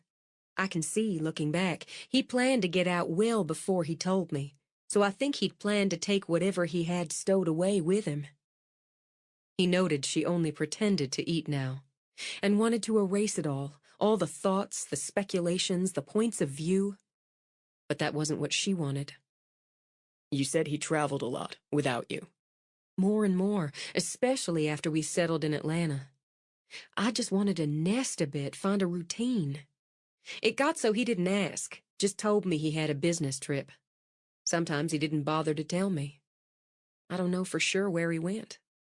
He may have told me the truth, he may not. But I know where I went with him, so that's a start. You could dump all this on the cops. I suppose I will. But I want to work my way through it first. Try to understand it. Good. So do I. Why? You, he said immediately. Callie. If you don't get that, I haven't been doing a good job. You like fixing things. I do. People ought to like doing what they're good at. And I like your face. I like your hair. He reached out for it, really wanted to take it out of the band she'd pulled it into. I like your meatloaf, he added, polishing off the last of it on his plate. I like taking Little Red on pizza dates, and I'm sunk when she gives me that flirty smile. So it's more than fixing things, Shelby. You're more than something to fix. Saying nothing, she rose to clear the plates. I've got those. You cooked. You cooked great. While he cleared, she opened her laptop, did a search for a photo. Tell me what you think. She turned the computer around. With a considering frown, Griff crossed back, leaned over, and studied the photo of her. Taken at one of the last functions she'd attended in Atlanta, it showed her and Richard in formal dress. You look gorgeous and sad. I thought that the first time I saw you. You're smiling, but there's no light in it. And what happened to your hair? You look gorgeous, like I said, but not so much like Shelby. Where are the curls? Did you sell them? She gave him a long look, then tipped her head to his shoulder. You know what I want to do? What? I want to take a walk around your backyard, watch the sunset, Give you all sorts of unasked-for advice about where you should plant things and put that arbor. Then, I want you to take my new dress off me. that'll be easy as I'm not wearing a thing under it. Can we do that first? She laughed, shook her head. Let me drive you a little crazy first. Already there, he told her, as she took his hand to lead him out. He followed her home again, used the drive back for thinking time. Added to thinking time by taking Snickers on a long patrol, then putting a good hour into framing out a closet in one of the other demoed bedrooms. One step at a time, he told himself as he put his tools away, cleaned up. He took the next step by sitting down at his computer and doing his own search for unsolved burglaries and fraud cases in Atlanta during the years Shelby had lived there. A puzzle to solve, he thought. Never did anything without a reason, Griff reminded himself. So why had the fucker pulled up stakes in Atlanta, and so abruptly? It might be interesting to find out.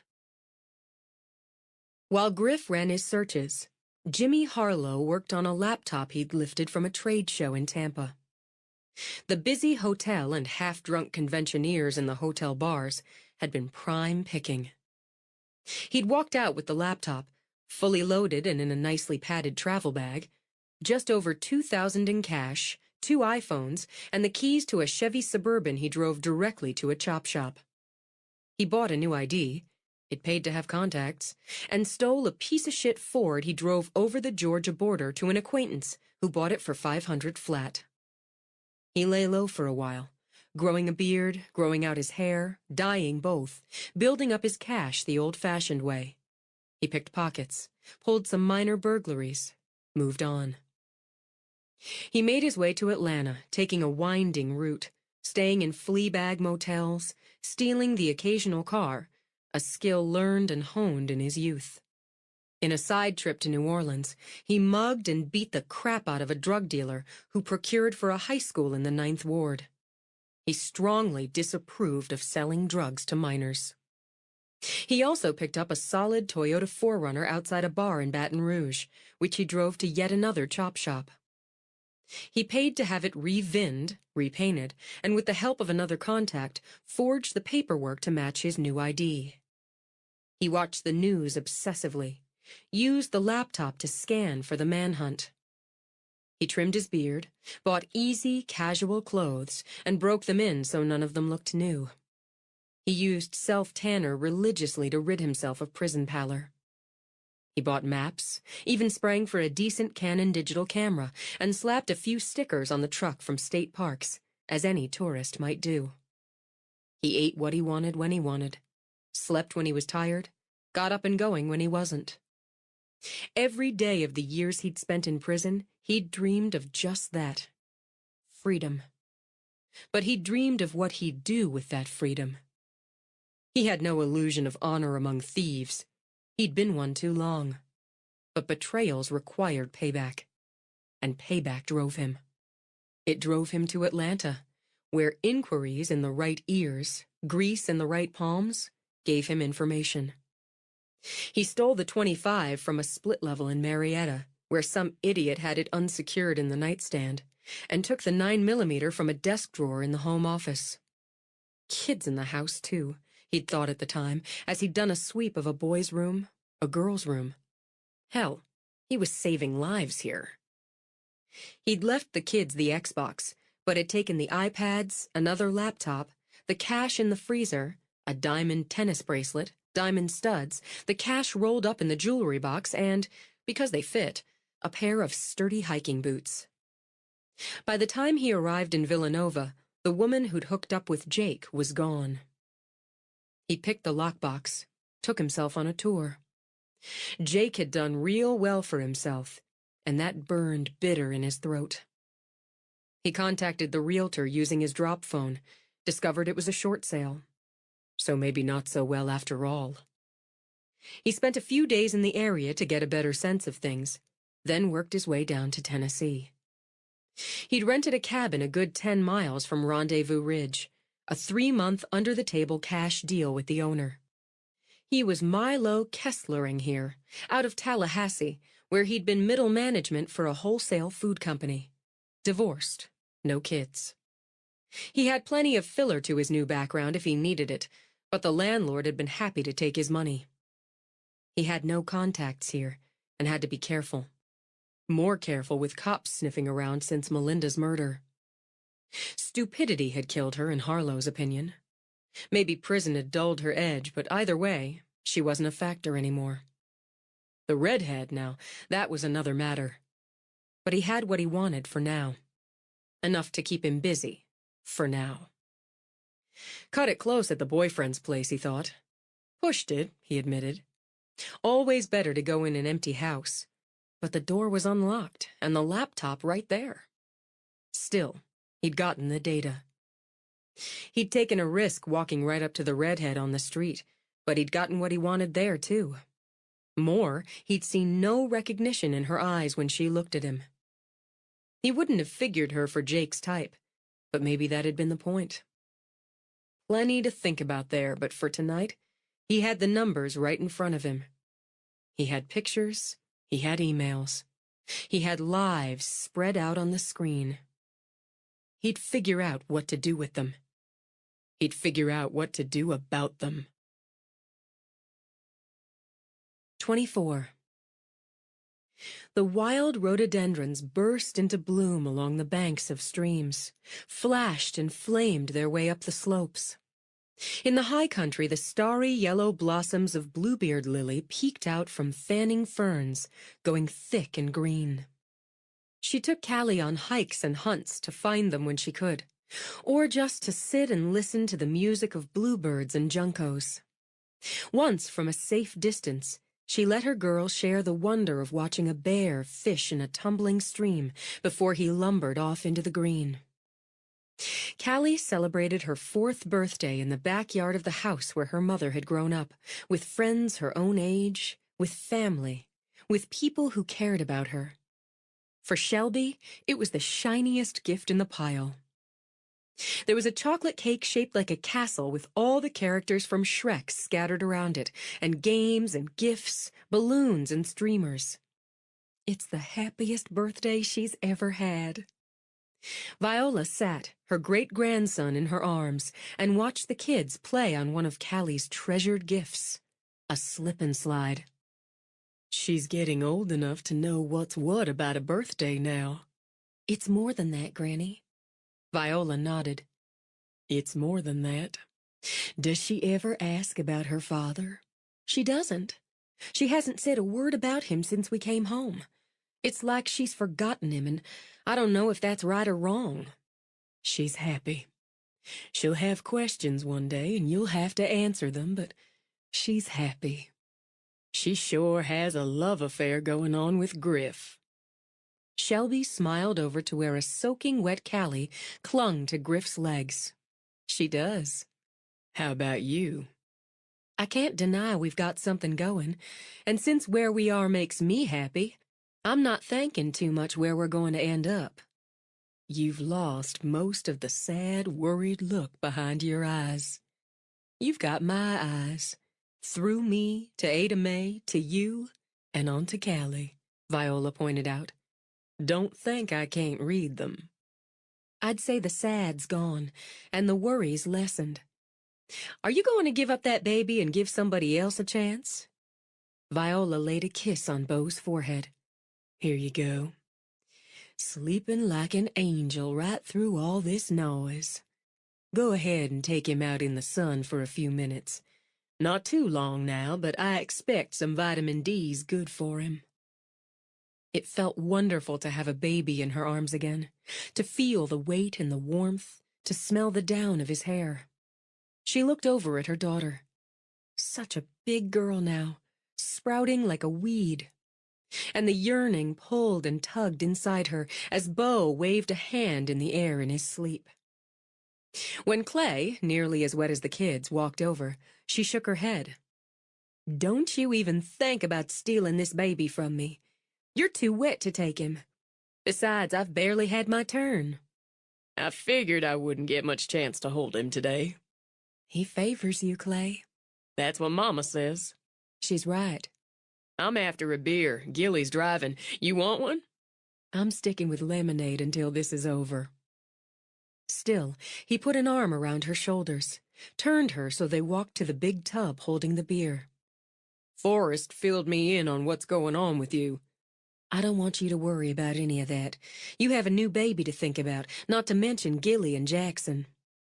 He kept his arm around her. He had a way of hugging you in, and always had, Shelby thought, that made her feel cherished. I've got plenty of room for my sister in my thinking about book. Nobody who looks like this Harlow character's come by work. I haven't seen anybody like that around the neighborhood. I know the police are still looking. That's what they have to do. But he's most likely gone. Even so. He pulled out a beer, popped off the cap. You be careful, Shelby. I feel better knowing Griff's looking out for you. Instantly, the shoulders he'd soothed tightened. I've done a pretty good job looking out for myself. After a gulp of beer, Clay tapped a finger to her nose. Another lifelong habit. Don't get your nose out of joint. I like knowing you can take care of yourself. I like it better Griff's looking out for you, too. So there's no point getting pissy about it. I'm not getting... The baby stirred, let out a plaintive cry. Clay glanced at his watch. Like clockwork. Feeding time. I'll take him to Gilly. She wasn't pissy, Shelby thought. A little annoyed, yes, and entitled to be. She'd gotten herself into a mess, no question about it, but she'd also put considerable time, effort, and creativity into pulling herself and her child out of that mess. She didn't want to be looked after. It slid too close to what she'd let happen before. Hadn't she allowed Richard to look after her? To make all the decisions, run the show, lead her where he wanted her to go? It wouldn't happen again. And she was going to make damn sure she showed her now 4-year-old daughter what a woman could do if she worked hard enough, stood straight enough, if she looked after herself. Later, she dealt with party debris, carting in leftovers, bagging up trash. In the kitchen, her mother and grandmother put the kitchen to rights. "I'm making up a big batch of frozen margaritas," Ada Mae announced. "Mama and I have a yen for some." "I could have a yen for a frozen margarita." "Forrest and your daddy will probably stick with beer." While she worked, Ada Mae peered out the window, nodded. "Looks like they've about got the extra chairs and picnic tables put away. I don't know what Matt and Griff have a yen for, but expect Emma Kate might join our margarita party. You ought to ask what they'd like to have." "I will." "Or maybe the 4 of you want to go on out for a while." "Oh, look how sweet Griff is with Callie." Ada Mae stopped to beam out the window now. "He's tying balloons on her wrists." She thinks if there's enough of them on her, she'll lift right off the ground. "And see there? He's lifting her up, letting her pretend she's flying. That man's born to be a daddy." "Some are," she said as she got out her big blender. "Your brother Clay, for one. He's so good with his babies. I wish they could have stayed a while longer, but little Bo needed to go home, and Jackson was ready to fall asleep standing up. Callie, now, she's still got energy enough. Chocolate cake and the excitement. She'll be spinning until bedtime. She sure does dote on Griff, and he right back on her. You can tell a man's character by the way he treats children and animals, I say. You've got a winner there, Shelby, one who's going to look after you right." Ada Mae, Viola said under her breath, casting her eyes heavenward even as Shelby spoke up. "I'm looking after me." "Of course you are, honey. Just look what a bright, sweet child you've raised, and on your own, too. It sure eases my worries seeing you with such a good man. Fine-looking, too. We met some of his people when they came down to visit and help him with the old Triplehorn place. Fine, good people. You should go on out and ask him to Sunday dinner." Shelby's heart began to throb. She knew what it meant when a Southern woman talked about lineage and Sunday dinners. "Mama, I've only been seeing Griff for a couple months. He puts a light in you." Cheerful, Oblivious, Ada Mae dumped generous scoops of ice in the blender with the tequila and margarita mix. Puts one in your baby girl, too. And Lord knows he looks at you like you're the double chocolate cream in the candy box. He's got an easy way with friends and family and has his own business. You don't want to let a man like that slip away. Let me help you with that, Ada Mae, Viola said, and hit the switch on the blender to drown out any more words. Shelby didn't ask him to Sunday dinner or suggest they go out with Matt and Emma Kate. She told herself she wasn't avoiding him over the next several days, just that she had a lot to see to. Just that she had a point to make that she could see to her own. She did just that with Callie off on a play date with a new friend and the afternoon free. She took time to work on her next playlist, circling back to the second round of the 50s. And with the raise she'd gotten the week before at both jobs, she opted to funnel that extra into a single credit card payment. If she kept being careful, didn't buy any more new dresses no matter what her mama said, she should have another paid off by her own birthday in November. That would be the best gift she could ask for. At the knock on the front door, she closed the laptop, went down to answer. Griff stood on the porch, smiled at her. Hey. Hey back. She tried to fight off the flutter in her belly and politely stepped back to let him in. Stepped back just enough to avoid a hello kiss. Your mother wants shelves in the laundry room. She has shelves in the laundry room. She wants more. That sounds like Mama. I'll show you. How's it going? Good. Busy, like I said before. I was just working on the next playlist and dealing with paperwork. I never seem to dig out from under paperwork. Here you go, see? Shelves. Uh-huh. He stepped into the room off the kitchen, scanned the setup. Decent size. Not much natural light. Plenty of shelves, but she'd do better with cabinets over the washer and dryer. It's half a mudroom, isn't it? Drawn in, despite herself, on the idea of redesign, she frowned at the space. I guess you could say it is. She and Daddy keep their gardening shoes and such in here, and winter boots, that kind of thing. She'd do better taking out those shelves there, putting in a bench with open cubbies under it for shoes and boots. Sit down, take your shoes off. Sit down, put your shoes on.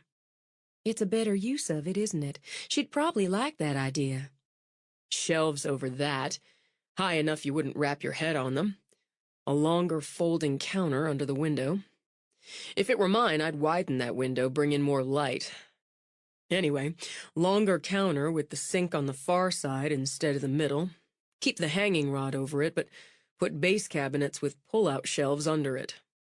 He shrugged. Or she could just get open corner shelves over there and be done with it. I'll do some measuring. All right. I'll leave you to that.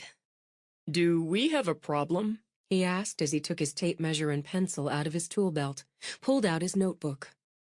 A problem? No. Why? Because this is the first time I've seen you since Callie's birthday party, and you're being pretty careful to keep at least a foot away from me. I've just had a lot to see to, like I said. He took some measurements, wrote down some figures. Don't bullshit me, Shelby. It's insulting. I'm not. I really have had a lot to deal with. But he was right. It was insulting.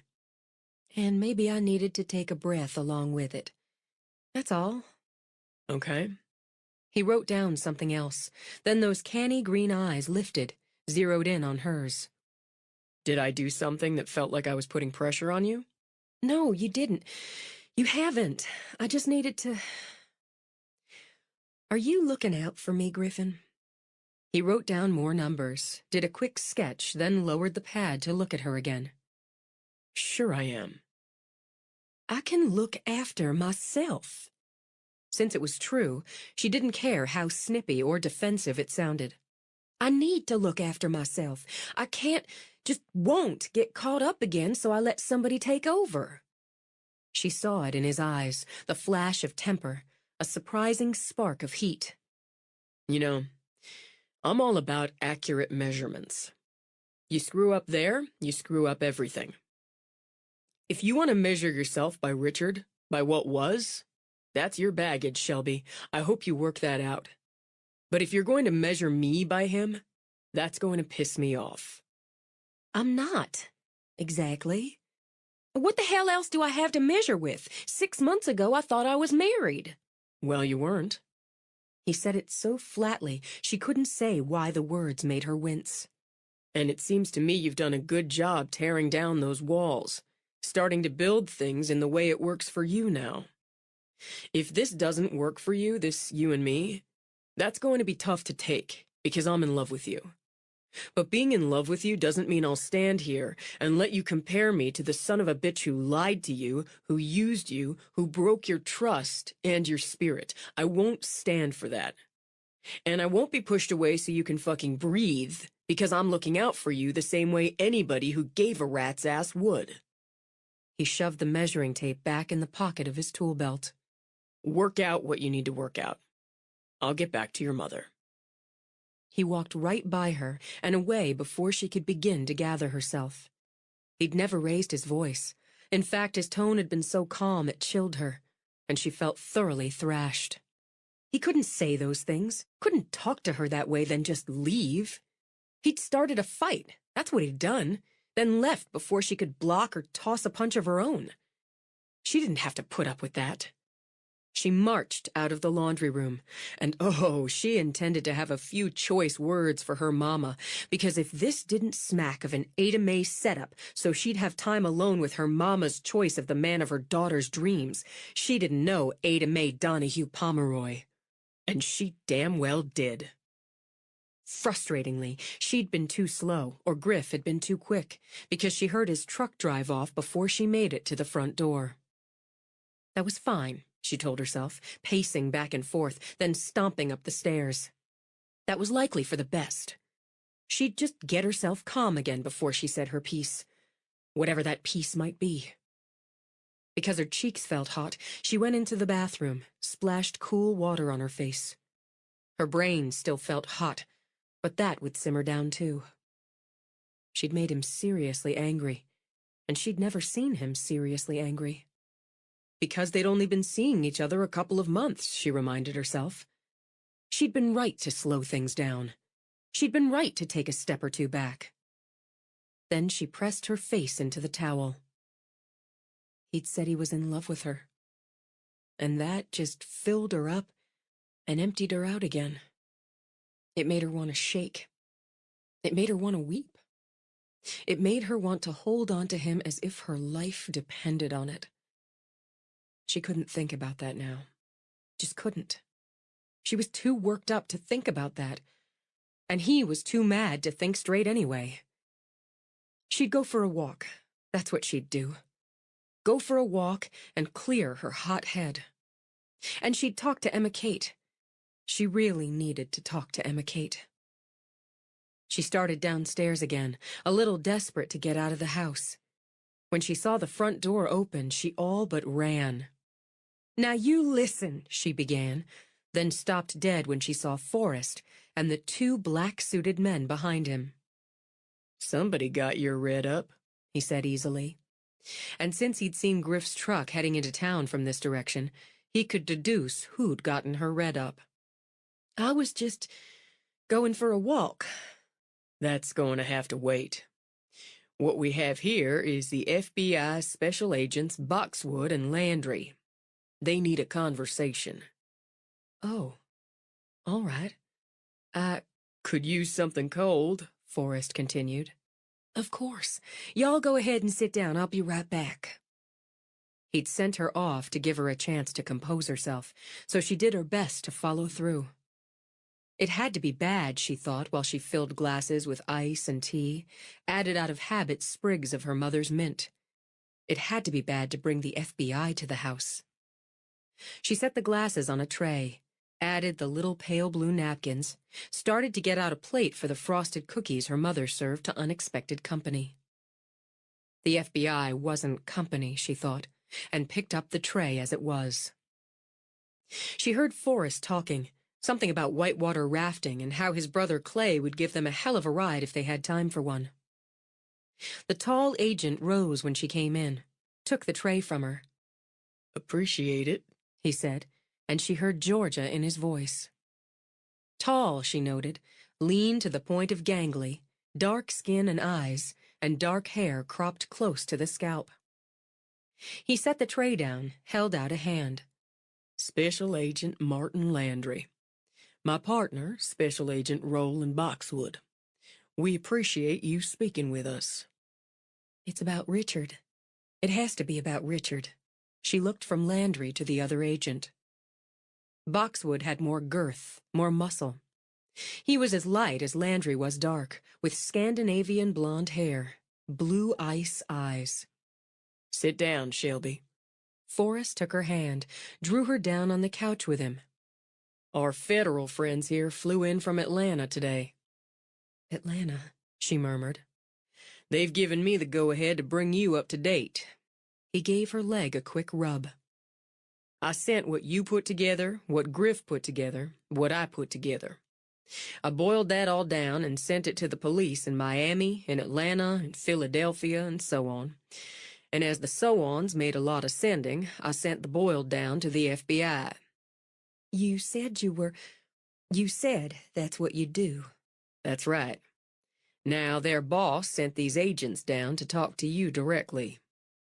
When she nodded, Landry leaned forward. Ms. Foxworth. I wasn't ever. I only thought... It's Pomeroy, please. Ms. Pomeroy, you sold some watches last February to Easterfield on Liberty in Philadelphia. Yes, Richard had several watches, so I... She closed her eyes. They were stolen, weren't they? I should have known. I should have realized. The man who helped me at the store, he wouldn't have known. He was just helping me. I'll pay back the money. I don't... She didn't have the money. Even if she wiped out the savings she'd kept, the house fund, she didn't have enough. If I could have a little time, I'll pay back the money. Don't worry about that, Shelby. Fiercely, she shook her head at Forrest. He stole them and I sold them. I used the money. It's not right. There are other items. Boxwood spoke. He had a gravelly voice that struck Shelby as threatening. Cufflinks, earrings, an antique hair clip.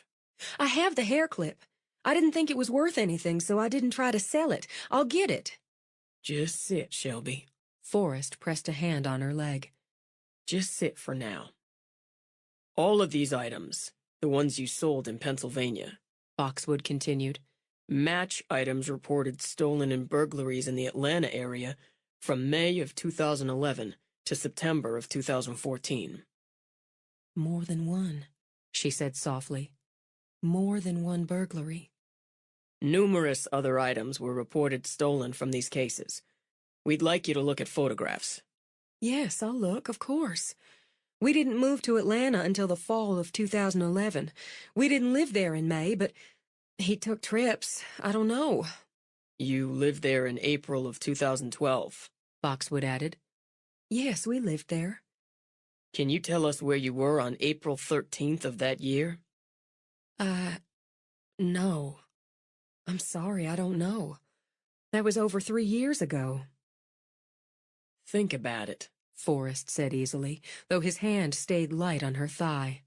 That was just a couple days before Easter. It was Good Friday.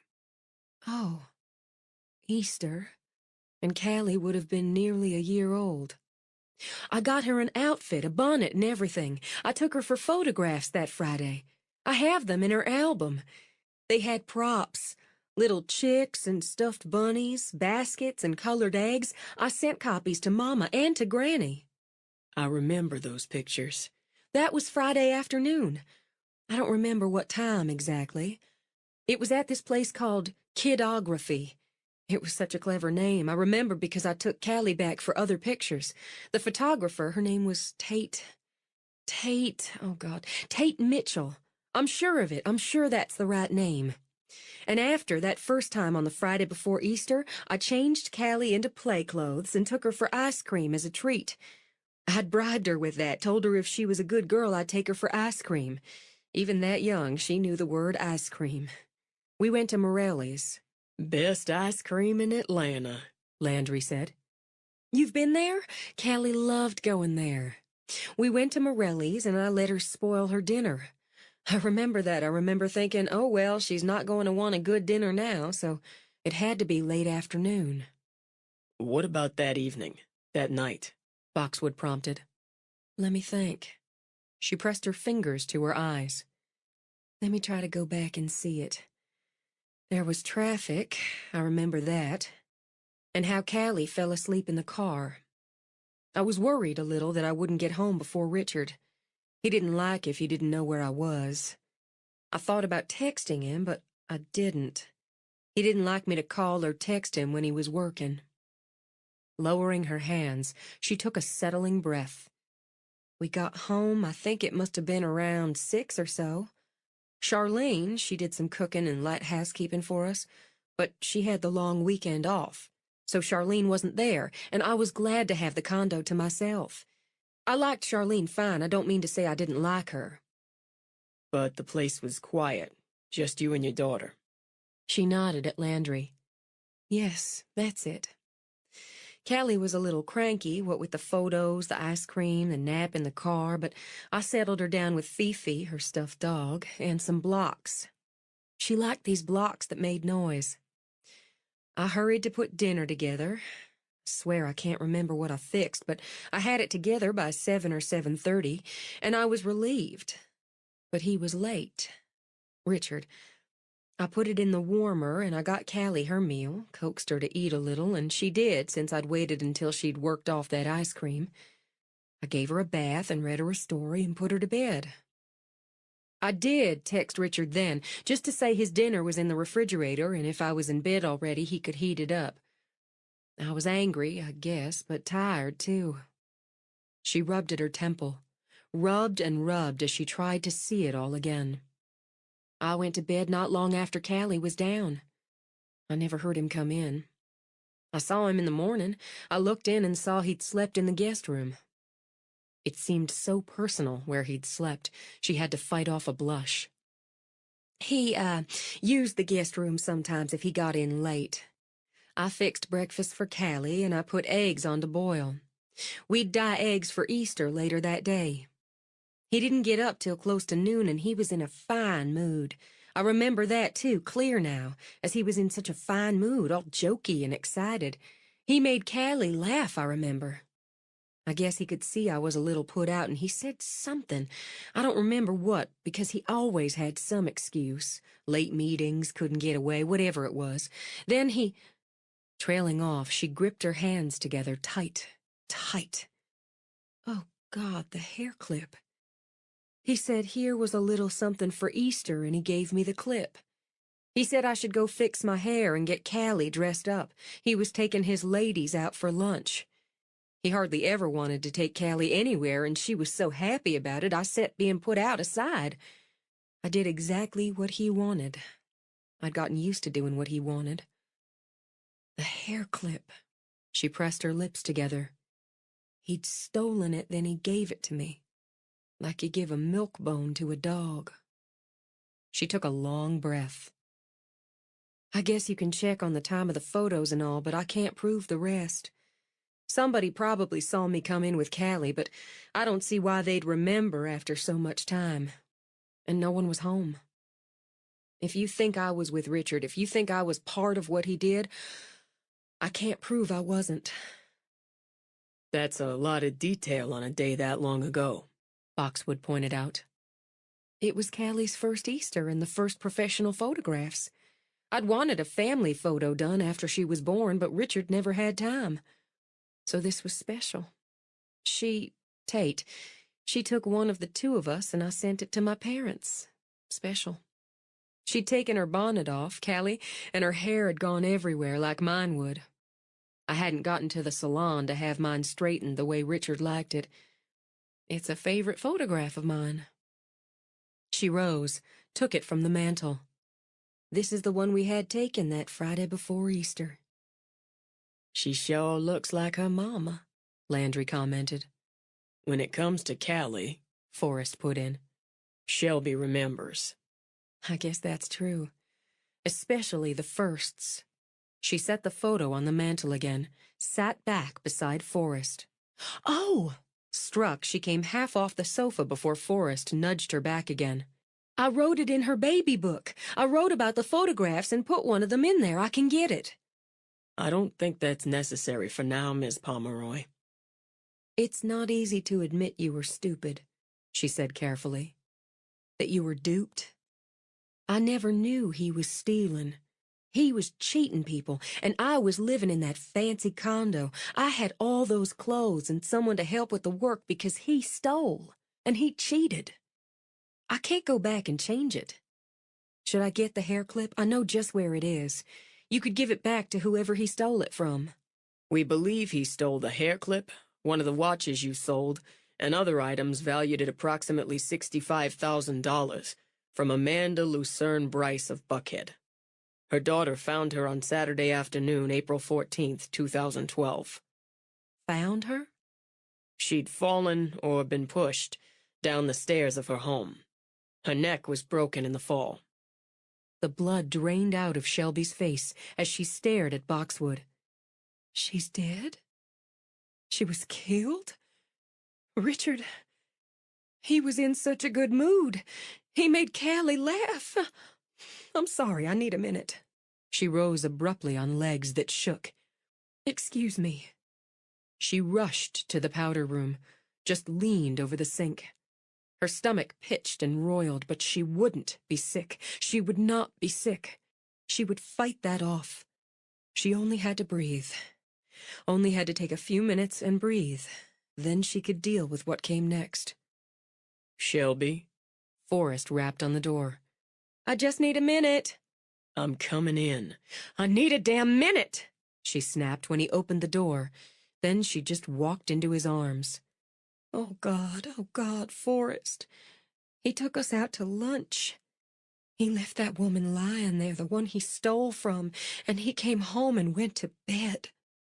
Then he took us out to lunch. He ordered champagne. He was celebrating, and he'd left that woman lying there for her daughter to find. I know it. I know it, Shelby. He stroked her hair, swayed with her a little. One day it would have been you. I know that, too. How could I have not seen what he was? You didn't. And you're not the only one who didn't. Nobody thinks you were part of this. You're my brother. Of course you don't think so. Nobody, he repeated, and drew her back to look in her eyes. They have to do what they do. You're going to look at pictures of stolen articles, of people he stole from. You'll tell them whatever you know. That's all you can do, so that's what you'll do. I want to help. The clothes on my back, Forrest, the clothes I put on my baby. It makes me sick knowing where they came from. Tell me where the hair clip is. I'll get it. The top right drawer of the vanity in the bathroom I share with Callie. I have a box in there. All my hair clips are in it. It's mother of pearl with little blue and white stones. I thought it was fake, Forrest. I never thought... It's a hair clip, so I never gave it a thought. Don't worry about it. If you don't want to talk to them anymore now, I'll tell them you're done. No, I want to tell them whatever I know. Whatever I know I didn't know.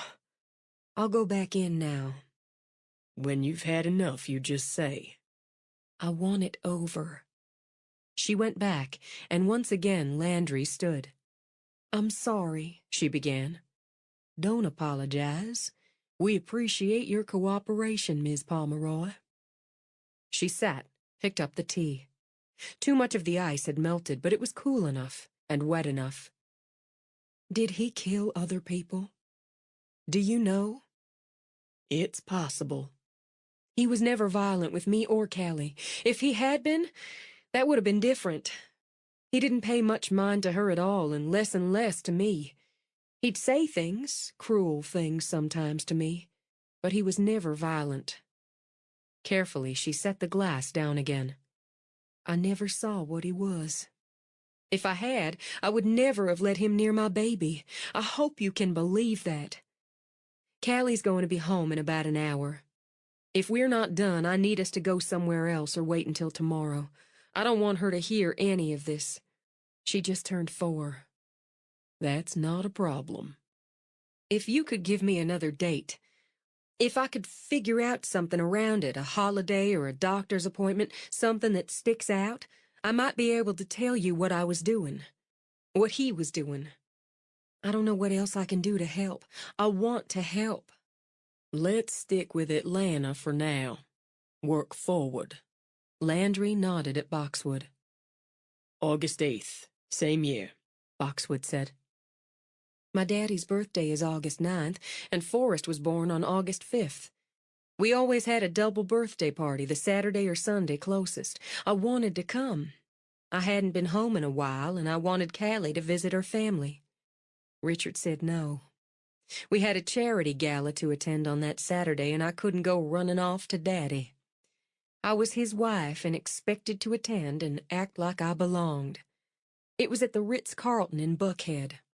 Saturday, August 8th, 2012. 6 figures worth of jewelry and rare stamps was stolen from the home of Ira and Gloria Hamburg. They had attended a gala at the Ritz that night. Like in Florida, Shelby added. Jewelry and stamps. It must have been like a specialty of his. You could say that. Landry sat back. Tell us about that evening. 25.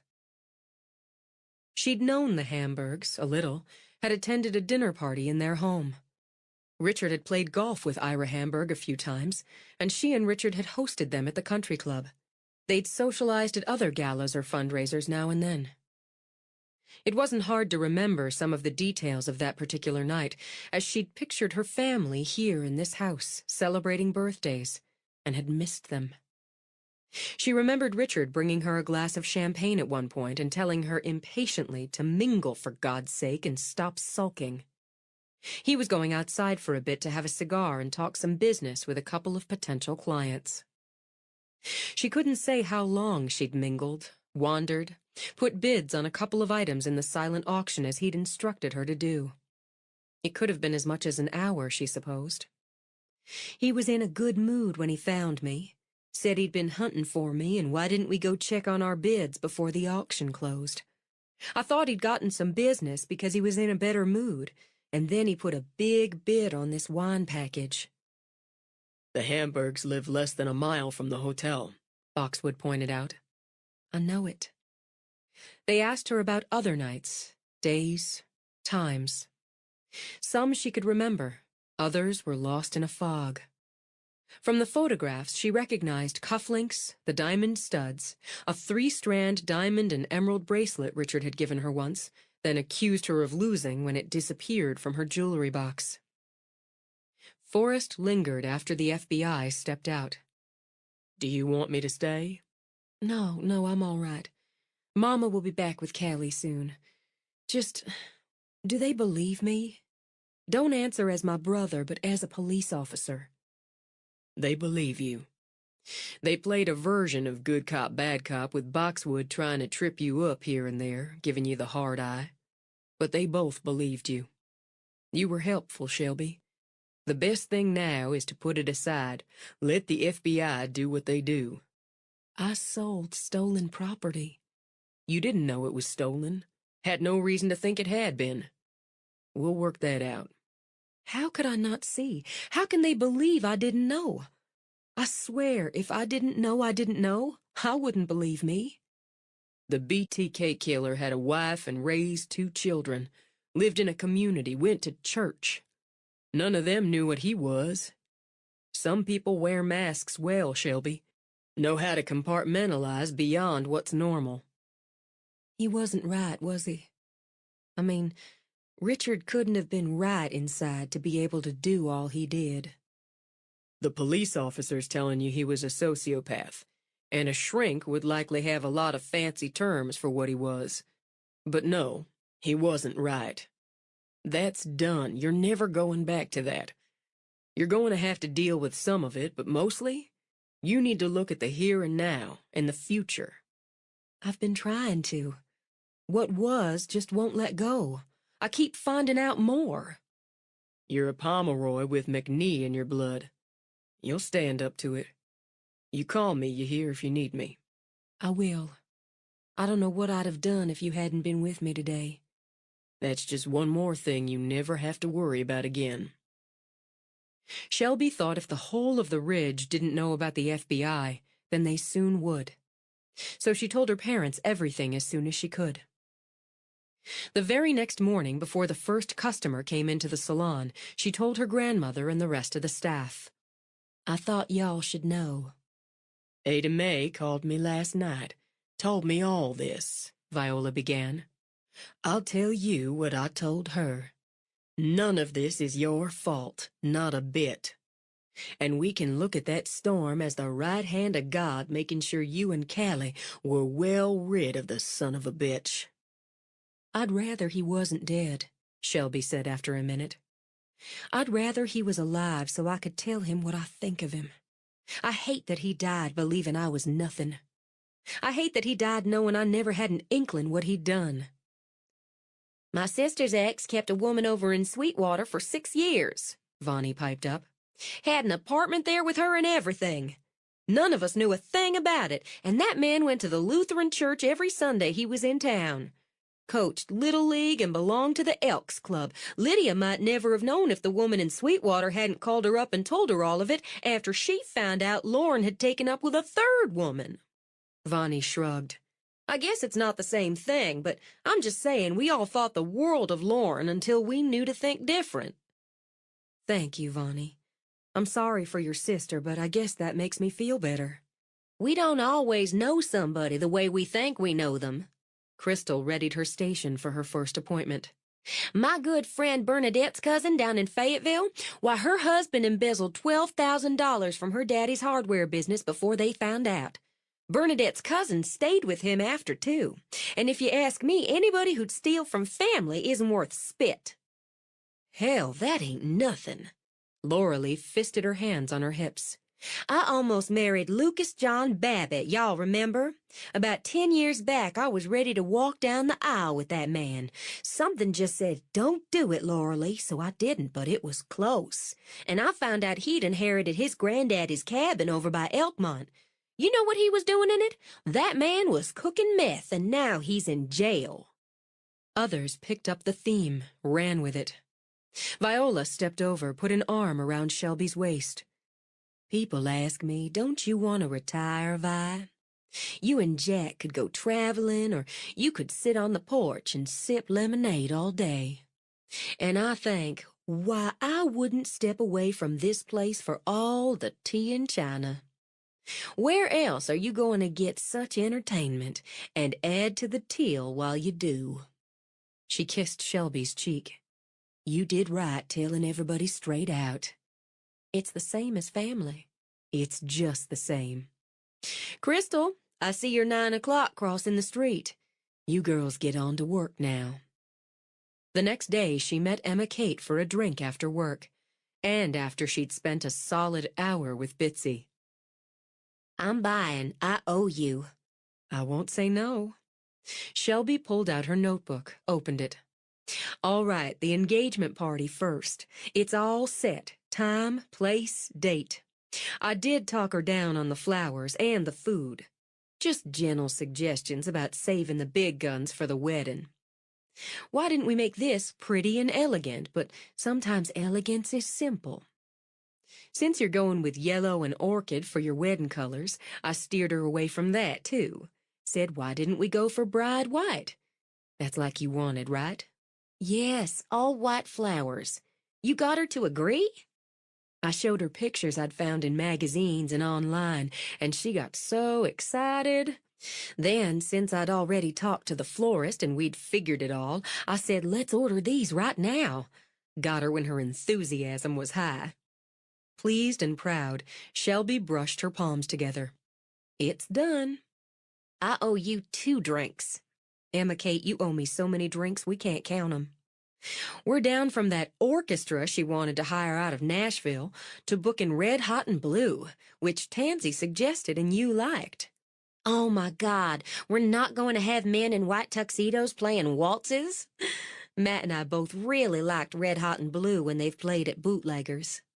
It'll rock some, and be a good chance for you and Matt to see if you want them for the wedding. Want something else, or want to go with a DJ since you haven't decided on that? Meticulously, Shelby ticked it off her list. Then I said to your mama how I'd work with the hotel, as she needed to be fresh and be mother of the bride-to-be, and got her talking about what she'd be wearing, how she wanted her hair, and I'd made up these poster boards of table decorations and flowers and all that. Shelby gave her nails an exaggerated buff on her sleeve. I bowled her over is what I did, then didn't give her much chance to waffle on it. Poster boards? I also decided I'm not showing you. You're going to trust me and be surprised. The wedding, you're in on every little detail, but this is going to be a surprise, and I promise you'll be happy with it. I don't have to think about it? You don't have to think about it. If I didn't love Matt, I might change my mind and marry you. But then, he has certain attributes you lack. Not to mention, between him and Griff, they can fix anything. He's over at Griff's right now, helping out for a couple hours. I expect it'll run to 3 as Matt's got a head of steam working up on finding the right property and building a house, or doing what Griff's doing and finding an old place to rehab. Are you ready for all that? Like I trust you to make everything look beautiful, I trust him to figure that out. I'll have plenty to say about it, but I'll let him get going on it first. All right, then. Shelby wiggled her butt back, leaned forward. Let's talk weddings. They plotted, planned, with Shelby taking notes. Put that down for now. After 20 minutes, Emma Kate waved at the notebook. It's starting to make my head spin. We got a good start here. More than a good start, and it's time to change the channel. I want to know about you. Have you heard any more from the FBI? No. I keep expecting them to come to the door again with a warrant for my arrest as accessory after the fact or something, but they haven't. If they think you had any part of all that, they don't deserve to be special agents. Forrest said the same, Shelby thought, but it steadied her ground to hear it from her best friend. I'm going to go over all the pictures and letters again. I needed to put it away for a couple of days so I could start fresh. Maybe I'll remember something else or find something else. What's the point now, Shelby? Knowing. Just knowing. I don't expect I'm going to find a treasure map to what he stole in Miami or any of the others that are still unfound. I'm supposing there are others still unfound. But knowing feels important. I wish you'd let it go. But the girl I grew up with wasn't ever good at letting things go if they mattered to her. This matters to me. What if I did find something that led to something, that took the police to somewhere else and they found them? At least that woman and her son in Miami would have that. Shelby. Emma Kate took her hand, squeezed it. You're looking for a way to pay them back somehow, like you're paying off all that debt. And none of it's yours. None of it. And that's one of the reasons, I know you slapped the brakes on with Griff. Shifting, Shelby got busy tidying her notes. That's not exactly so. It's close enough. You looked happy together. You looked good together. I just wanted to slow things down some. You've got to move at your own speed, and I'd never say different. I guess he had some things to say about it. Not much. Not to me. Not to Matt either, or I'd have gotten it out of Matt. He's not the vault Griff is, and I know the combination anyway. I expect he might say more tonight, working on the house, having a beer, that sort of thing. I'll get that out of Matt easy enough. He was awful mad. It's hard to know how to deal with a man who gets mad so reasonably. I'd hate that. Emma Kate laughed, sat back. You can't win against reasonable, not really. And what makes it harder? He went by the house when I was working. He'd know I was working and Mama had Callie. Mama said how he went back out with Callie and spent nearly an hour with her on the swings with the puppy. Well, that shows you what kind of dastardly individual you're dealing with. All right, Emma Kate. Shelby let out a sigh. I don't know what to do about it exactly. I've got a right to be mad about some of the things he said. Sipping wine, Emma Kate lifted her eyebrows. Reasonable things? I guess from where he's standing. But that doesn't make them less awful for me. I'm trusting you on this engagement party, and you haven't let me down yet. And I won't. That's why I trust you. Why don't you trust me? Of course I do. I do trust you. Good. Go over there and talk to Griff. Oh, but did I say but on the party? I did not, Emma Kate said definitely. So you trust what I'm saying to you and go over and talk to Griff. Matt says he's been stewing for days. I can see you are too, maybe needed to, but stewing time's over. Go talk it out. One way or the other, both of you are bound to feel better, or at least know where you both stand. She wasn't going to do it. Wasn't it better to just let things sit a while? But the idea sat in the back of her head, nagging through dinner, through the bedtime ritual with Callie. She told herself to settle down, spent the rest of the evening going over the photos and letters again. But she couldn't settle. She went down where her parents held their own evening ritual of TV and needlework. Callie's all tucked in. I wonder if you'd mind if I went out a while? There's something I'd like to do. You go on. Her father gave her an absent smile before he zeroed back in on the ball game. We're not going anywhere. I'm dragging your daddy as far as the front porch when the game's over. We're going to sit and have ourselves a glass of tea and smell the roses rambling up the trellis. You enjoy that, and thank you. I won't be very long. You take your time, her mother said. And you put some lipstick on, fluff your hair some. You can't go over to Griff's without your lipstick. I didn't say I was going to Griff's. A mama knows. You put some lipstick on. I won't be long, Shelby repeated, and got out before her mother suggested she change her clothes. Griff hadn't showered off the day because he'd decided the day wasn't done. Even after Matt left, he kept at it. He broke briefly, let the dog out, fixed a sandwich, let the dog in, but kept focused on the work. He'd finished the closet, and thanks to Matt, the interior was drywalled, had its second coat of mud. So he focused on the window seat he'd designed for the double windows looking over the backyard.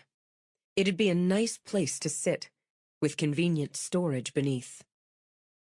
He saw the room finished pretty clearly. And even if that image irritated him half the time, he would damn well stick with it. He made a habit of sticking.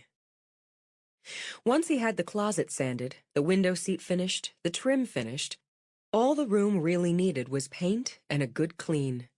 Well, some punch-out, outlet covers, light switch covers, and he figured and had wired for a ceiling fan with a light kit. Had to find the right one that worked with his image of the room.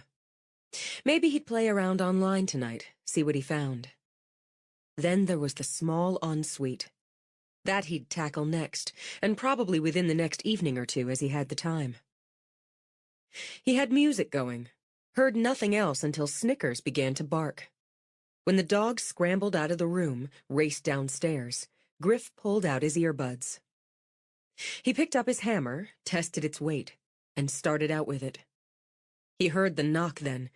He really needed to do a doorbell, and though he doubted the laptop invader would bother with a knock, he glanced out the landing window and saw Shelby's van. Emotions rolled up, conflicting, contrasting.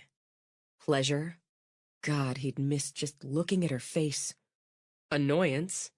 Whose fault was it he hadn't seen her face?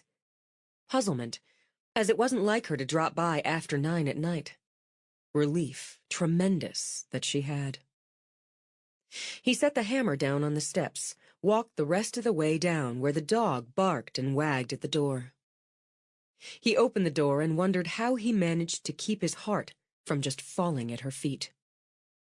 I hope it's all right I came by, she began. I wanted to talk to you. And he wanted to pluck her right off the ground, feel her hang on to him while he kissed them both brainless. Sure. Hey, Snickers. There's a good dog, she soothed as she bent over to rub him. Look how he's grown already. Maybe we could sit outside. It's such a nice night. We can do that. You want a drink or anything? No, don't bother. You're working. You smell like sawdust and sweat, in a good way. Just fiddling with a couple of things. I could use a break. He stepped outside, gestured to one of the chairs. I know you're mad at me, she began as she sat, and kept rubbing the dog, who plopped his forefeet on her knees. And you were clear as to why. Okay. I tried to explain my reasons to you, but I don't think you understand. I understand, he countered. I just don't agree with your reasons. You haven't lived my life, Griffin. One that brought federal agents to the door. I heard about that. And I heard they were grateful for your cooperation. Forrest. He wasn't passing on state secrets. Plus, they talked to me. They... Her hands stilled. Her head whipped around. They came here? Just for a chat. It's also not a state secret you and I have spent time together since you got back. It wasn't a problem. Her eyes sparked, flashed. Temper, resentment, frustration. He saw the mix clearly enough. Why can't you see it's a problem for me that they'd come here, ask you questions about something you didn't have anything to do with? You haven't lived my life either, Shelby. They knew about the laptop business, so they followed through. The way I look at it, having the locals and the feds involved in this is only a good thing. He killed someone. What? They didn't tell you that. And Forrest didn't choose to impart that information in his reports to you? No. And don't be so snotty about it. Your brother's my friend, he continued, before she could toss something else at him. He doesn't report to me. He talks to me. She had been snotty about it, she admitted, but put it aside, she ordered herself, and say what needed saying.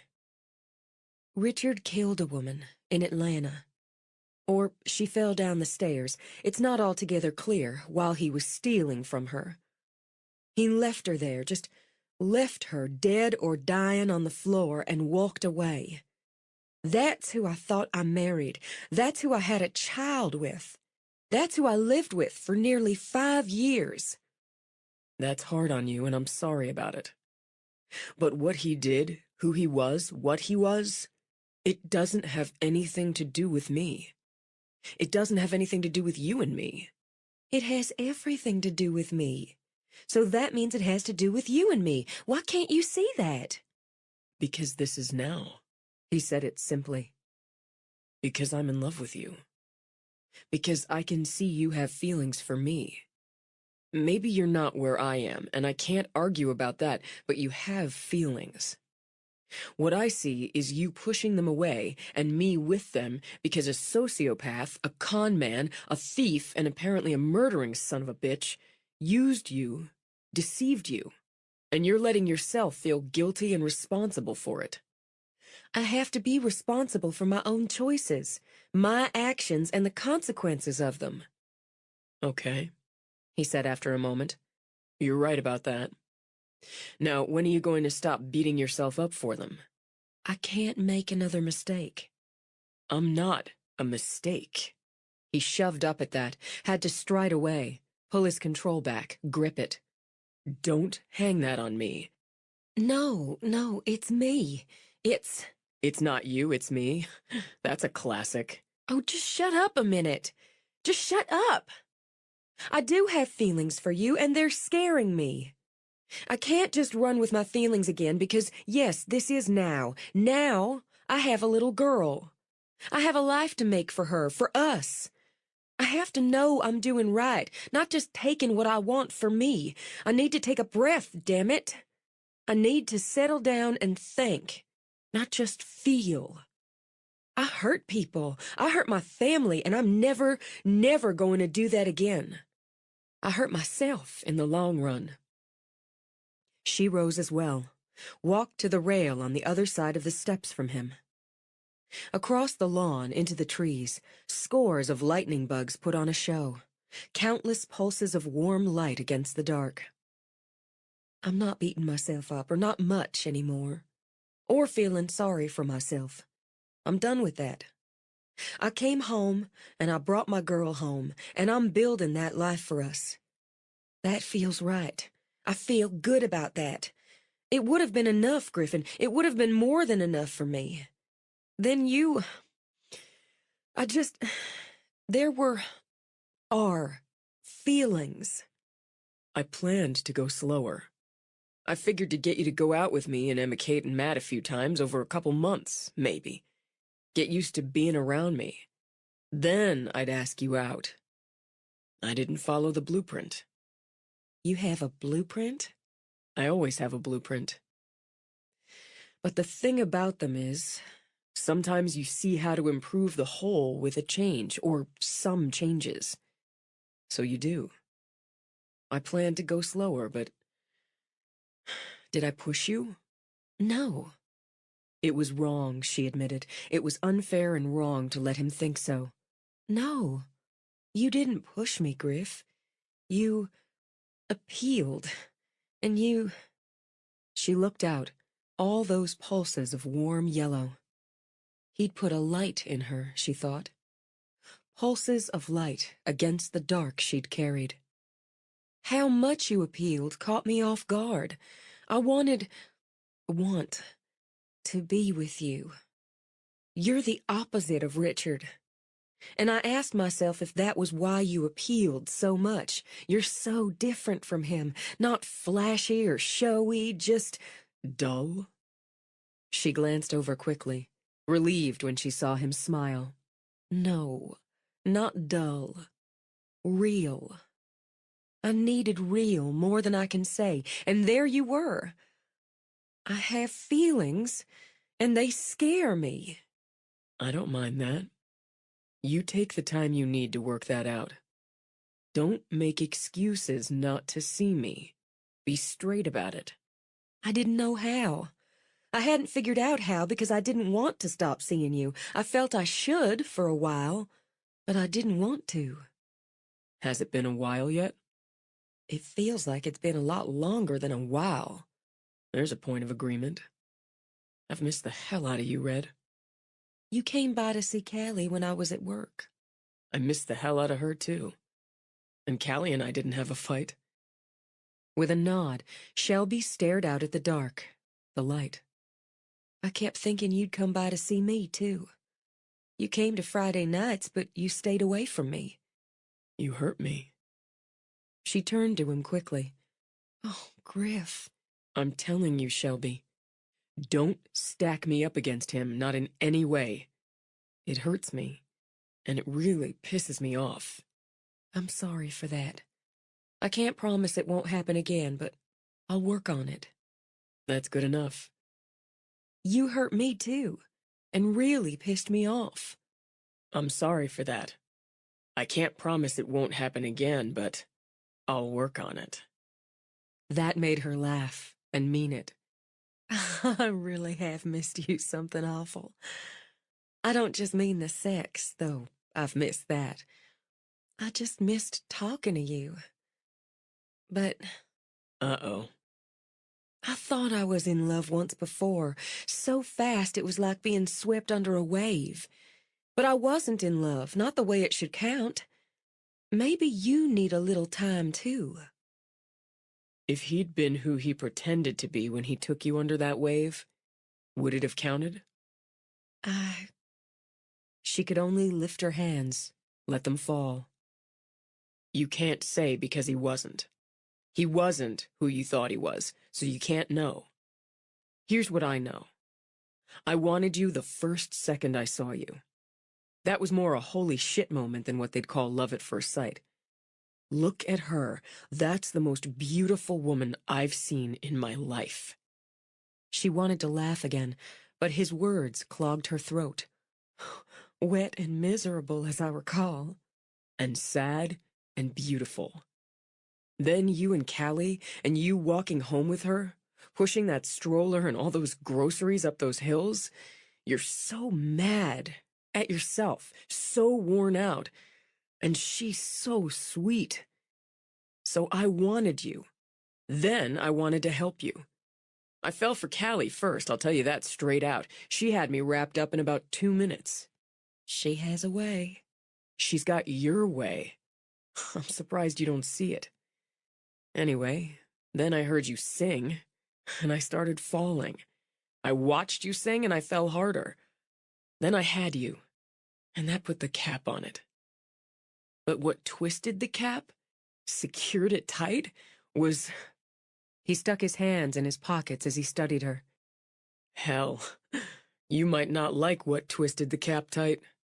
I want to know. There isn't a woman in the world who wouldn't. All right. What twisted the cap tight? You punching Melody. I don't think I'm a particularly violent man, but when you did that, all I could think was, well, hell, Griff, you're in love with her. You'd be a fool not to be. You're making that up. I'm not. He stepped toward her, laid his hands on her shoulders. I had to pull you off. Sort of wished I didn't have to, but I realized, yeah, I want her. I want to help her. I can fix some things for her. But god damn, a woman who throws a punch like that?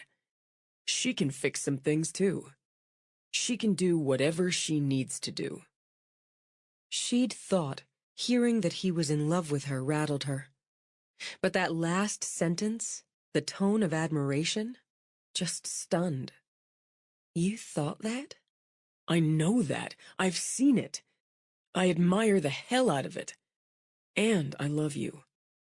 So I don't mind scaring you a little because you'll handle it. But when you look at me, Shelby, you'd better see me. Just me. When you think of me, just me.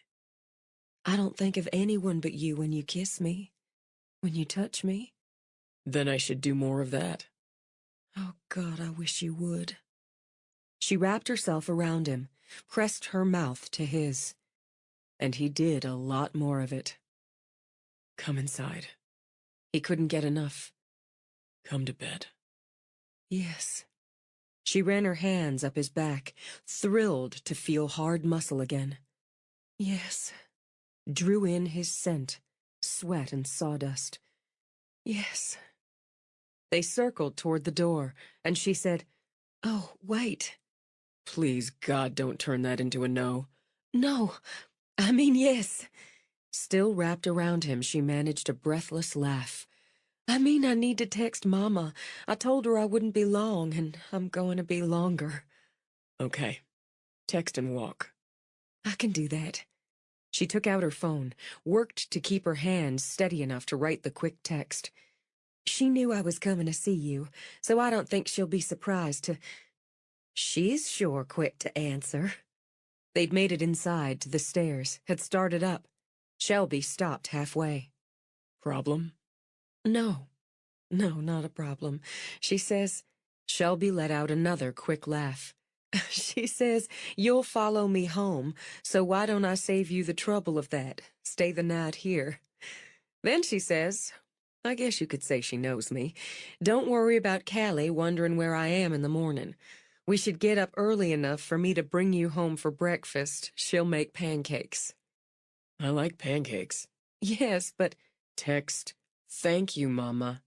We'll see you in the morning. He nudged her up another step so they were eye level, then laid his lips on hers. Stay. Sleep with me tonight. Wake up with me in the morning. How could she resist? Why would she? She trailed her fingers over his cheeks. I wasn't expecting to. I don't have a thing to sleep in. If that's an issue, I won't sleep in anything either. We'll be even. That's fair. She laughed again, a little giddy, when he swept her up, carried her the rest of the way, with the puppy running to catch up. 26. Shelby wound her way into the 50s, mixed up the playlist with bluegrass. She slipped in early to rehearse, thought it wonderful and amazing that she already had more than half a dozen Friday nights in her pocket. Tansy applauded when she finished, rolling in my sweet baby's arms. Love it! I didn't see you over there. I thought I'd punch in some bluegrass, mix in the folk and traditional with the standards. I thought I'd weave in a lot of Patsy Cline, like a featured artist. I love that too! It's going to be even better when we bring in some musicians, have a real stage, which we will by September, October latest according to Matt. The permits came in this morning. Tansy, that's such good news. I can't wait to get started. I'm scared too, as we're pouring a lot of money into this expansion, but the last few weeks sure show people like coming in on the weekend, hearing live music. You talked Derek into trying every Saturday night for a band, didn't you? Raising her joined hands over her head, Tansy turned a victory circle. We're going to try it out for the rest of the summer, then see if the take justifies the outlay. You're a big part of why we can do all this, Shelby. I don't know how long it would have taken me to talk Derek into the expansion if you hadn't hit it with Friday nights. I love doing it, and you gave me a chance. I guess it's worked out pretty damn perfect for both of us. She stepped off the little stage. How are you feeling?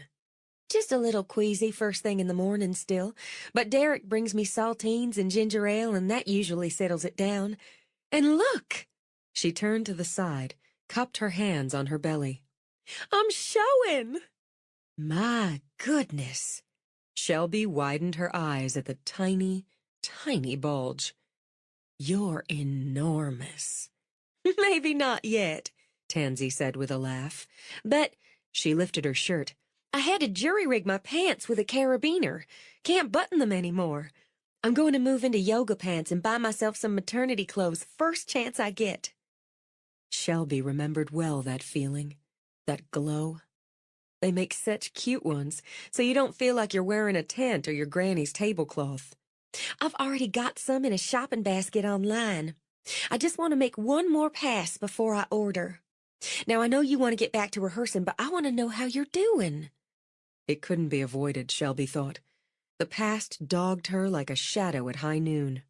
I'm so sorry you had to talk to those agents. Derek and I were fine with that, don't you worry. Forrest said they've gone back to Atlanta. There wasn't much I could do to help them find all Richard stole. I know it's silly, but I feel like if I could remember something or tell them something that leads them to finding even one more thing, I'd be better about it all. When it comes down to it, they told me more than I could tell them. It's hard what they told you. It taught me something. If I want Callie to grow up to be a smart, strong woman, someone who values family and friends and respects herself, I have to show her. If I want her to know the satisfaction of making something of herself with effort and work, I have to show her. That's what I'm trying to do. It's what you are doing. I feel like I have to counterbalance, you know what I mean, all she's going to hear one day about her father. When she does, she'll have you and your family. She'll have us, your friends. Seems like Richard never learned. Never understood that's more than all the jewels he stole, all the money he swindled. If the years with him had any good to them, it was putting that bone deep in me. I took too much for granted before that. She took nothing for granted now, not the laughter inside the salon or the sighs of pleasure in the relaxation room. She gave her grandmother a quick, impulsive hug after she set more towels at the shampoo stations. What's that one for? Just for you. I'm happy being here with you. I'm just happy. I'd be happy, too, if I had a man like Griffin Lott looking at me like I was the Venus de Milo, Charlize Theron, and Taylor Swift all at once. Crystal paused in her work, snapped her scissors. I swear, I want a man for sex, but if Charlize Theron walked in and said, "Hey there, Crystal, how about we go on over to your place and roll around in the sheets?" I believe I'd take her straight home and give that a go. Amused, Viola rinsed off her customer's hair. Charlize Theron. Is she the only one who'd tempt you to switch over from a man? I believe she is. Now that Jennifer Lawrence, she's as pretty as they come, and I do believe she'd be nothing but fun to sit around and have a drink with. But she's no Charlize Theron. Who'd you switch with, Shelby? What? Who's your fantasy lesbian lover?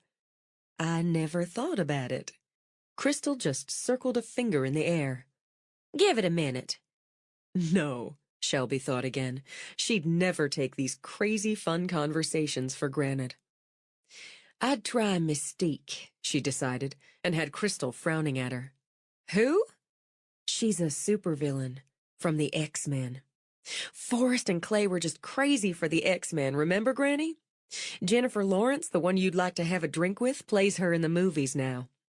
Mystique can change into anybody, any shape, anything. So it seems to me a roll in the sheets with her would cover about anything you were after. I believe we have a winner, Viola decreed, and sat her client down in the chair. A couple of hours later, she cuddled baby Bo and watched Callie and Jackson play on the swing set. She thought it would rain by nightfall. She could scent it, see it. But for this moment, it was about as perfect a late spring evening as she could ask for. Her father was delayed at the clinic, so Clay saw to a few little gardening chores, and Gilly sat in the porch rocker, banished from the kitchen by her mother-in-law. It ought to be illegal to feel this happy, Gilly said. I'm awful glad it's not. Today I'd be sharing a cell with you. I saw Griff today. She'd have to get used to people equating her happiness with Griff, and they weren't altogether wrong. You did? I took the boys for a walk this morning before the heat set in, and he was down the road a bit fixing Miss Hardigan's gate, the sheriff's mama. She was in the salon today. I stopped for a while. It's nice of him to go by and see to little things like that for her. They don't charge her for those little things. I know 'cause she told me herself. She gives them baked goods, and she knitted them both caps and gloves for Christmas. Look how big Jackson is. It wasn't so long ago he couldn't get up on that swing unless one of us lifted him onto it. And Gilly's eyes filled. She waved a hand in the air as Shelby patted her arm. I've still got too many hormones, I guess. But I don't think I'm going back to work, Shelby, when my maternity leave runs out. I didn't know you were thinking about that. I know you love your job at the hotel. I do, and I wasn't thinking about it, not really, until... She reached over, stroked a finger over Bo's cheek. I just don't think I can stand to leave them both. I just want to stay home with them for a while. A year, maybe. Clay and I have talked about it. We know things will be a little tight, but... It's hard. It's hard to choose. It's hard to have to choose. I love my work, I really do. I'm good at it, too, but I want this year. That's all. I want this year for myself and my family. 1 year out of all the rest doesn't seem like too much, but it would be everything to me. Then you should take it. You've worked at the hotel since college. I bet they'd give you like a sabbatical. Maybe they can't hold your job, I don't know, but I bet you could go back when you're ready. And you won't have any regrets. It's putting a lot on Clay. He's got strong shoulders, Gilly. I never thought I'd want to stay home full-time, but I want this year. What about you? What do you want? It feels like I've got it. For tomorrow. Shelby glanced at the kitchen door. I was thinking. Just thinking. I haven't told anybody but Emma Kate as yet. I know how to keep quiet. You do. Once I get my head all the way above water, if I can find my own place and I can find one I can work out of, I was thinking, maybe I could start up some kind of decorating business, designing and coordinating. You've always been good at it. I've been taking some classes online to get more experience and education, just a couple to start, she added. Ones I've been able to fit in. You fit in more than anyone I know. except Granny. Maybe I'm making up for not having enough to do for so long. I thought, well, if I could prove myself, Griff and Matt might use me some or talk me up to their clients. Sure they would. They have to redo rooms and areas up at the hotel regularly, Shelby.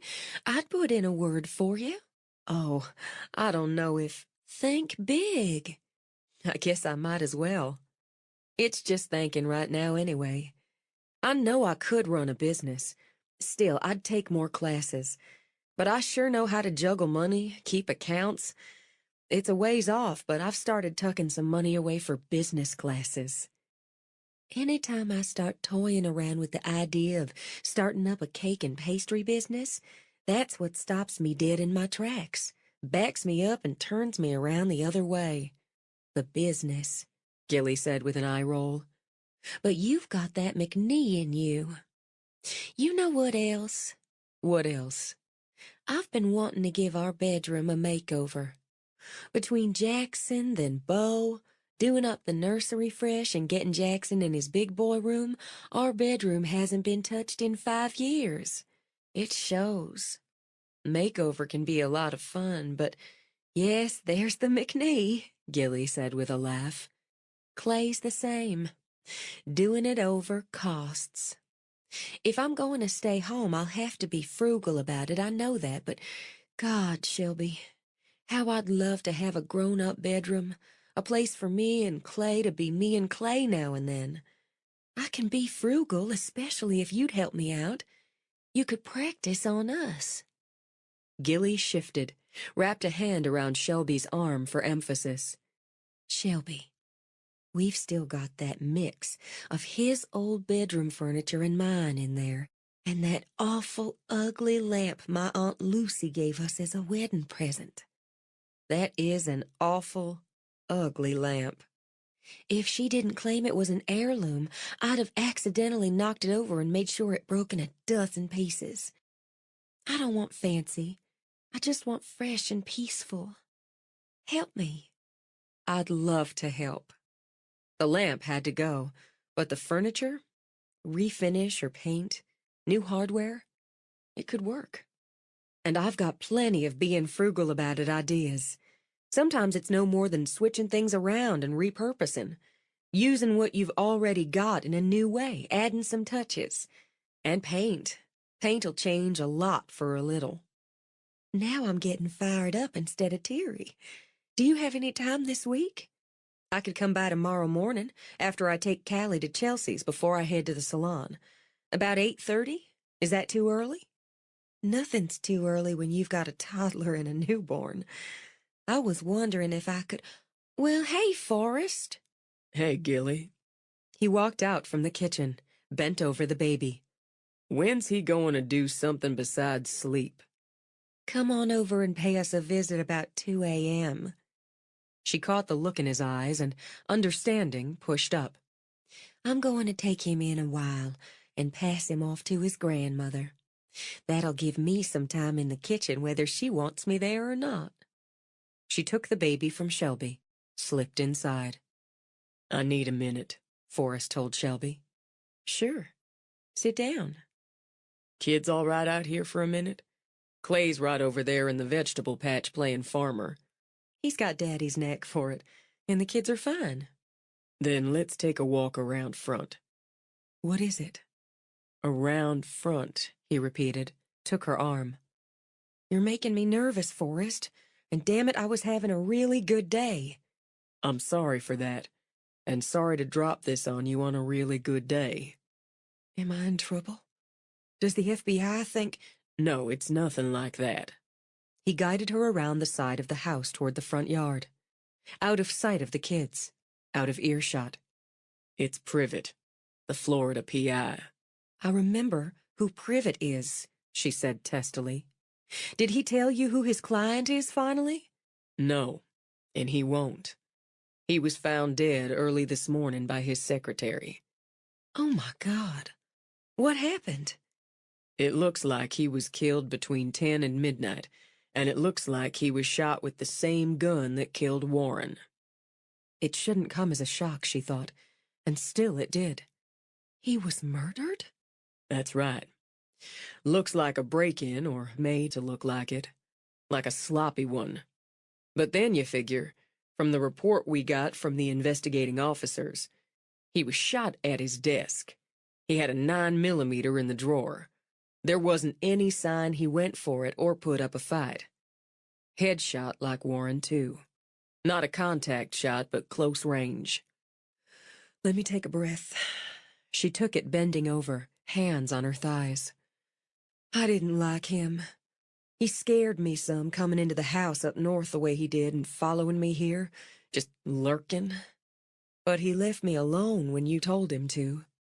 They found pictures he'd taken of you and of Callie in his office, in his files. Callie? Some notes he'd made, an expense account, not yet paid and overdue according to the file. They don't have the name of the person who hired him to shadow you.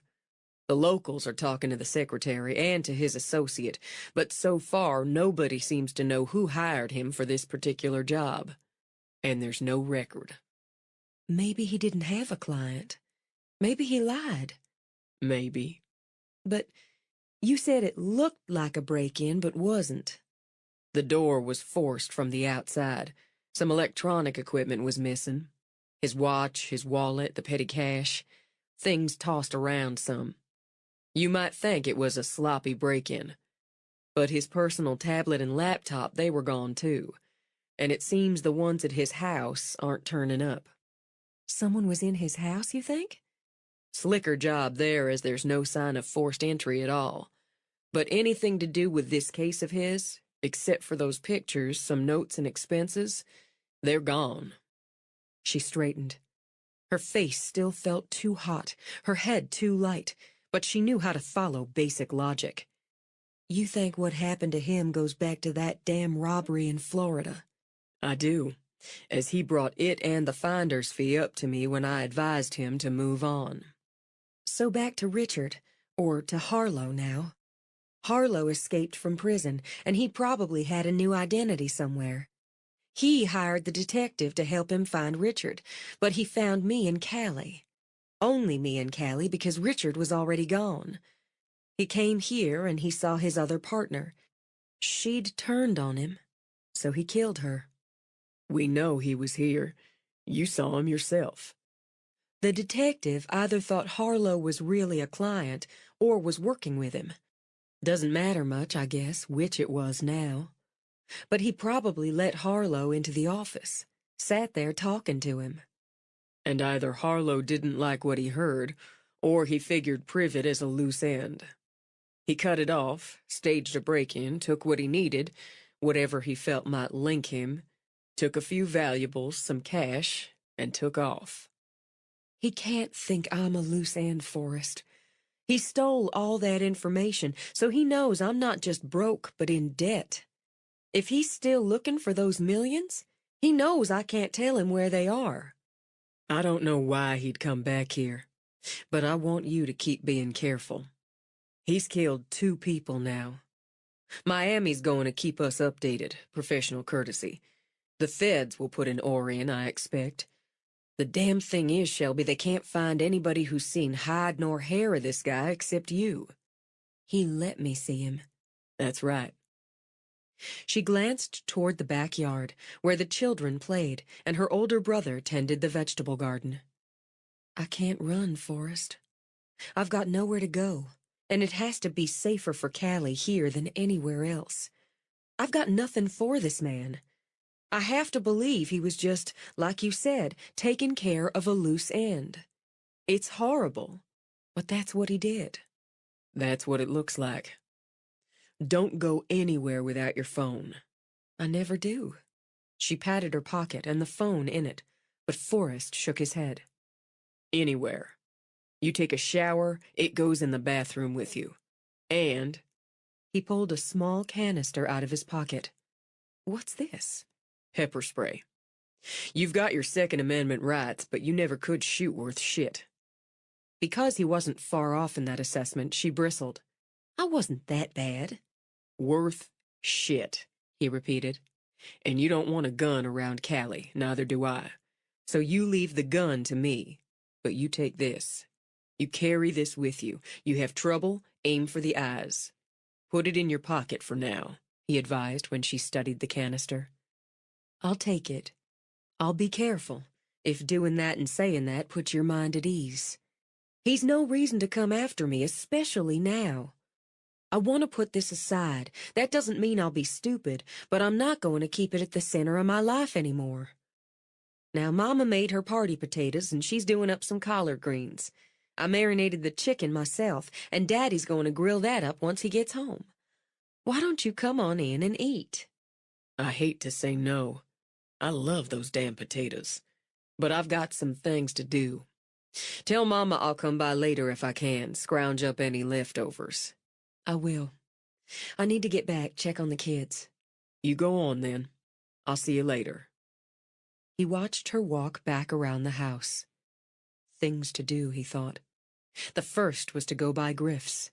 It wouldn't hurt to give his friend the information. He wanted as many eyes on his sister as he could get. On his hands and knees, Griff set the next tile on the bathroom floor. The golden sand color made him think of the beach, so he thought the little ensuite would be both pretty and cheerful. While he listened to Forrest, he sat back on his heels. It can't be random. Breaking into a PI's office? That PI's office? Killing him? You guys with the badges can't think that's random. It's being looked into. No, Forrest added, leaning on the door jamb while Griff worked.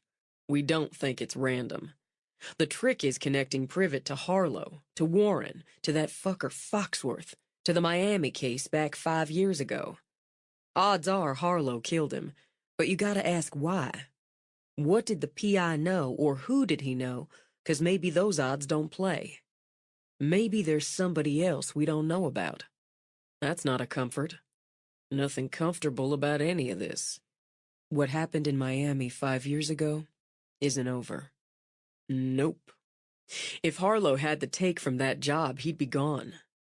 Maybe the PI was the last thing he had to cross off, and now he is gone. Griff set the spacers, moved to the next tile. Then again, if the PI knew where the take was, it seems like he'd have been gone. It's a puzzle. You're worried this Jimmy Harlow may be missing some pieces yet, and may still think Shelby's got them.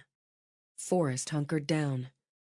There's not a lot we can do here but keep hunting for him locally, asking questions, showing his picture around.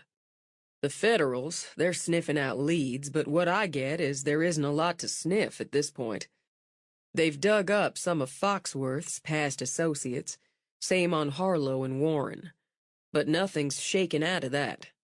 Not that they're telling us local badges anyway. Do you think they're holding back?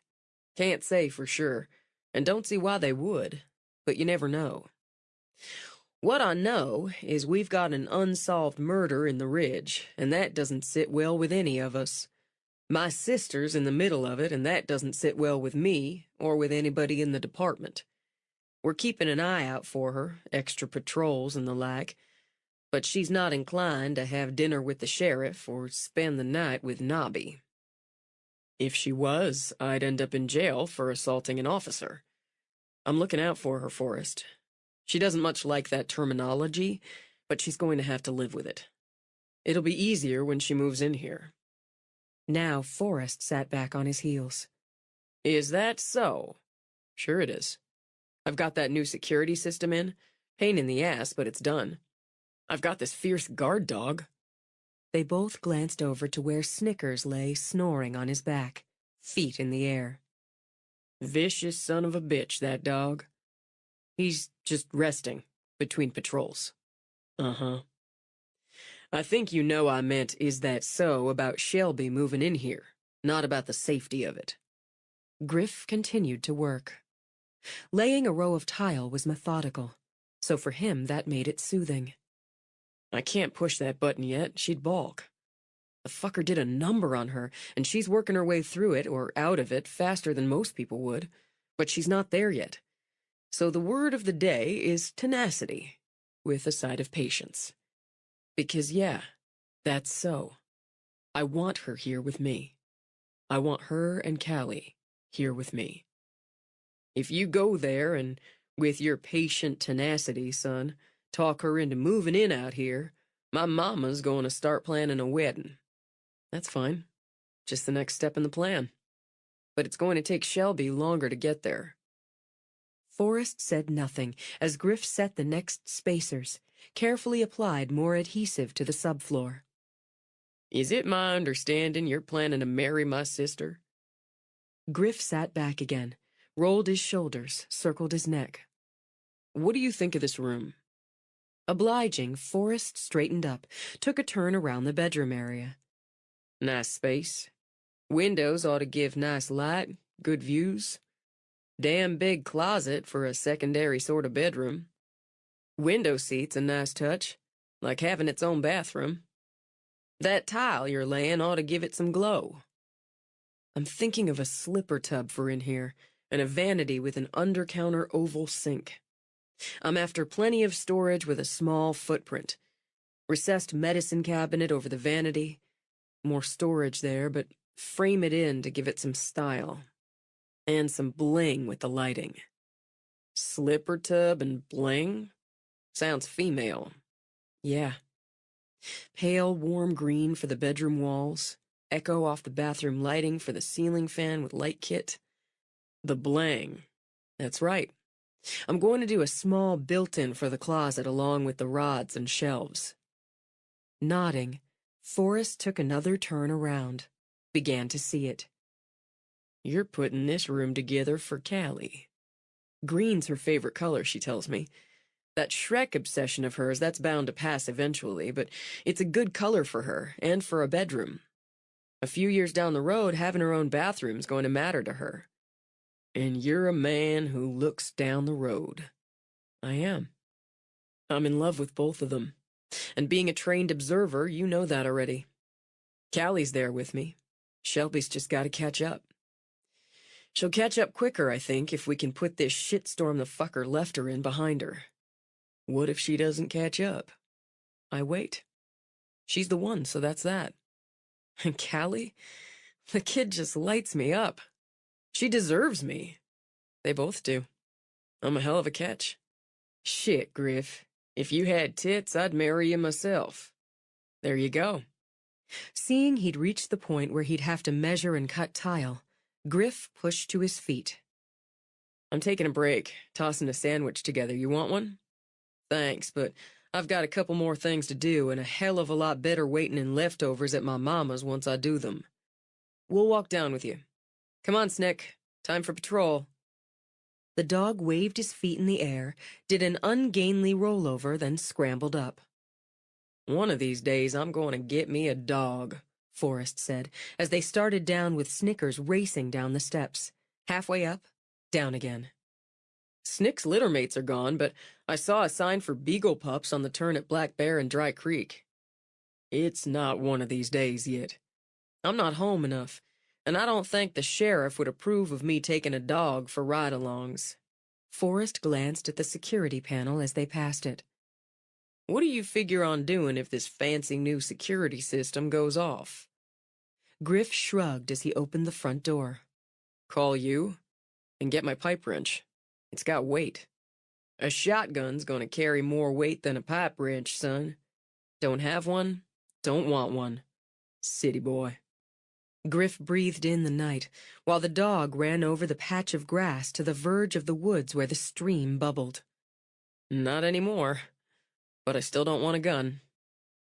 He looked west to the faint blush of pink the setting sun painted on the clouds that smoked over the mountains. I never had any trouble here. Worried about it some when I had all that copper for rewiring and plumbing. That stuff's like gold and easy to transport. But nothing but that once, and that's direct to the fucker in the shitstorm. Like his friend, Forrest looked west, toward color and cloud. You've got a good spot here, Griff. It's got a feel to it. Appealing, settled. But it's a fact. It'd take a solid 10 minutes for us to respond to that 911 should you call for it.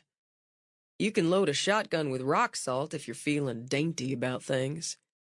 I'll leave the firearms to you, Deputy. I'm damn good with a pipe wrench. Suit yourself.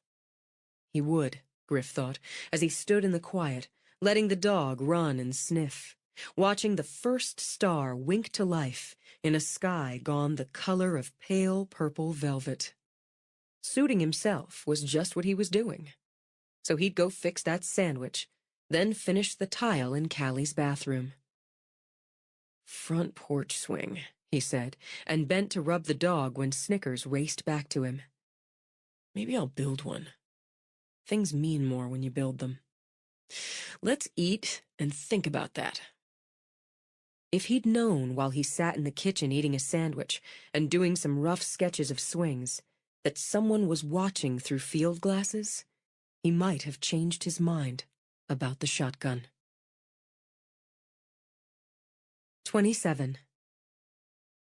It took time to finish the room he wanted for Callie, to build a front porch swing. But he had plenty on his hands, as Shelby was wrapped up in the plans for the engagement party. Or more, from what she said, in keeping Bitsy under control.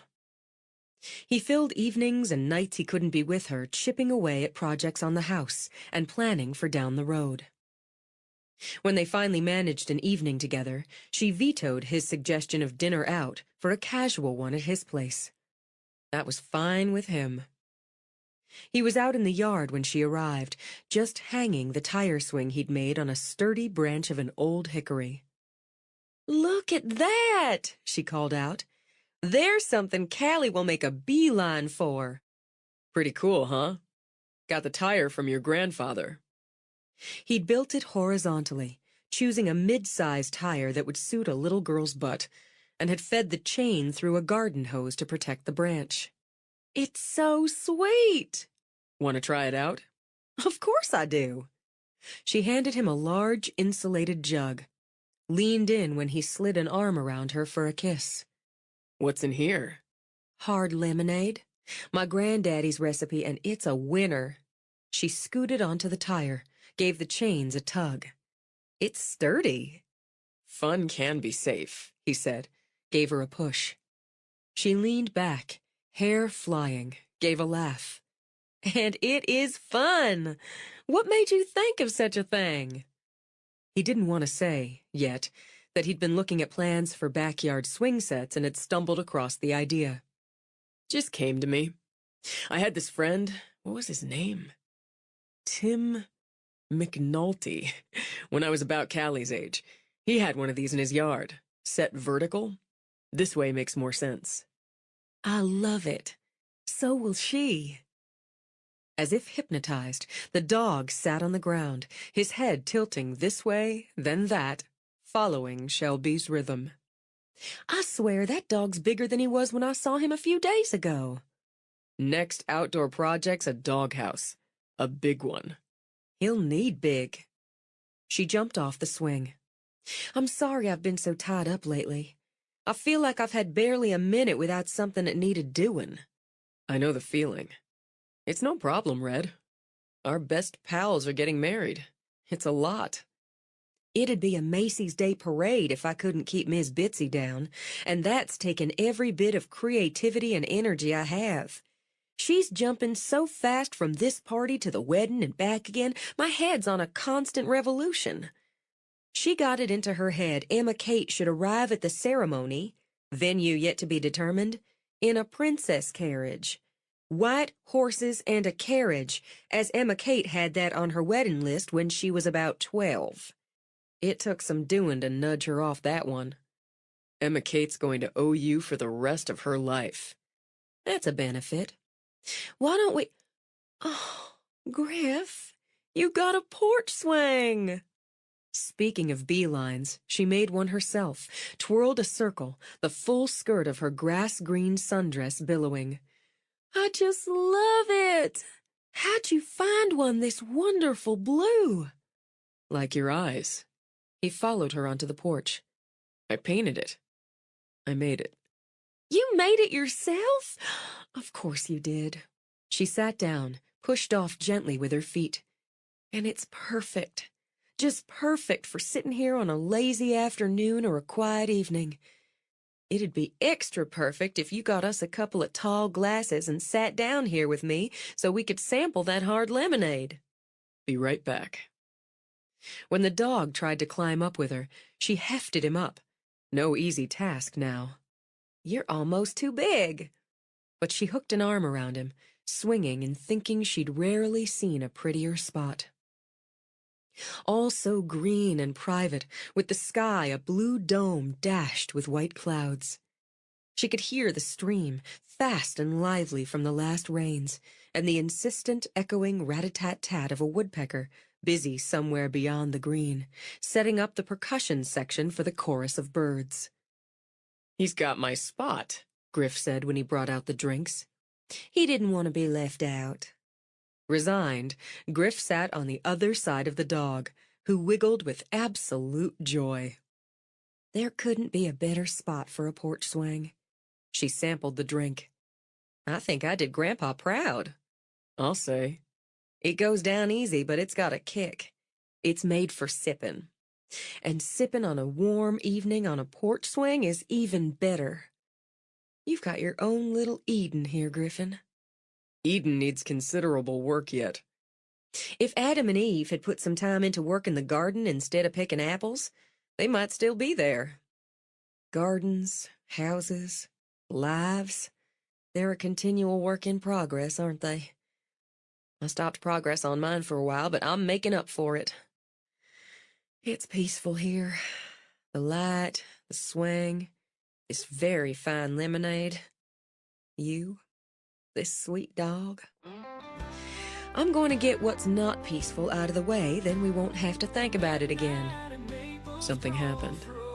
I don't know for certain, but I know now you didn't talk to Forrest this afternoon. No, not today. I'm guessing he knew I was coming over and I'd tell you.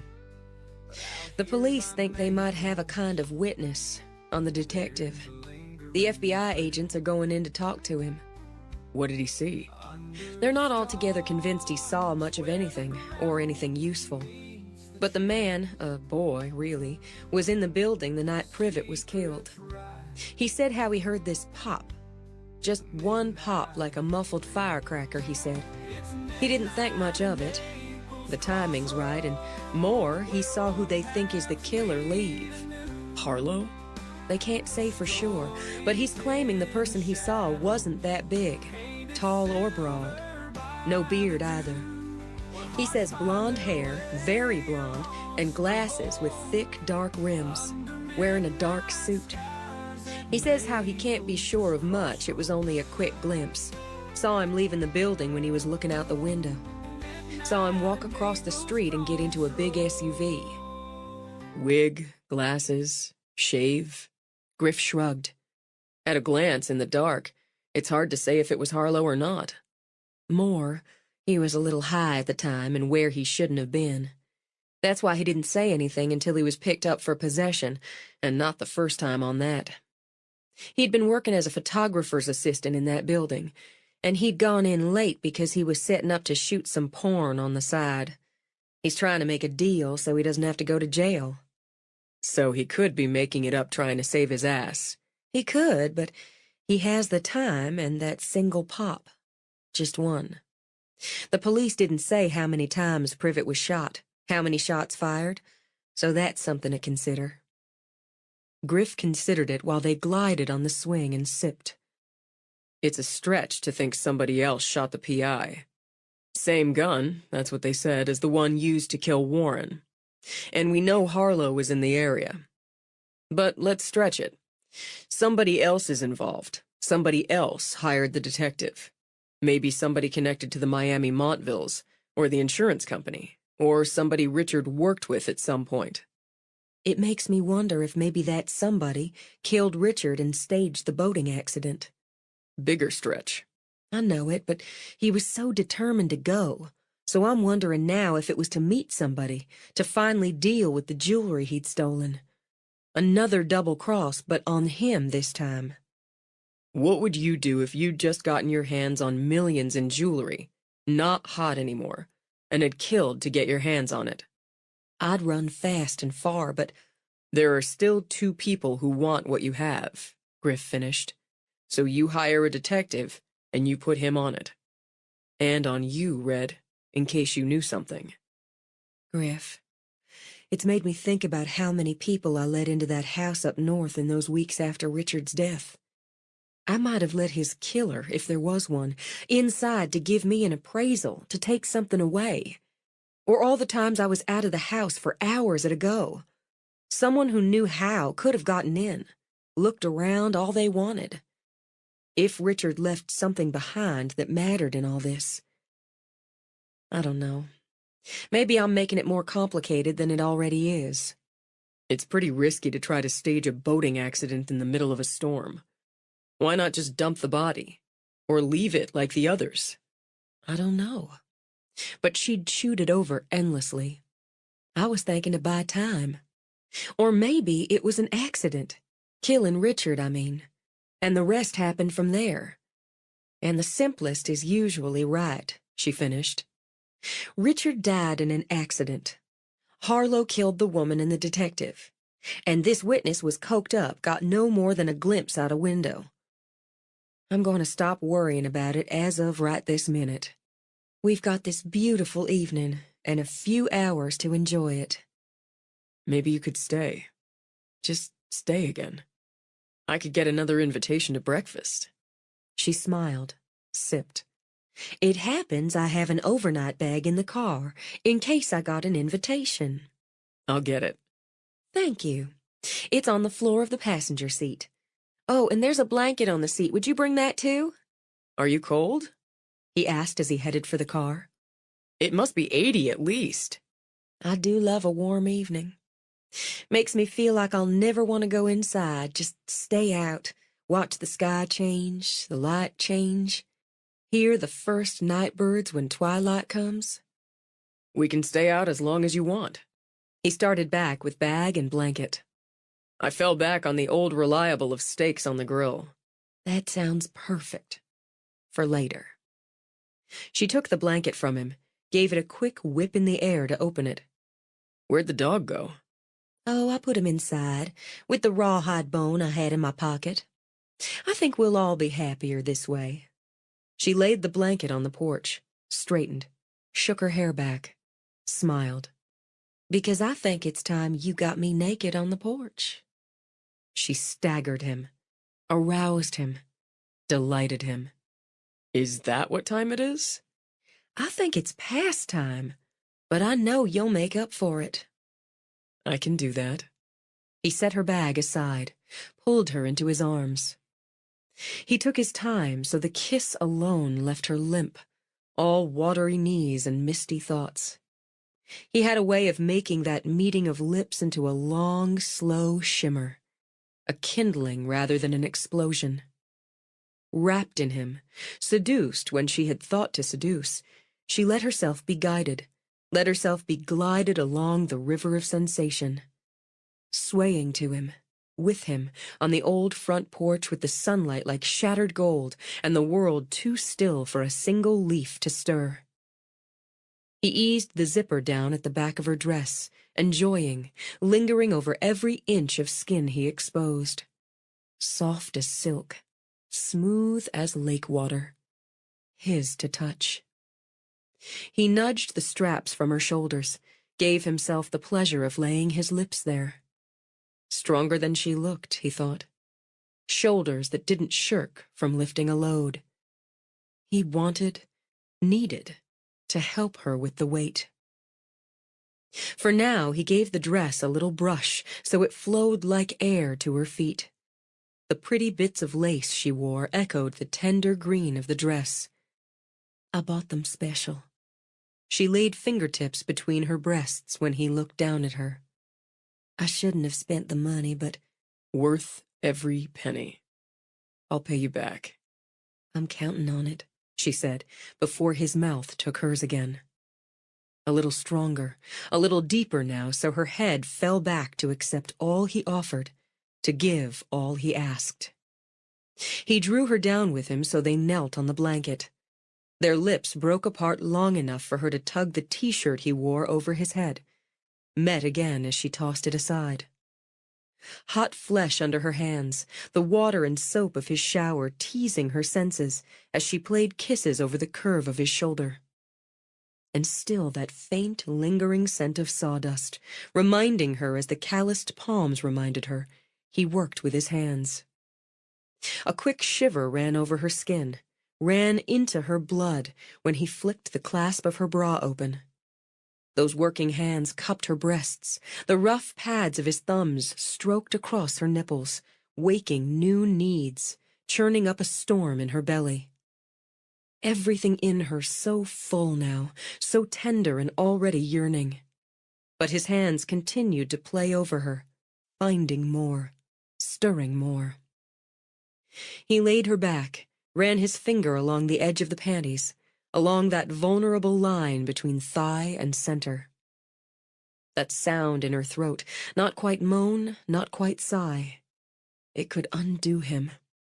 His own needs gathered, but he held them, floating his palm over the lace, building the heat under the thin barrier until her hands lost their grip on him. Her breath quickened, deepened. The lids lowered over the magic blue of her eyes. His to touch, he thought again. His to have. He slipped that thin barrier away and took her up, took her over with his hands.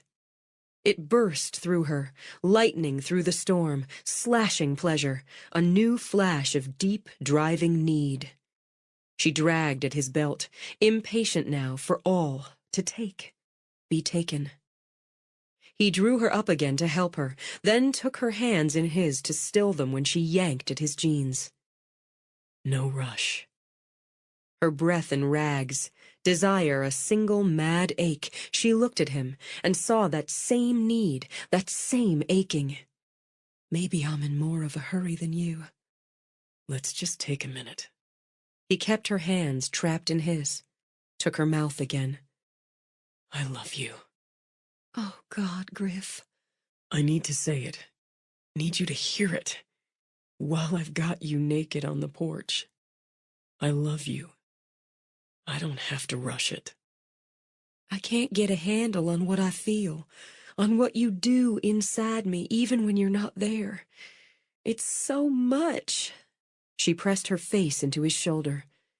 It's all so much. That works for now. He eased her back so he could bring up her hands, kiss them before he let them go. It all works. He shifted, lowering to the blanket again so she lay over him. He threaded his fingers through her hair, loving the mass of it, the wild curls and color. She didn't have his patience, but she tried to find some, guiding him now through the kiss, letting her hands stroke and stir, feeling his heart kick under her lips. When at last there was nothing between them, she rose over him, took him in. Filled, surrounded, joined. She pressed his hands to her heart so he could feel it drumming while she set the rhythm. Slow, she fought to keep it all slow and found the staggering pleasure of that easy pace. Rolls of it flowing in like a sea, building layer by layer like clouds. With the air thick as honey, the sunlight streaming, she rode him over that sea, higher into those clouds. She clung to that breathless peak, then let herself be swept away. She could hear the birds again, little trills and whistles through the circling woods. She could even hear the faintest rustle of the faintest breeze through the trees, like quiet breath, now that her heart wasn't hammering in her ears. And she knew the pure, sated joy of lying limp on the porch, a thoroughly satisfied woman, beside the man she in turn had thoroughly satisfied. I wonder what the UPS guy would have thought if he'd come driving up to the house. Shelby managed a sigh. Are you expecting a delivery? You never know. I didn't even think about it. Who could think? It's nice not to think. It seems I spend most every hour of my day having to do just that. I don't think when I'm singing, and I don't have to think when you start kissing me. I guess it's like a song. I was thinking. Hmm? I was thinking you looked like some sort of mountain goddess. She choked out a laugh. Goddess. Do go on. All that crazy red hair, the moon-white skin, so slim and strong, and eyes like blue shadows. Well, that is like a song. Moved, and a little nervous with it, she rolled over again, propped on his chest. You've got some poetry, Griffin. That's about it. It's more than enough. She traced a finger down his cheek. You could be a god. All these hollows here. And down the other cheek. The sun-streaked hair. All those fine, fine muscles. We're a set. She laughed, lowered her forehead to his. How deep is that stream of yours these days, Griff? I guess about to mid-thigh? Your thigh? That'll do it. Let's go splash in the stream.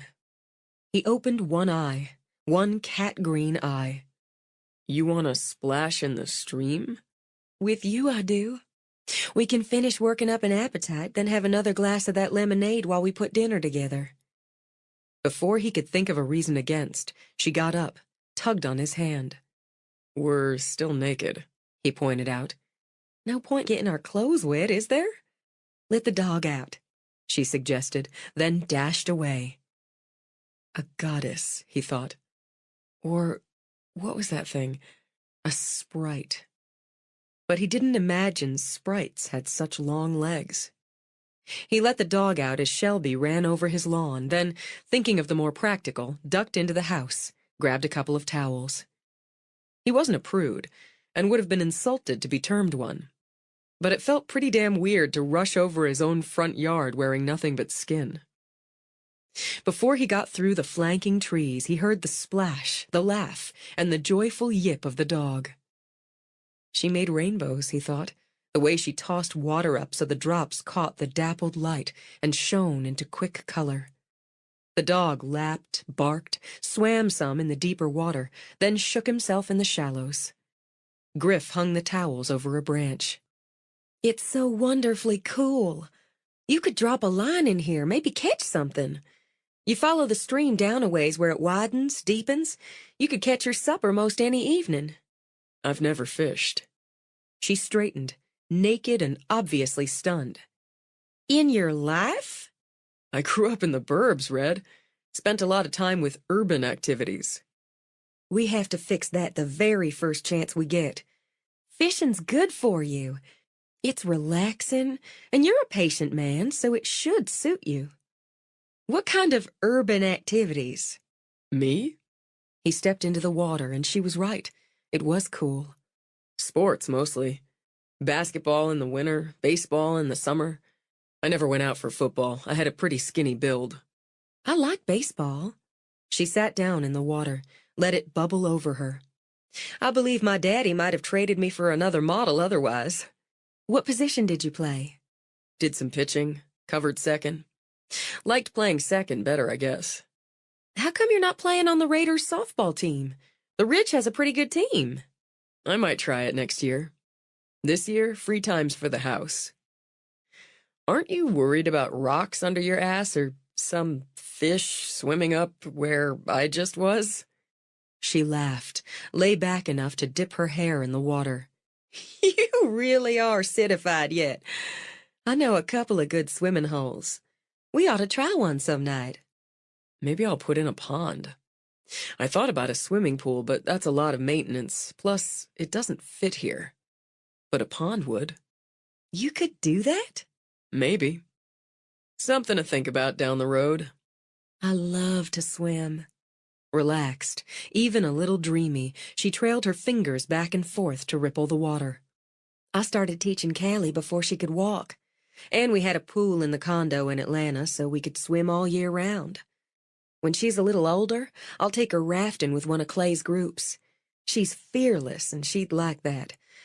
But I want another year or so on her first. She cocked her head. Have you tried that? The whitewater? Yeah, it's a rush. I figured on going again when my parents come down in August. Her trailing fingers stilled. Oh, they're coming for a visit? Working vacation. They'll give me about a week on the place in early August. I've got some work I want to get done before they do. And I want them to meet you. That had nerves dancing in her stomach. I want them to see for themselves I'm not exaggerating. You've told them about me? He gave her a long look. What do you think? Well, she sat up again.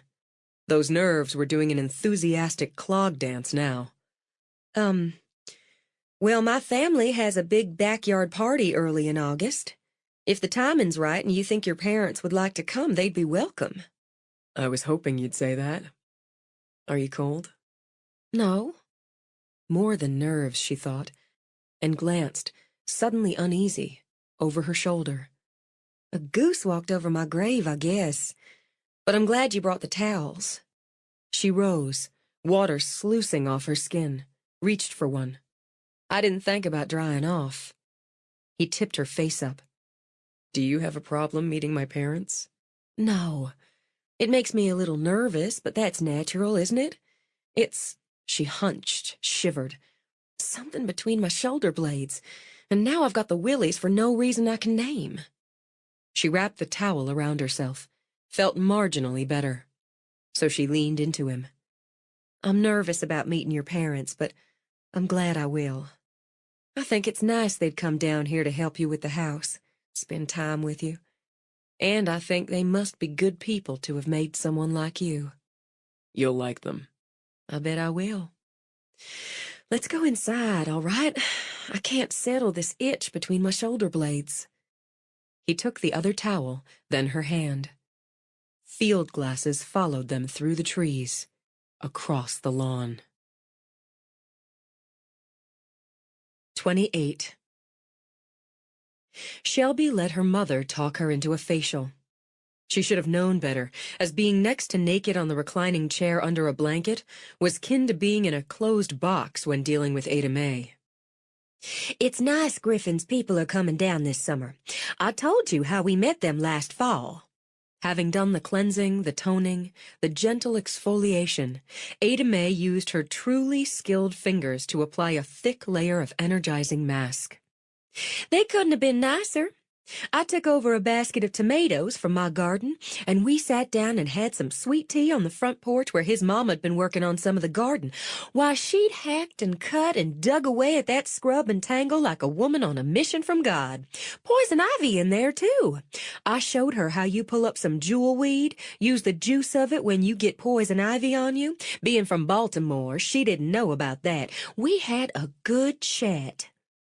You took tomatoes over so you'd get invited to sit on the porch. Neighborly is, neighborly does. I'm saying Natalie, that's his mama's name, is a good woman. And his daddy, that's Brennan, he's a fine man, fine looking, too. Griff favors him to the life, I swear. You know what else? What else, Mama? They're just as fond of Matt, just like he was one of their own, and Emma Kate right along, too. That tells me something about a person, that they can embrace somebody into the family, blood or not. This mask's just going to set a while. I'm going to do your hands and feet while it does. Shelby might have said not to trouble, but no one in the world gave a foot rub like Ada Mae Pomeroy. You need a fresh pedicure, baby girl, and don't say you don't have time. Everybody who works here has to show off the products and services. You know how your granny feels about that. You need some pretty summer toes, that's what. We got that wistful wisteria. It's a good match for your eyes. All right, Mama.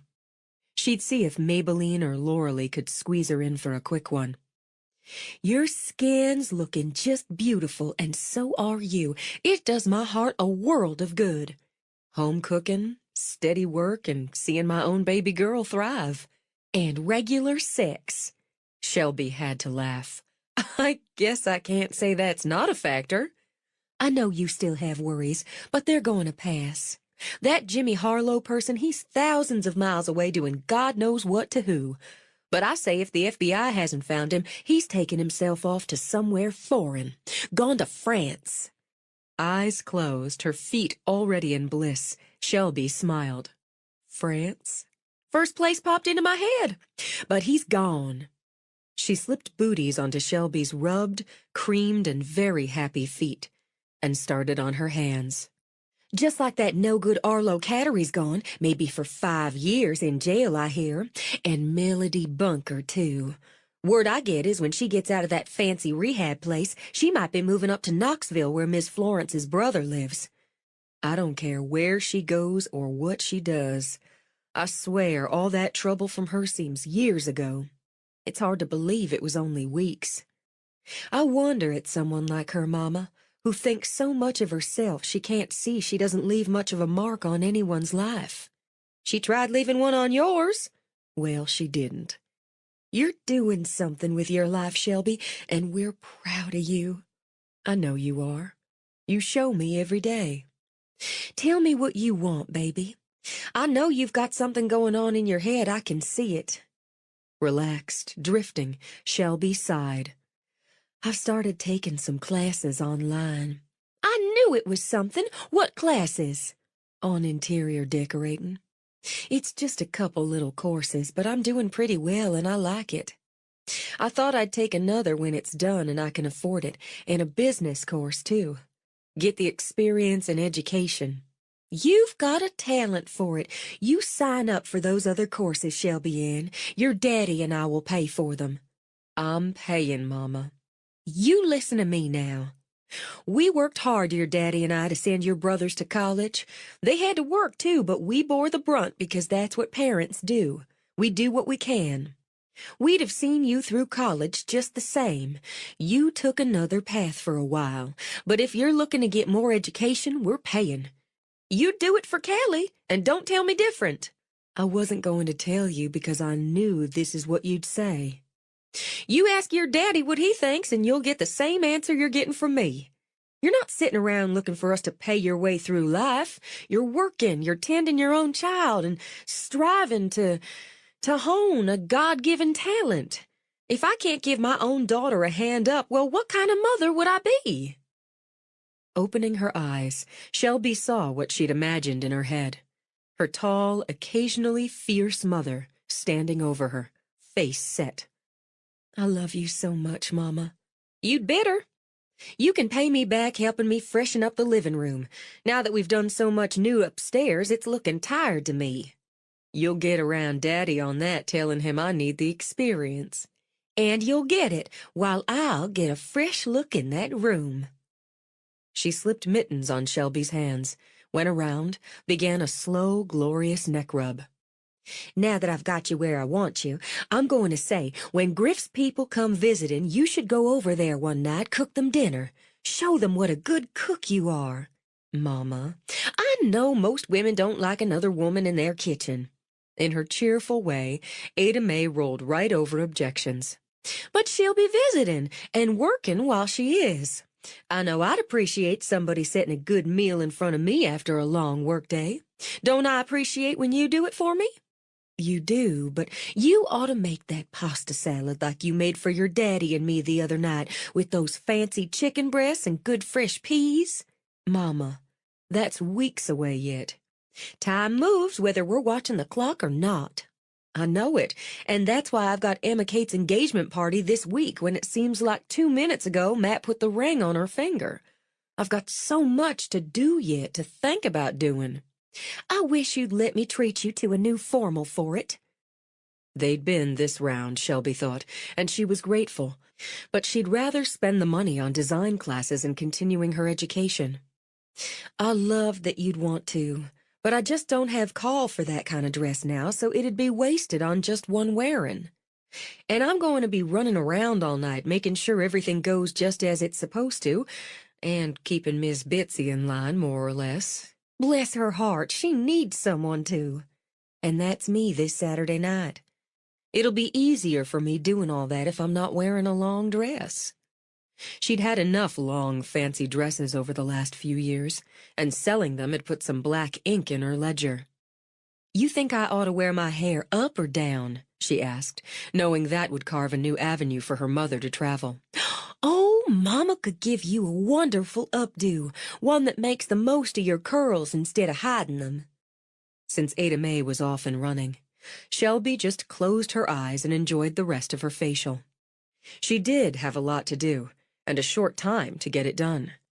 Exchanging emails, calls, texts with the event manager at the hotel ate up considerable, as the manager was grateful to deal with her rather than the bride-to-be's enthusiastic and creative mother. Shelby read that subtext clearly. She had what she hoped would be the final conversation with the florist before the actual event setup, and yet another with Bitsy. But she took a moment, with her new winsome wisteria toes, to sit on the little back patio with her grandmother at the end of the workday. "You're glowing, girl." Shelby took a sip of sweet tea. Mama's a genius. She's got a talent, but she had fine material to work with. You're looking happy these days, and there's no better beauty treatment. It's hard to bring a glow out without the happy. I am happy. Callie's just thriving. We've got a new baby in the family to spoil, and my best friend's getting married. Working here's brought back to me how much I love the Ridge. Then there's the big bonus of my Friday nights at the bar and grill. She took another sip. And last but far from least, I've got myself a boyfriend who makes me glow even when he's not around. I got awful lucky, Granny. Some second chances come too late. You're working for yours. I won't be stopping that anytime soon. Now that I've got my glow on and my nails all pretty, I wanted to see if you'd have time Saturday to do up my hair before the party. Viola eyed Shelby over the rim of her glass. And you're going to let me have my way with it? I'd never question the expert. Good. I've got ideas there. Now, tell me what's really on your mind. Granny always had read her like a book. The party's the main focus right now. Do you know I just talked Miss Bitsy, and it took some doing, out of the last-minute hiring of a small string orchestra to play in the ballroom? God knows what she's going to cook up that we have to toss out again for the wedding when it comes.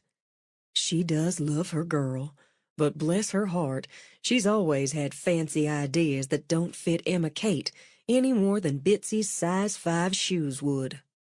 There's another focus in there, Shelby. I can see it. I really do want your opinion and advice. I'm so grateful to be able to work here, Granny. Not just because I needed a job, but because it helped me come back. Helped me feel part of things here again. I want you to know how grateful I am. If you've got another job lined up, Shelby, I'm not going to be upset about it. I never figured this situation here was permanent for you. Running this place wouldn't fit you any more than Bitsy's shoes either. What are you looking at? It's not yet. Probably not for 6 months, maybe longer. Probably longer, she amended. I'm taking a couple classes online, on decorating. You've got a knack for that like Ada Mae does for skin. I used to think you'd make your fame and fortune from your voice, then use your talent for decorating on the big houses you'd have. I'm not willing to do all the work a music career needs. The nights, the touring, the focus again.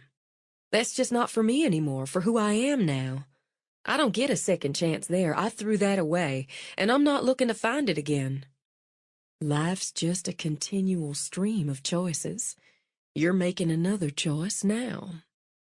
I think I could build something for me and Callie, Granny. Lips curved, eyes sharp, Viola nodded. You're looking forward toward a career, not a job, a vocation. I am. I'm doing really well with these classes, and I'm going to add in others, one on business management, too. As she nodded again, Viola's smile spread. You've got that in the blood, but education adds to it. I'm not going to rush it. I helped Gilly with her bedroom, and Emma Kate with some ideas for her apartment, just to see if I could work with somebody's space and their needs. Now Mama wants me to help her freshen up her living room. I can't say how Daddy's going to feel about that. Viola returned Shelby's grin. Men don't like change as a rule, but they get used to it. Revved up now, no one knew starting a business from the ground up like Viola McNee Donahue. Shelby edged forward in her chair. I've got such ideas for over at Griff's. Sometimes I bite my tongue because it's his place and he's so smart and clever about it already. Anyone smart and clever values another eye, another perspective on things. Well, sometimes I don't bite my tongue in time, and he hasn't gotten put out by it. Anyway, I'm going to take these classes, get the credentials, then I'm going to try to start up a small business. I'll need to keep working to support myself in Cali and get this damn debt paid in full. Starting small's the idea, like you did, and Grandpa too. Building steady. Do you think I've got the right direction? Does it make you happy? Viola held up a finger, then tapped it on the table. Don't go discounting being happy in your work, Shelby. It's hard enough going to a job every day and dealing with a boss if you're not happy with your work. But when it's your own, everything's on you. If it doesn't make you happy, you're better off drawing that paycheck and leaving the worry to somebody else. This is just why I wanted to talk to you before I took too many more steps. It does make me happy, Granny. It made me so happy just doing those little bits for Gilly and Emma Kate, seeing how pleased they were, knowing I could see what they'd like and how they'd like it. And I felt so silly happy when Griff used the paint color I picked for the front room, and how he bought this painted chest I saw over at the Artful Ridge. It's sure nice being able to go in there now, and just mentioned how it would look good at the foot of his bed. And it does. Then you do it. Do what makes you happy. On a long breath, Shelby sat back. I take a step forward like with the classes, then I take two back. At least in my head. I thought Richard would make me happy. You made a mistake, Viola said flatly. It won't be the last you'll make before you're done with the world. Not if you're lucky enough to live a long, full, interesting life. I can hope it's the biggest one I'll ever make. She reached for Viola's hand. Will you help me? I don't mean with the money I'll need to get going. I mean when I'm ready to start things up, can I ask you the 500,000 questions I'm bound to have? I'd be insulted if you didn't. I've got a head for business, and your grandfather does too. Who do you think helped your daddy get the business side of his practice going? I should have figured. I'm counting on you. I'll count on you right back. Well, look here, we've got us a handsome man come to call. Miss Vi? Matt walked over to the table, bent down to kiss her cheek. Excuse the grunge. We just finished up for the day over at Bootleggers. And how's that coming? We've got the footers in, ready for the inspector tomorrow. How are you, Shelby? I'm good, thanks. Why don't I go get you a cold drink? He lifted the bottle he carried. Have Gatorade, we'll travel. A glass with ice, then. Real men don't need glasses. With a wink, he chugged straight from the bottle. Emma Kate mentioned you wanted to talk to me. Just me. Now he wiggled his eyebrows, made her laugh. I did, but I didn't expect you to make time so soon. You've got a lot going on. So do you. I heard you just headed off a string orchestra. Consider your feet kissed. You sit on down, Viola told him. Take my chair, she added as she rose. I'm shuffling my tired feet home and having myself a drink with more kick than tea. You behave yourself with my girl, Matthew. Yes, ma'am. I'll see you tomorrow, Granny. Love to Grandpa. You have his, Viola said as she went back inside. Is there anything else I should know about, now that we've avoided the cello? Matt took a seat, stretched out his legs, sighed. God, that feels really good. A man who works as hard as you ought to have Vonnie for a massage every week. Keep yourself loose and healthy. Emma Kate's always saying the same thing about yoga. I'd rather the massage than trying to twist myself into a pretzel. And he'd very likely rather be home now than sitting here waiting for her to get to the point. I didn't expect to talk to you about this until after the party, or I'd have had my thoughts more together on it. I was just talking to Granny about it. She and my mama are the only ones I've said anything to. Not about the party, then? No, not about that. That's going to be just perfect, don't worry. It's... She blew out a breath. It's that I've started to take some classes, she began, and took him through it. Griff said you had an eye. You can't always believe a man who's got stars in his own, but I got a sample myself with what you did at our place, and it cost under $200 to do it. It was mostly just using what you already had in a different way. It looks better, fresher. And the idea of matting and framing her great-grandmother's crocheted doilies? I wasn't big on that. Seemed too girly, too fussy when she told me. But they look great. Oh, they're done? She picked them up last night and we hung them where you said. Even if I didn't like it, and I do, the look on Emma Kate's face once they were up would have been more than enough. I'm so glad the idea worked for both of you. She's itching to do something with the rest of the place now. I'd thank you for that, but it would be a lie. I'm trying to get her to hold off since we're going to look at a piece of land Sunday afternoon. You found something? Where? Hardly more than a stone's throw from Griff's. Just under 3 acres, so not as much land as he's got, but the same stream runs through it. I bet it's pretty. I didn't think y'all wanted to move that far out of town. Emma Kate's a little nervous about it, but I think she'll come around when she sees it. Maybe you could save your ideas for her until I start building. Actually, I wanted to ask you, just you, Matt, not Griff, not Emma Kate, if you think, once I get my credentials, you could see your way clear to using me if I seemed right and the job called for it. Or just mentioning my name to a client who maybe was thinking about using a decorator. I have 2 of my class projects right here on my phone. She pulled it out of her pocket. It's hard to see the details on the phone, but you'd see if you thought it worked overall. You haven't said anything to Griff? No. Once she'd found the projects, she handed Matt the phone. He'd say yes because he wouldn't want to tell me no, and so would Emma Kate. That's not what I'm looking for. That's not how I want to start out. I give you my word, if this doesn't seem like something that you'd feel comfortable doing, I won't say a thing to him or Emma Kate about it. I don't want you to feel like I'm putting you in the middle of something. She took a breath while he studied her project, then flipped the screen to the second one. Your work, yours and Griff's, is so good. And your reputation, even though you haven't been around here all that long, not by Ridge standards, is already so solid. I think I could contribute to that, as an outside consultant. He flicked a glance up at her, then looked at the phone again. You did these? I did. There are written projects, too, but they're good, Shelby. Really good. Honestly? Honestly and seriously. Griff does most of our design work, and he'll step a toe into decorating if the client wants some guidance. You should show these to him. I will, but I don't want to show him with the idea he'd feel obliged to— Show him, Matt interrupted. We're a team, and when we make a decision, we both have to be in on it, have to agree. It's how we work. So I can't tell you yes until he's seen them. What I can tell you is when I talk to him about it after he has, my weight's on yes. It is? You mean it? You— Wait. She leaned in. Look right here, she said, and pointed to her eyes.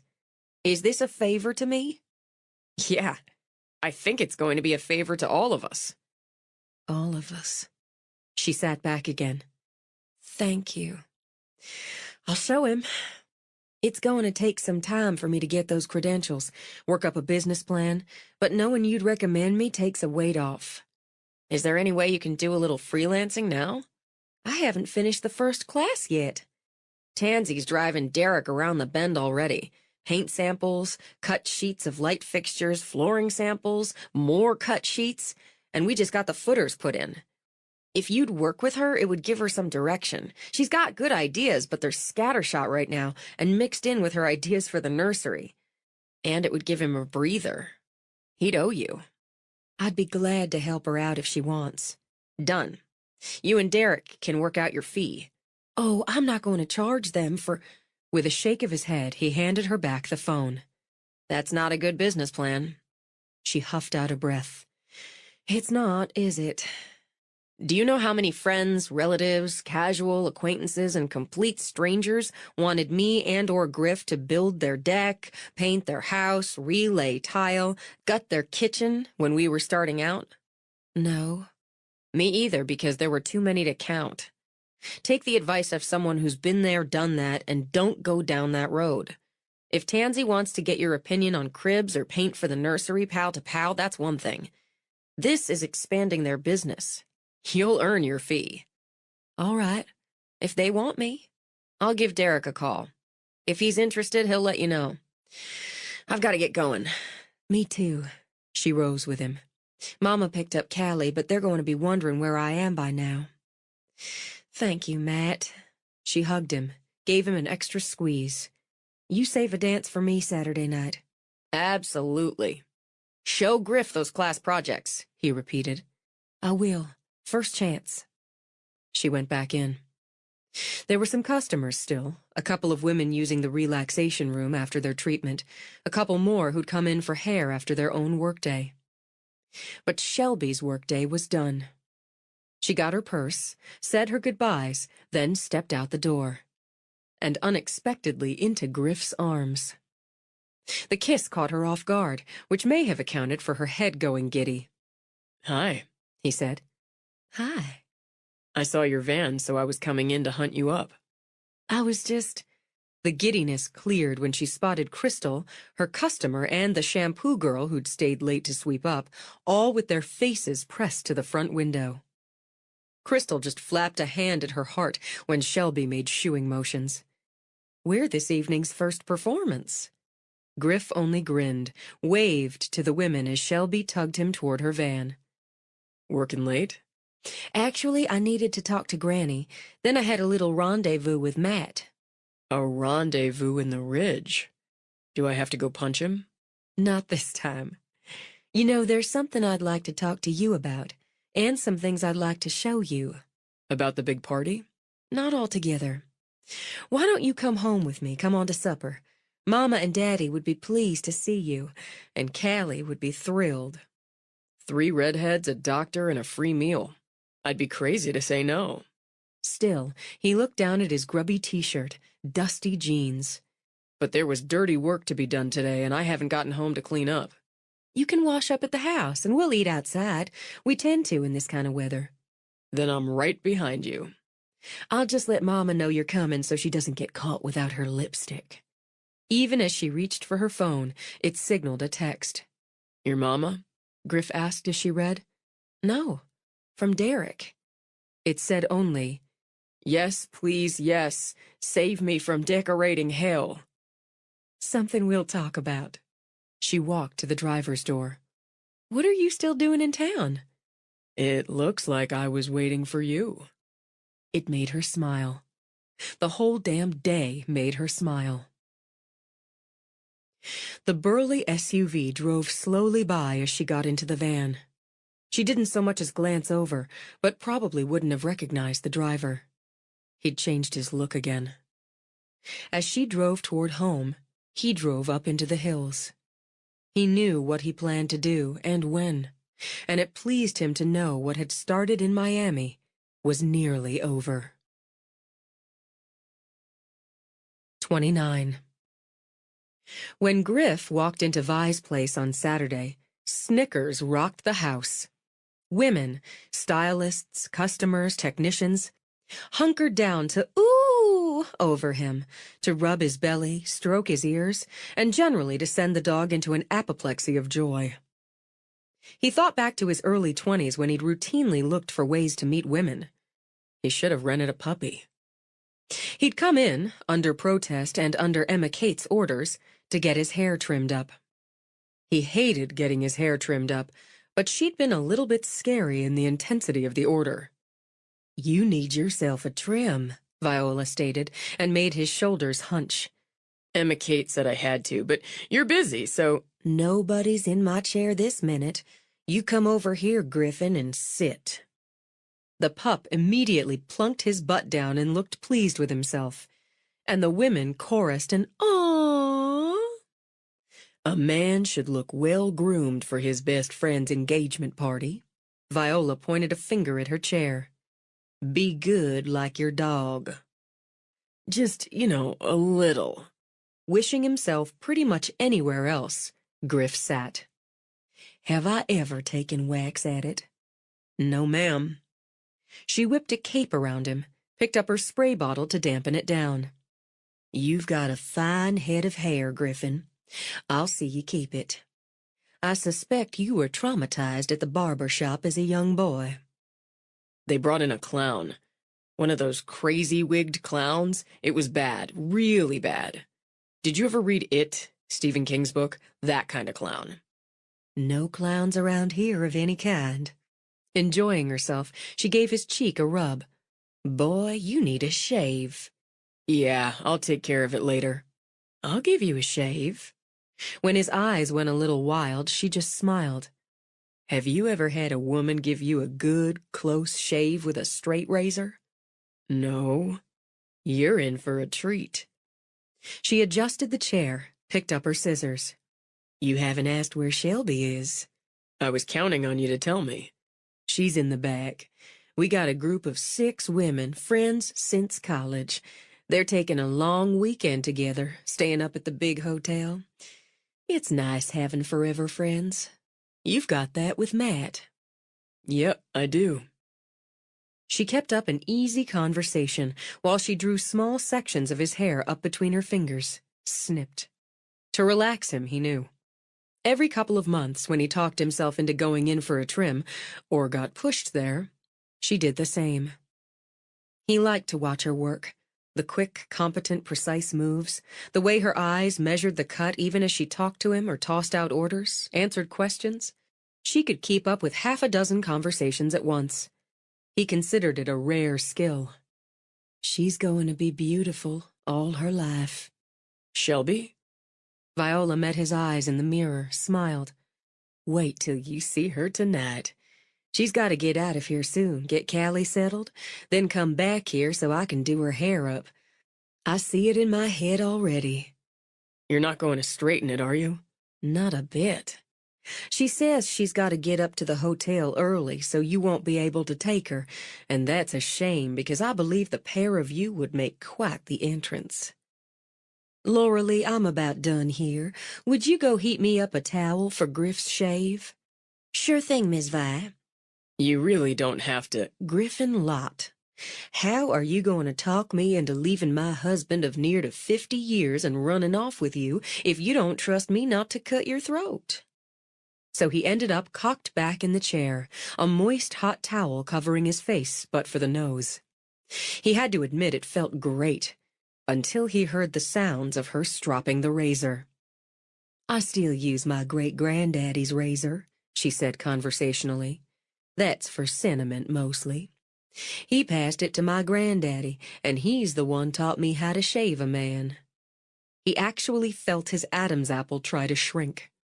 When's the last time you did? I shave Jackson most every week.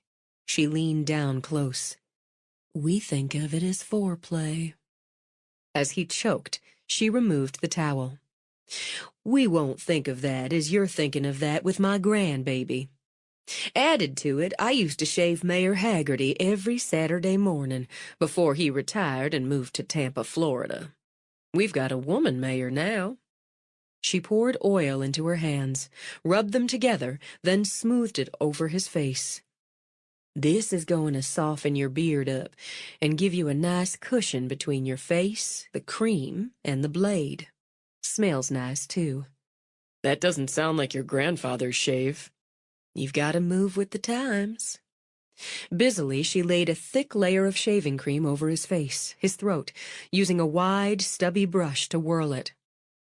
So, to go back, I don't shave the mayor these days. But there are 1 or 2 around who like a good barbershop shave regular who come in. Others go to Lester's barbershop. He's always talking about retiring, and if he ever does, I'll be expanding my services for gentlemen. Always thinking. Oh, I am, Griffin. His gaze slid toward the straight razor with its pearl handle, then away. What you do, she continued, is work in short strokes with the grain of the hair. Then, if you want a good close shave like I'm giving you today, you go back again against the grain. Gently with her thumb, she pulled the skin under his sideburn tight. Don't feel much pressure, right? Gotta let the blade do the work. If you need pressure, you need a sharper blade. She worked methodically, keeping up a flow of words. He relaxed, mostly, even when he felt the blade against his throat. Are you aiming to marry my girl, Griffin? He opened his eyes, looked up into hers. He saw amusement in hers. As soon as she's ready. That's a fine answer. I taught her to shave a man. Really?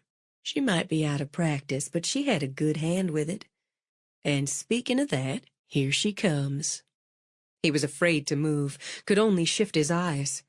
He heard the dog scramble up, heard her voice, heard her laugh.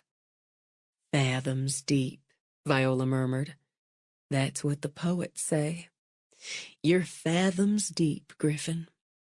And still sinking. Well, look at this. I didn't know you went for the barbershop shave, Griff.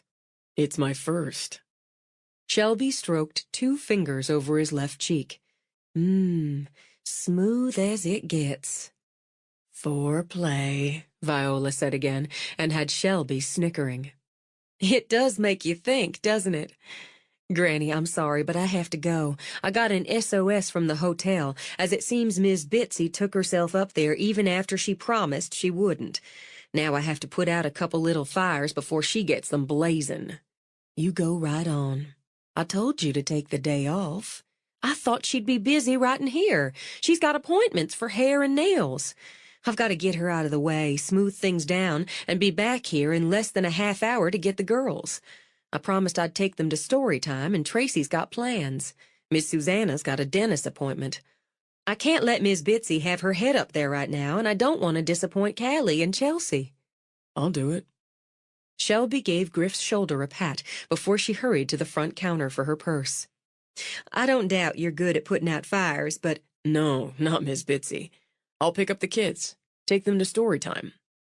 As with the puppy, this generated a chorus of ahs from bystanders.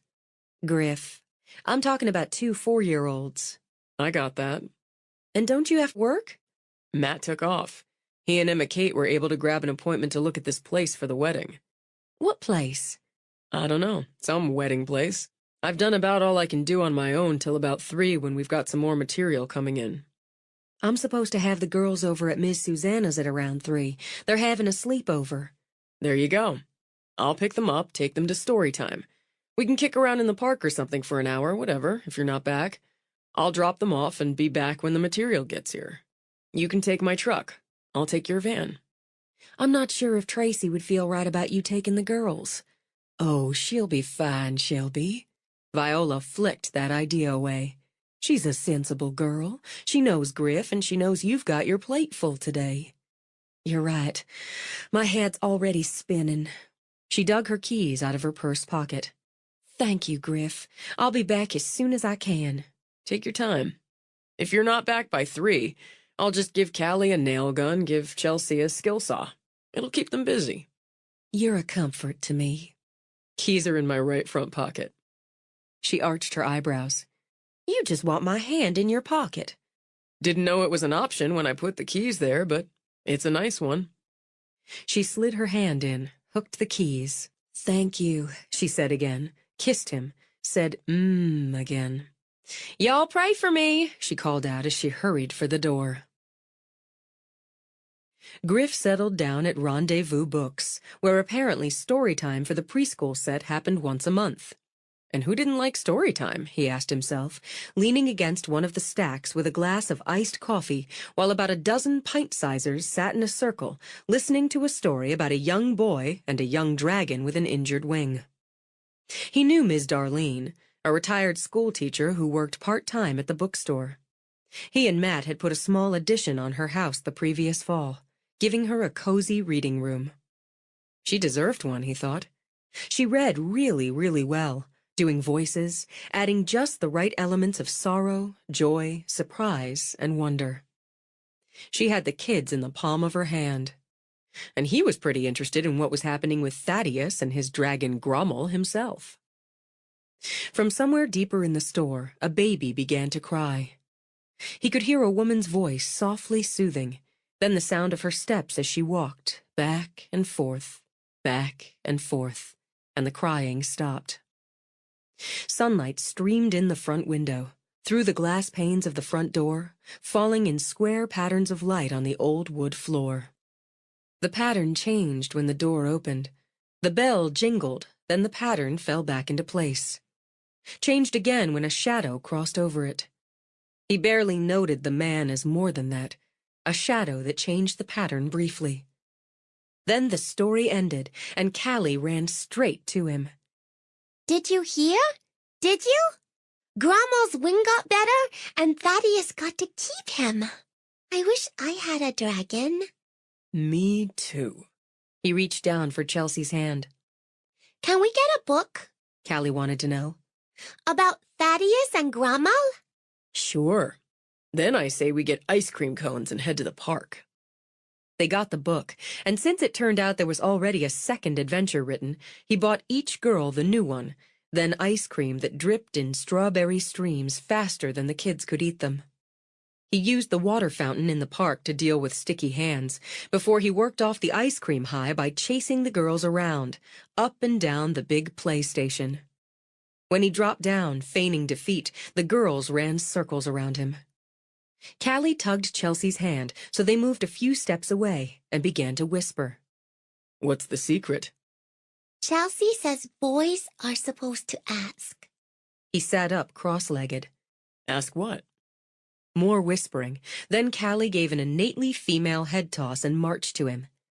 I can ask if I want. Okay. Can we get married? We can live in your house, and Mama can come too. 'Cause I love you. Wow. I love you too. So we can get married like Emma, Kate, and Matt, and we can all live in your house with Snickers. For happy ever after. Undone, he drew her in. Let me work on that. No tickles, she said, rubbing his cheek. Not today. I like tickles. He drew her in again. Fathoms deep, he thought. They'll be back. He took out his phone at the signal. Sorry it took so long. Fire's all out. On my way back. He kept an arm around Callie as he answered. In the park, smoking cigarettes and having a couple beers. We can switch off from here. Her answer came moments later.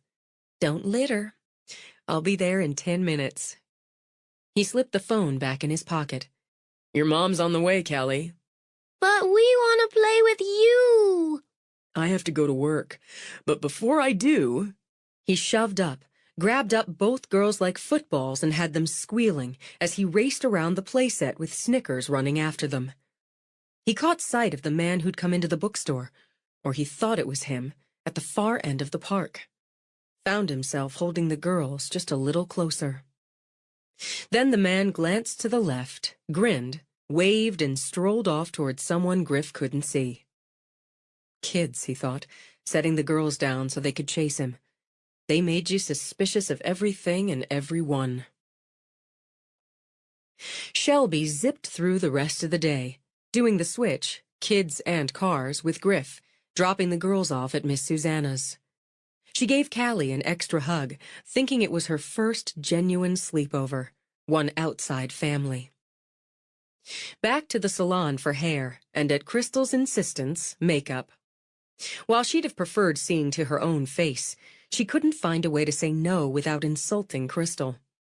But her nerves showed enough for Crystal to vow not to tart her up. It certainly saved time, having herself fussed over like a celebrity, while she sent and answered texts from hotel catering, from the florist, from Emma Kate, and too many to count from Ms. Bitsy. They kept her faced away from the mirror while they worked in tandem, then swung the chair around with a flourish for the big reveal. All doubts vanished. I look amazing. Played up your eyes more than you usually do, Crystal began, but kept it subtle, so it's elegant like your hair. I'll say I'm elegant. And I look like me with a boost, not like the two of you fussed over me for near to an hour. I love it, Crystal, and I'll never doubt you again. And Granny, my hair is just wonderful. That thin band for just a little sparkle sets off the curls you've got tumbling out the bun in the back. A few loose tendrils around your face, Viola added, fussing with them a little more, so it doesn't look like you spent 5 minutes on it. Just spent the right 5. I don't know if the rest of me can live up to what y'all have done, but I'll try my best. Thank you so much. She hugged them both. I've got to go. I'm determined to be at the hotel before Miss Bitsy. I'll see you both there. She calculated she'd have the house to herself for an hour before her mother got home. 2 if Ada Mae opted to get her hair and face done up at the salon first. She wouldn't need 2. She grabbed a Coke out of the kitchen, took a breath. She'd planned on wearing her simple black dress, but with the Grecian style Granny had come up with, she reassessed as she went upstairs. The black dress would work for anything, no question, and had already done service at 3 Friday nights. She'd yet to wear the silver gray one she'd brought with her from her closet up north. It just didn't suit Friday nights. But for this... Taking it out, she held it up in front of her, turned to the mirror. The lines were a little more fluid, more flowy, and would play up the hair. Not the black shoes now, she decided. They'd be too stark. But she had those blue sandals with the low heels. Low heels would be more practical anyway when she'd likely be running around half the night. And the dress had slit pockets, so she could slip her phone right in, have it handy. Decision made, she dressed, added long dangling earrings and a trio of thin, sparkly bracelets from Callie's dress-up box. She packed toiletries, a change of clothes since she was having her own overnight at Griff's after the party. In an hour flat and feeling pretty damn good about herself, she got back in her car and drove to the hotel. Shelby figured she'd spent more time there in the past 3 weeks than she had in the whole of her life, but it still made her smile to make that turn up the rising road and see the spread of the big stone building through the trees. She parked, took the slate path toward the wide front veranda where 2 big white pots held red and white begonias with some trailing blue lobelia. If Emma Kate and Matt decided to have their wedding here, she imagined those pots spilling with yellow and lavender flowers. Some of the staff greeted her as she crossed over the wide planked floor of the lobby, headed straight for the ballroom. Decorating was well underway, and she saw, happily, that she'd been right. The deep purple cloths over the white added casual elegance, the perfect canvas for the bowls of white hydrangeas and clear square holders holding white tea lights. A mix of high and low tops, of chairs and stools. She planned to echo that on the terrace, add some freestanding urns with white calla lilies and roses, some peonies, and airy, trailing greenery. It was all so Emma Kate. Spotting the florist, Shelby moved to her. "Point me where you want me." By the time the future bride and groom arrived, everything was in place, and she saw from the look on her friend's face, every hour of work, every drive up and back, every banging, bitsy headache had been worth it. Oh, Shelby. Don't start watering up. You'll have me doing it and we'll ruin our makeup. We both look amazing. It's so beautiful. Everything I wanted and more I didn't know I wanted. It's like a dream. It was our dream. She took Emma Kate's hand and Matt's, joined them. Now it's your dream. I now pronounce you engaged. We have one more favor. Shelby reached in her pocket, pulled out her fist. I happen to have one favor left over right here. What can I do? Matt and I decided on our song, at least for now. Stand By Me. You know it, don't you? Of course I do. We want you to sing it tonight. But you've got a band. We really want you to sing it. Emma Kate took Shelby's hand between both of hers. Would you please, Shelby? Just that one song. For us. I'd be happy to. I'll speak to the band about it. Right now, we're going to get you a drink, and I'm going to show you around before people start getting here and you don't have a minute. Griff's right behind us, Matt said. In fact, here he is now. Oh, well, my. Look at you. She brushed a hand down the lapel of his dark gray suit and thought how lucky it was she'd worn the pale gray dress. You're so dashing. Goddess of the mountain, he murmured. You take my breath. He lifted her hand, kissed it. She flushed, something she'd taught herself not to do as a redhead while still in her teens. Thank you, sir. The four of us do look nearly as wonderful as the room. I think we should have the first glasses of champagne. And Emma Kate, I want to show you the terrace. We've strung little white lights in the potted trees. It's a fairyland. Flowers and candles and fairy lights, Griff commented as they toured the space. All the sparkle, none of the fuss. I cut miles of frills out of Miss Bitsy's vision, but I really do think she's going to be pleased with how it all turned out. We might have a storm coming in, but not until after midnight. She tapped her pocket and her phone. I keep checking my weather app, and so far so good. There's Miss Bitsy now. And doesn't she look pretty in her long red dress? I'd better go talk to her. Want backup? She grabbed his hand. Do I ever? She danced with him. It didn't occur to her until later that not once did a memory of other formal parties and elegant dress intrude. She never thought of Richard, who'd worn a tux as if he were born in one. Everything centered on the moment. Dancing with her father, who pulled out some of the ballroom moves he'd retained from when Ada Mae had nagged him into lessons. And her grandfather, who swung her into some clogging, and there her muscle memory wasn't as keen as his, when the band kicked it up a few licks. With Clay, who hadn't inherited any rhythm at all, and with Forrest, who'd taken Clay's share of it. How'd you get in here? She asked Forrest. You're not wearing a tux or even a suit and tie. It's the badge. He circled her in a smooth two-step. I told Miss Bitsy I was on duty. Are you? He only grinned. I consider myself always on duty, and I haven't worn a monkey suit since senior prom. I hope to continue that winning streak. Nobby's wearing one. He is, but he swore to back me up on the on-duty excuse. What'd you bribe him with? A fancy coffee and a couple bear claws fresh from the bakery. She laughed, circled with him. You look as good as it gets tonight, little sister. I feel as good as it gets tonight, big brother. Look how happy everybody is. Emma Kate could light the place up all on her own. Stealing her back, Griff said as he cut in. I could arrest you for that, but I'll let it go.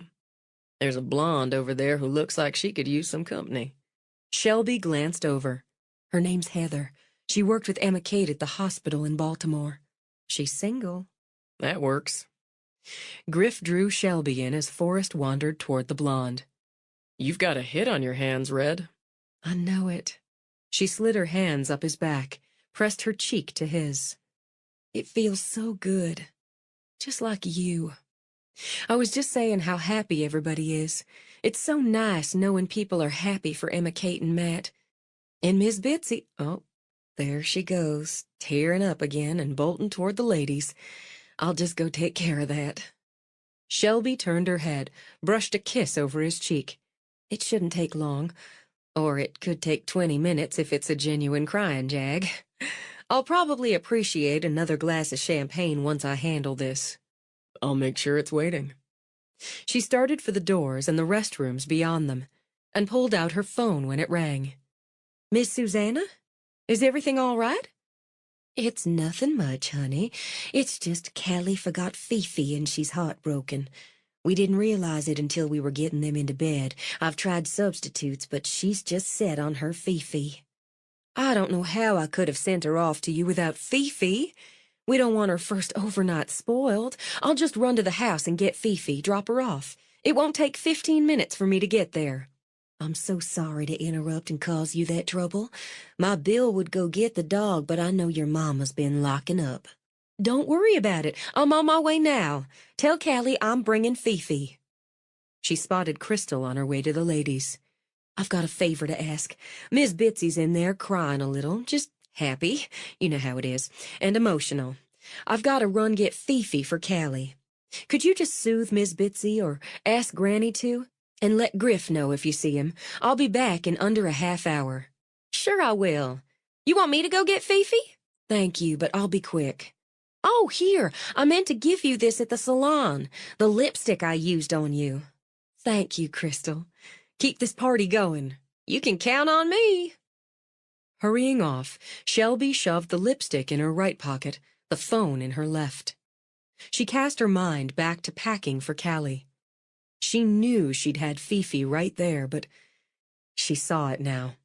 Callie picking up the stuffed dog to talk to it about their sleepover, and carting the dog with her when she'd followed her mama into the other bedroom. On the windowsill, she remembered. How she'd overlooked that she'd never know. That was all right. She'd be back again before anyone missed her, and Callie and Fifi would be reunited. She cut around town as a Saturday night in the summer could be busy, and made it to the house in under 10 minutes. Grateful for the low heels, she ran for the door. They'd scheduled her song for midway through the evening, so she had 30 minutes to spare. But no more.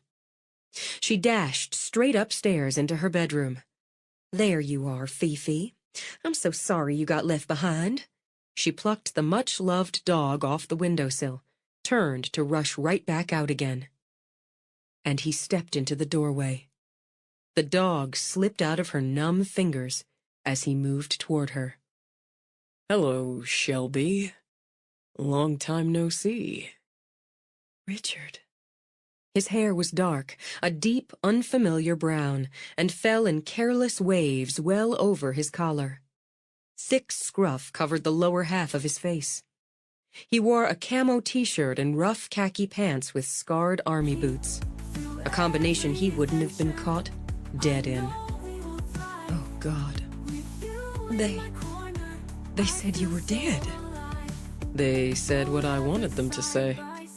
It didn't take you long to go running back home and spreading your legs for some carpenter. Did you cry for me, Shelby? I don't understand. You never did understand much of anything. I guess we've got to have a long talk, you and I. Let's go. I'm not going anywhere with you. He reached casually behind his back, drew out a gun. Yes, you are. The gun in his hand struck her just as unbelievable as all the rest. Are you going to shoot me? For what? I don't have anything you could want. Did have. He nodded toward the photo on her dresser. She saw now he'd taken it apart. I know you, Shelby. You're so damn simple. One thing you'd never get rid of. That picture you gave me of you and the kid. If they picked me up, they'd still have nothing. I kept what I needed with my lovely wife and daughter. Behind our picture, she murmured. What did you hide there? Key to the kingdom. We'll talk. Let's go. I'm not... I know where she is, he said quietly. Spending the night with her little friend Chelsea at the grandmother's. Maybe I'll just go over there. Pay Callie a visit.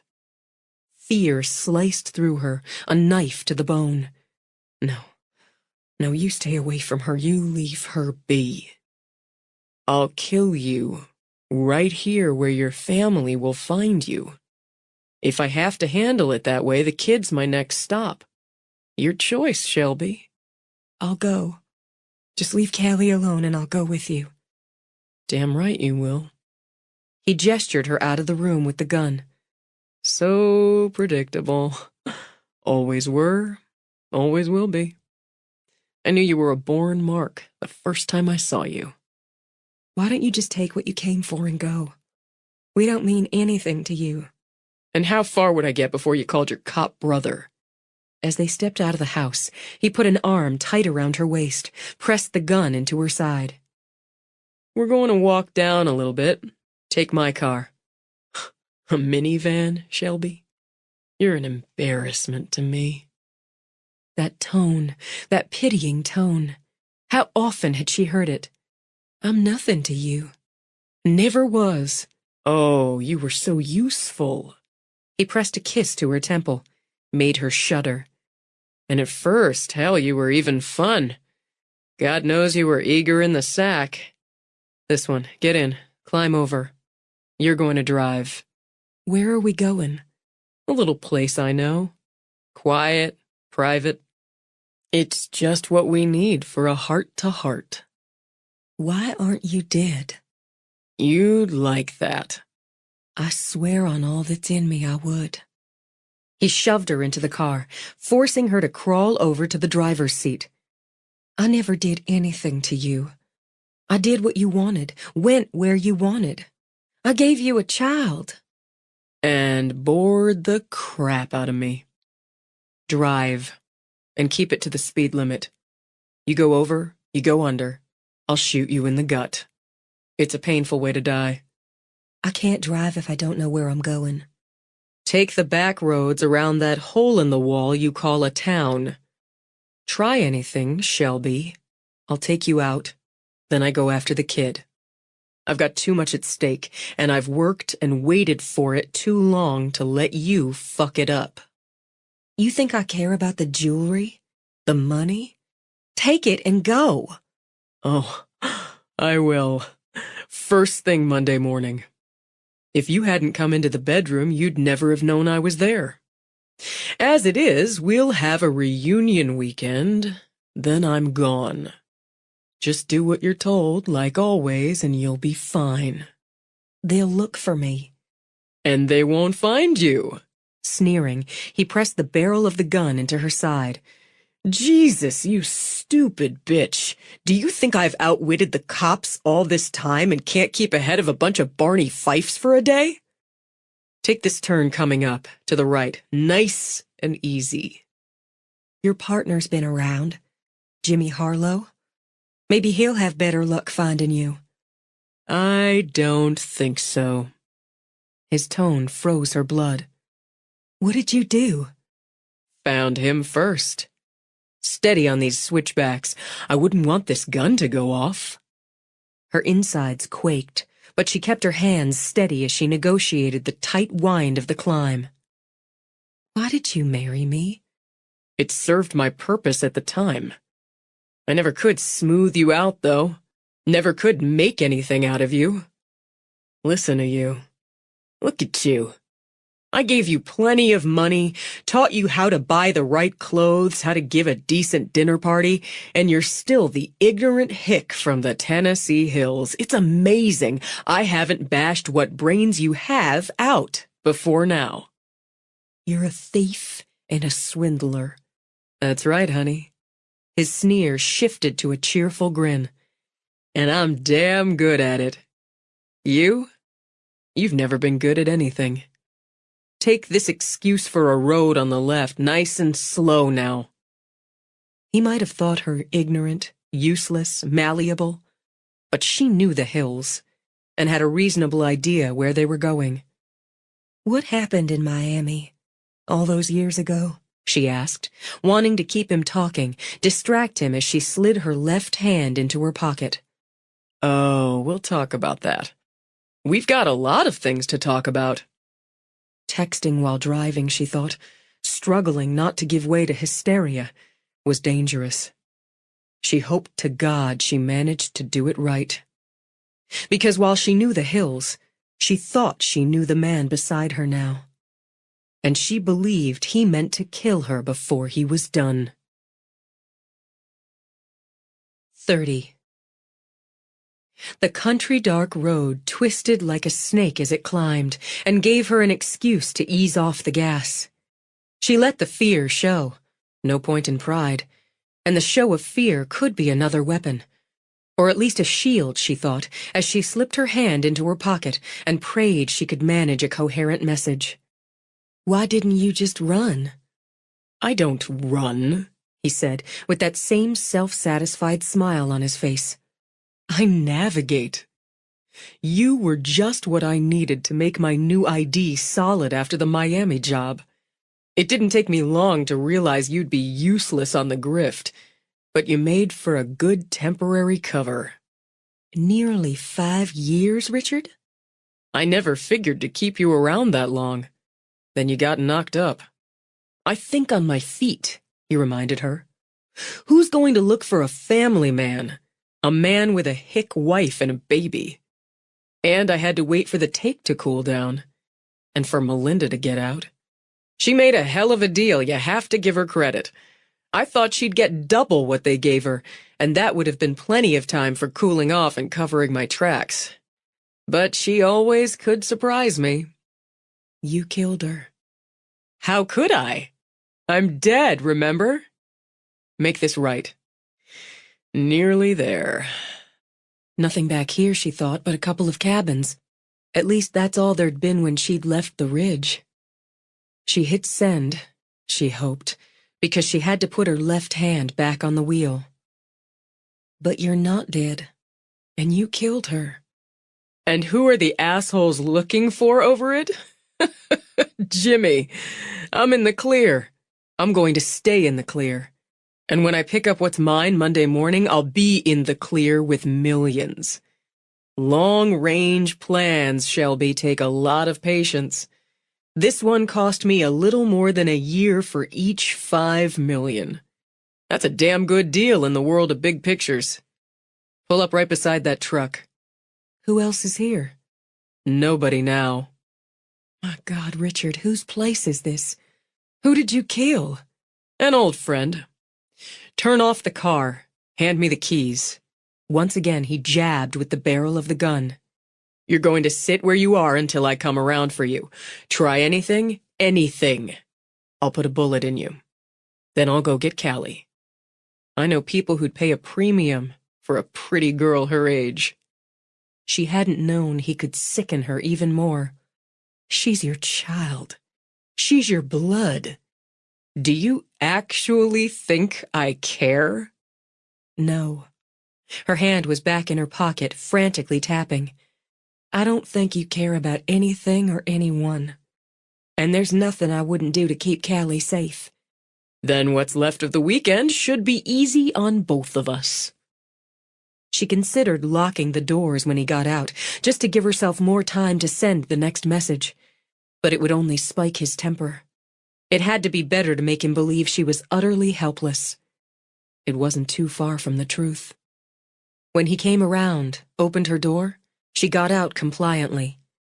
Here's our little home away from home. He used a penlight to shine a thin beam, showing the way to a small cabin, roughly built. Her shoes crunched on the short gravel walk leading to a sagging front porch. A couple of old chairs, a rickety table. Nothing she could see that could be used as a weapon. He dropped the penlight back in his pocket, handed her a key. Unlock the door. She did what she was told, and at the prod of the gun, stepped off the dark porch into the dark cabin. She jolted when he turned on the light, couldn't help herself. It came yellow and dull from the globes on a wagon wheel dropped from the pitched ceiling. I call it the Hickville Dump. It's not much, but it's ours. Sit down. When she didn't move fast enough, he shoved her toward a chair of red and green plaid. She caught herself, turned to sit, and saw the blood on the floor, smears of it leading to a closed door. Yeah, you're gonna clean that up. Then I've got a shovel with your name on it. You're going to bury Jimmy. Save me the sweat. All of this for money? It's always the money. The excitement, the light that had first drawn her to him beamed out. But she saw it now for what it was. Hard and false. It's always the money, he repeated. But it's the ride, too.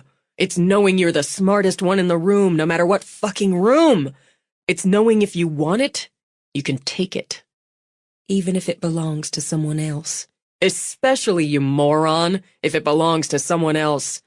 That's the ride, I'm going to grab a beer. He sent her a wide smile.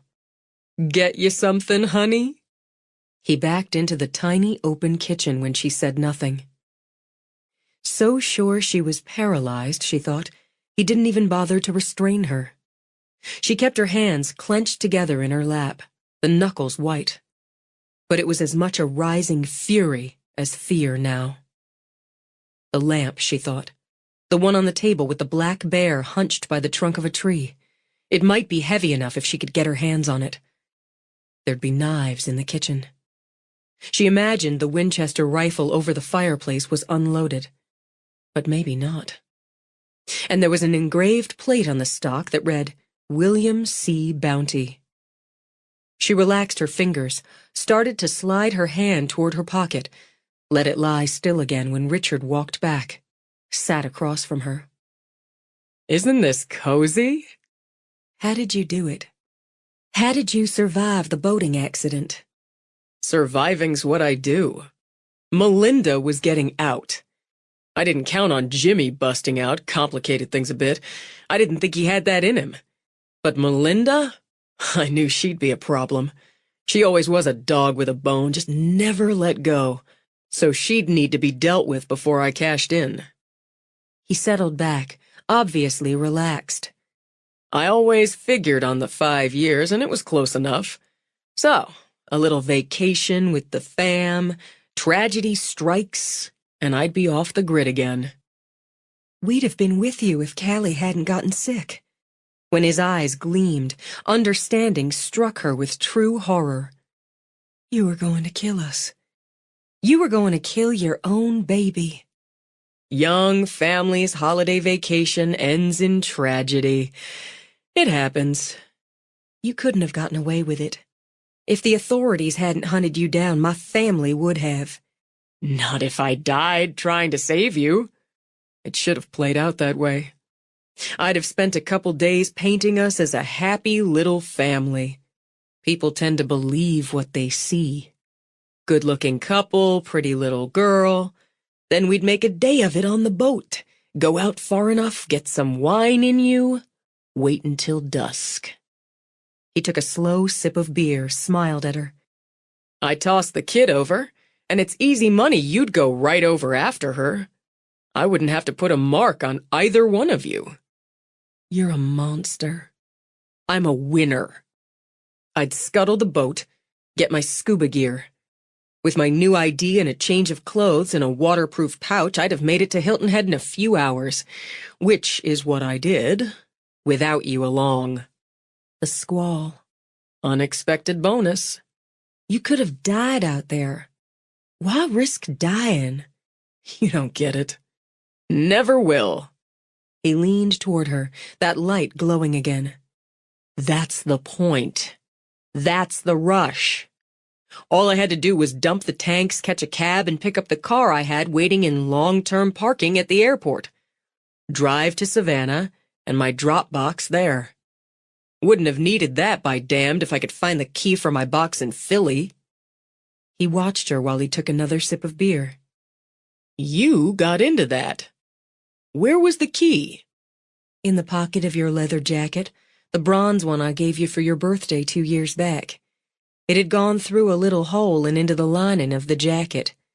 Well, son of a bitch. He gave a half laugh, shook his head as he might over a missed putt on the green. That key would have saved me some time and trouble.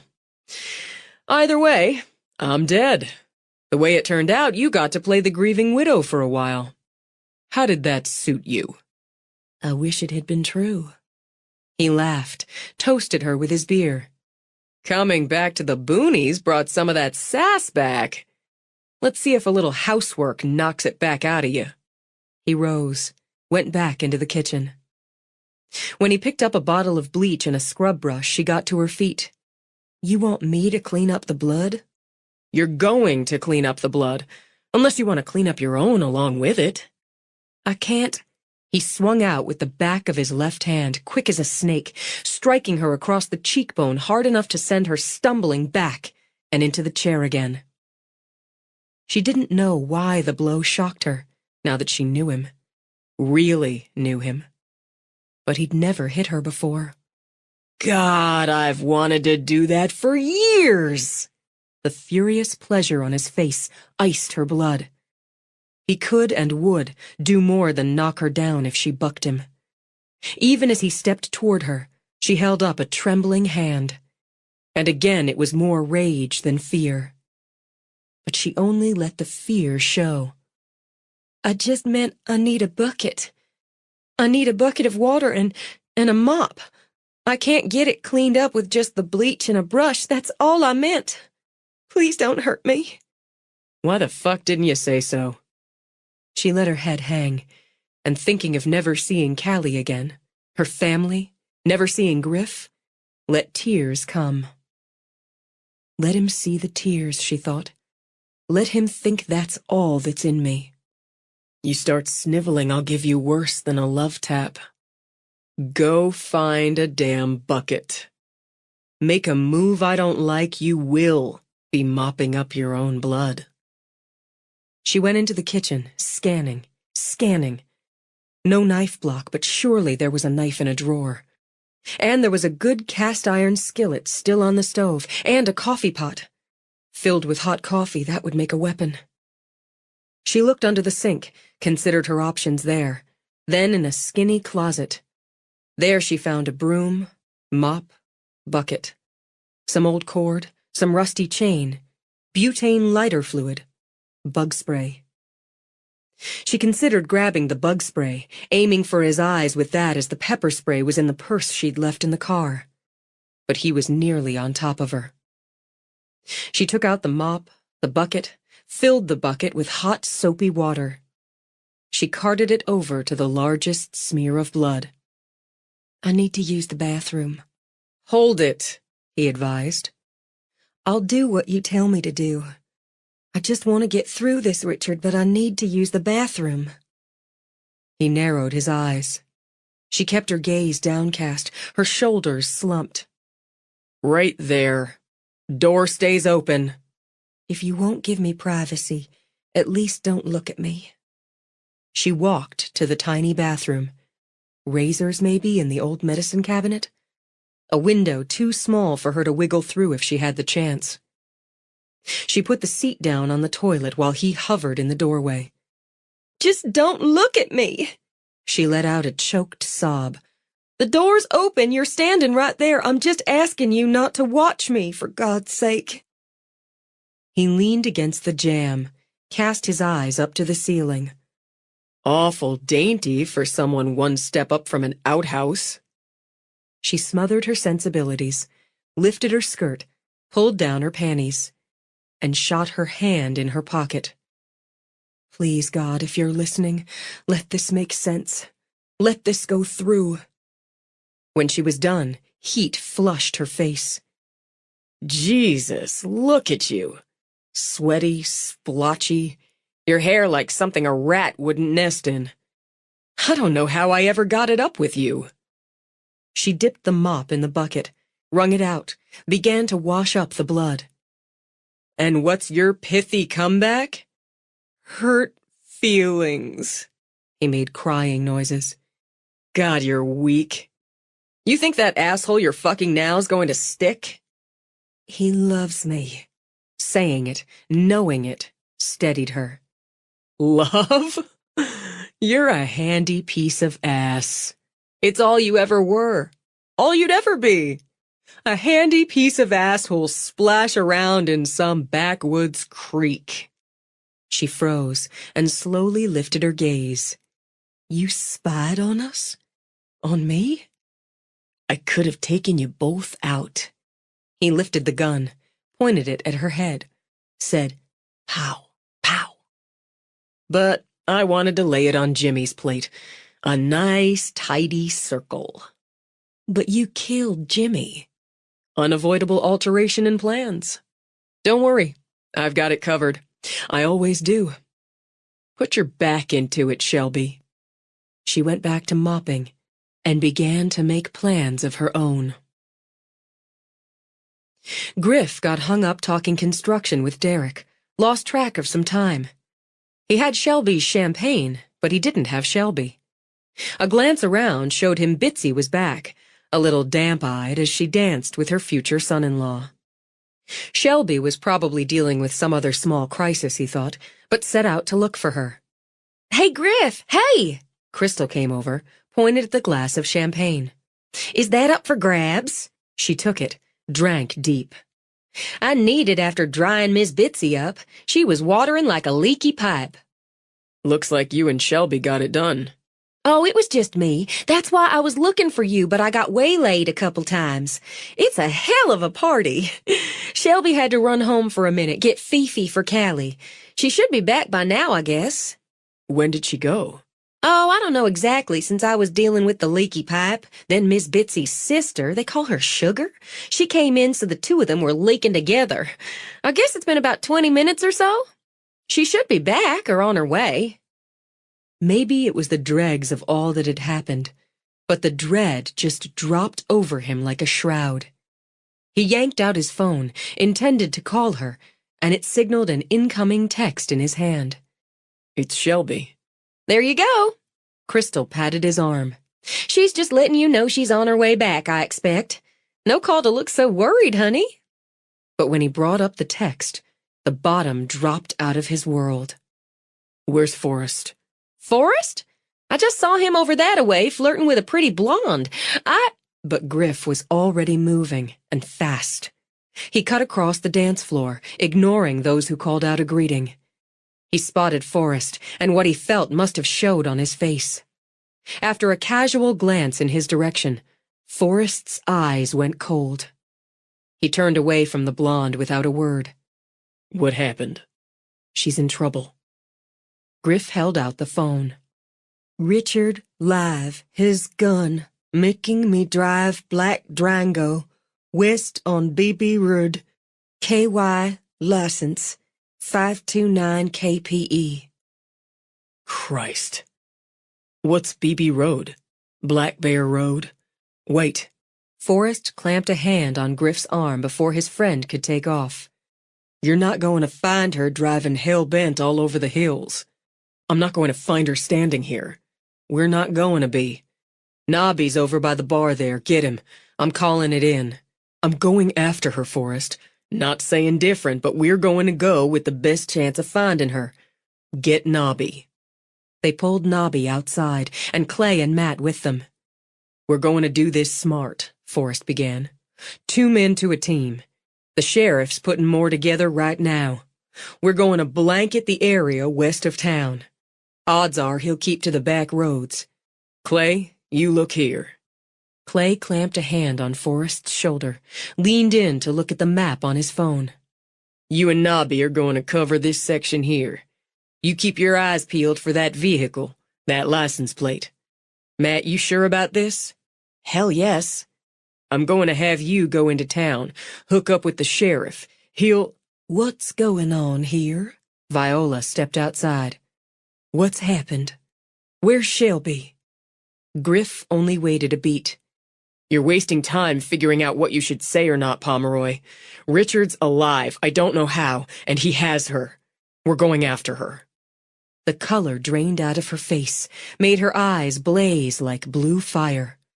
"Boy, if you're putting a posse together, your granddaddy and I are going to be part of it." "Granny—" "Don't granny me," she snapped at Forrest. "Who taught you to shoot?" "I'm going now," Griff said. "Nobby, set it up from here, will you? Griff and I are going." "Callie," Viola called out. "She's fine," Griff checked, "and we've got a man there sitting on the house right now." Forrest kept going, opened the lockbox on the side of his truck, took out a Remington rimfire rifle, a box of ammo. "I've seen you shoot, so I know you can handle it." Target shooting was as far as Griff had gone, ever, but he didn't argue. Forrest got in the truck, took his favorite Colt out of the glove box. "We're going to get her back, Griff. Not sitting here, we won't." "I'm counting on you to keep a cool head." Even as he spoke, Forrest punched the gas, and they were flying. "We're going to keep your phone open in case she's able to send you another message. Use mine to coordinate with the other teams as they come along. The sheriff's already pulled in the Federals. They got equipment we don't run to in the ridge and better techs. Shelby keeps her head, keeps her phone on. They're going to track it. He had to be watching her, or be in the house when she went back. We'll find out when we get her back. He's going to be the one who killed the woman. Forrest's face was stone as the speedometer inched higher. I wouldn't bet against it. I saw him, I think. I got a bad feeling about the guy I saw when I took Callie to the bookstore, then to the park. He played me. Let's worry about now. The now had fear tearing through his heart, his head, his belly. He has to have somewhere to go. Shelby said he never did anything without a reason. We'll find him, and we'll get her back. Safe. Before Griff could respond, his phone signaled. It's Shelby. Jesus, she's got nerves of steel. He struggled to read the jumbled text as they flew around switchbacks. Old Hester Road. I think she means Hester. I know where she means. It's odd Hester.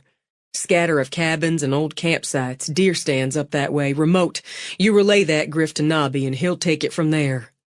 What the hell does he want with her?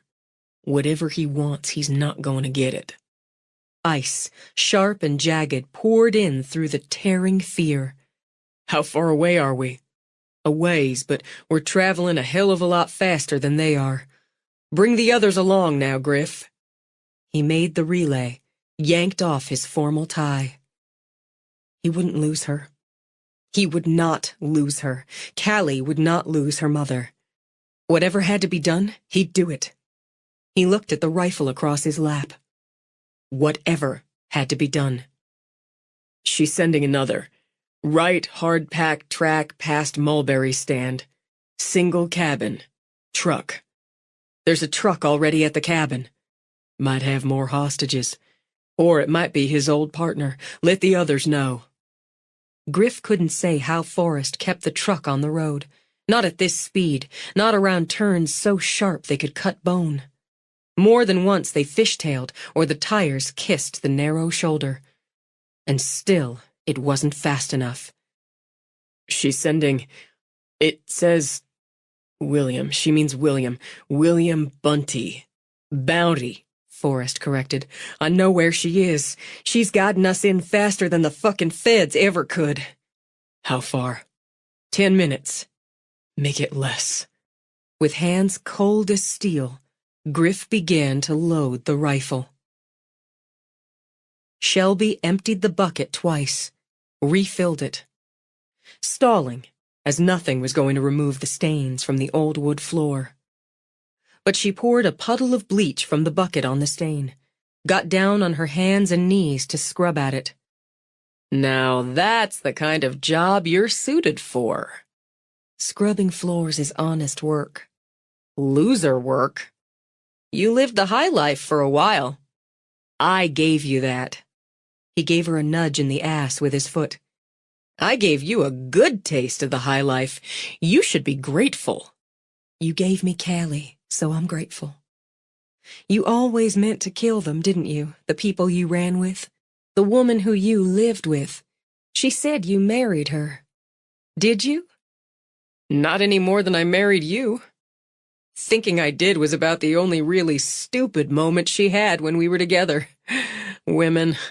What can you do? They're wired to be suckers. But she wouldn't have given up, even thinking I was dead. She'd want the score. She was getting too close. I walked right out behind her, out of that dive where you were singing to a bunch of rubes. He shook his head, circled her while she worked. I saved you from a life of embarrassment, thinking you could ever make anything with that mediocre voice. And Mel's face when she saw me? Priceless. I take back what I said. That was her second really stupid moment. She rolled the window down, said, "Jake, I should have known." Those were the last words she said, and yeah, she should have. She loved you. See what love gets you? He gave her another little kick.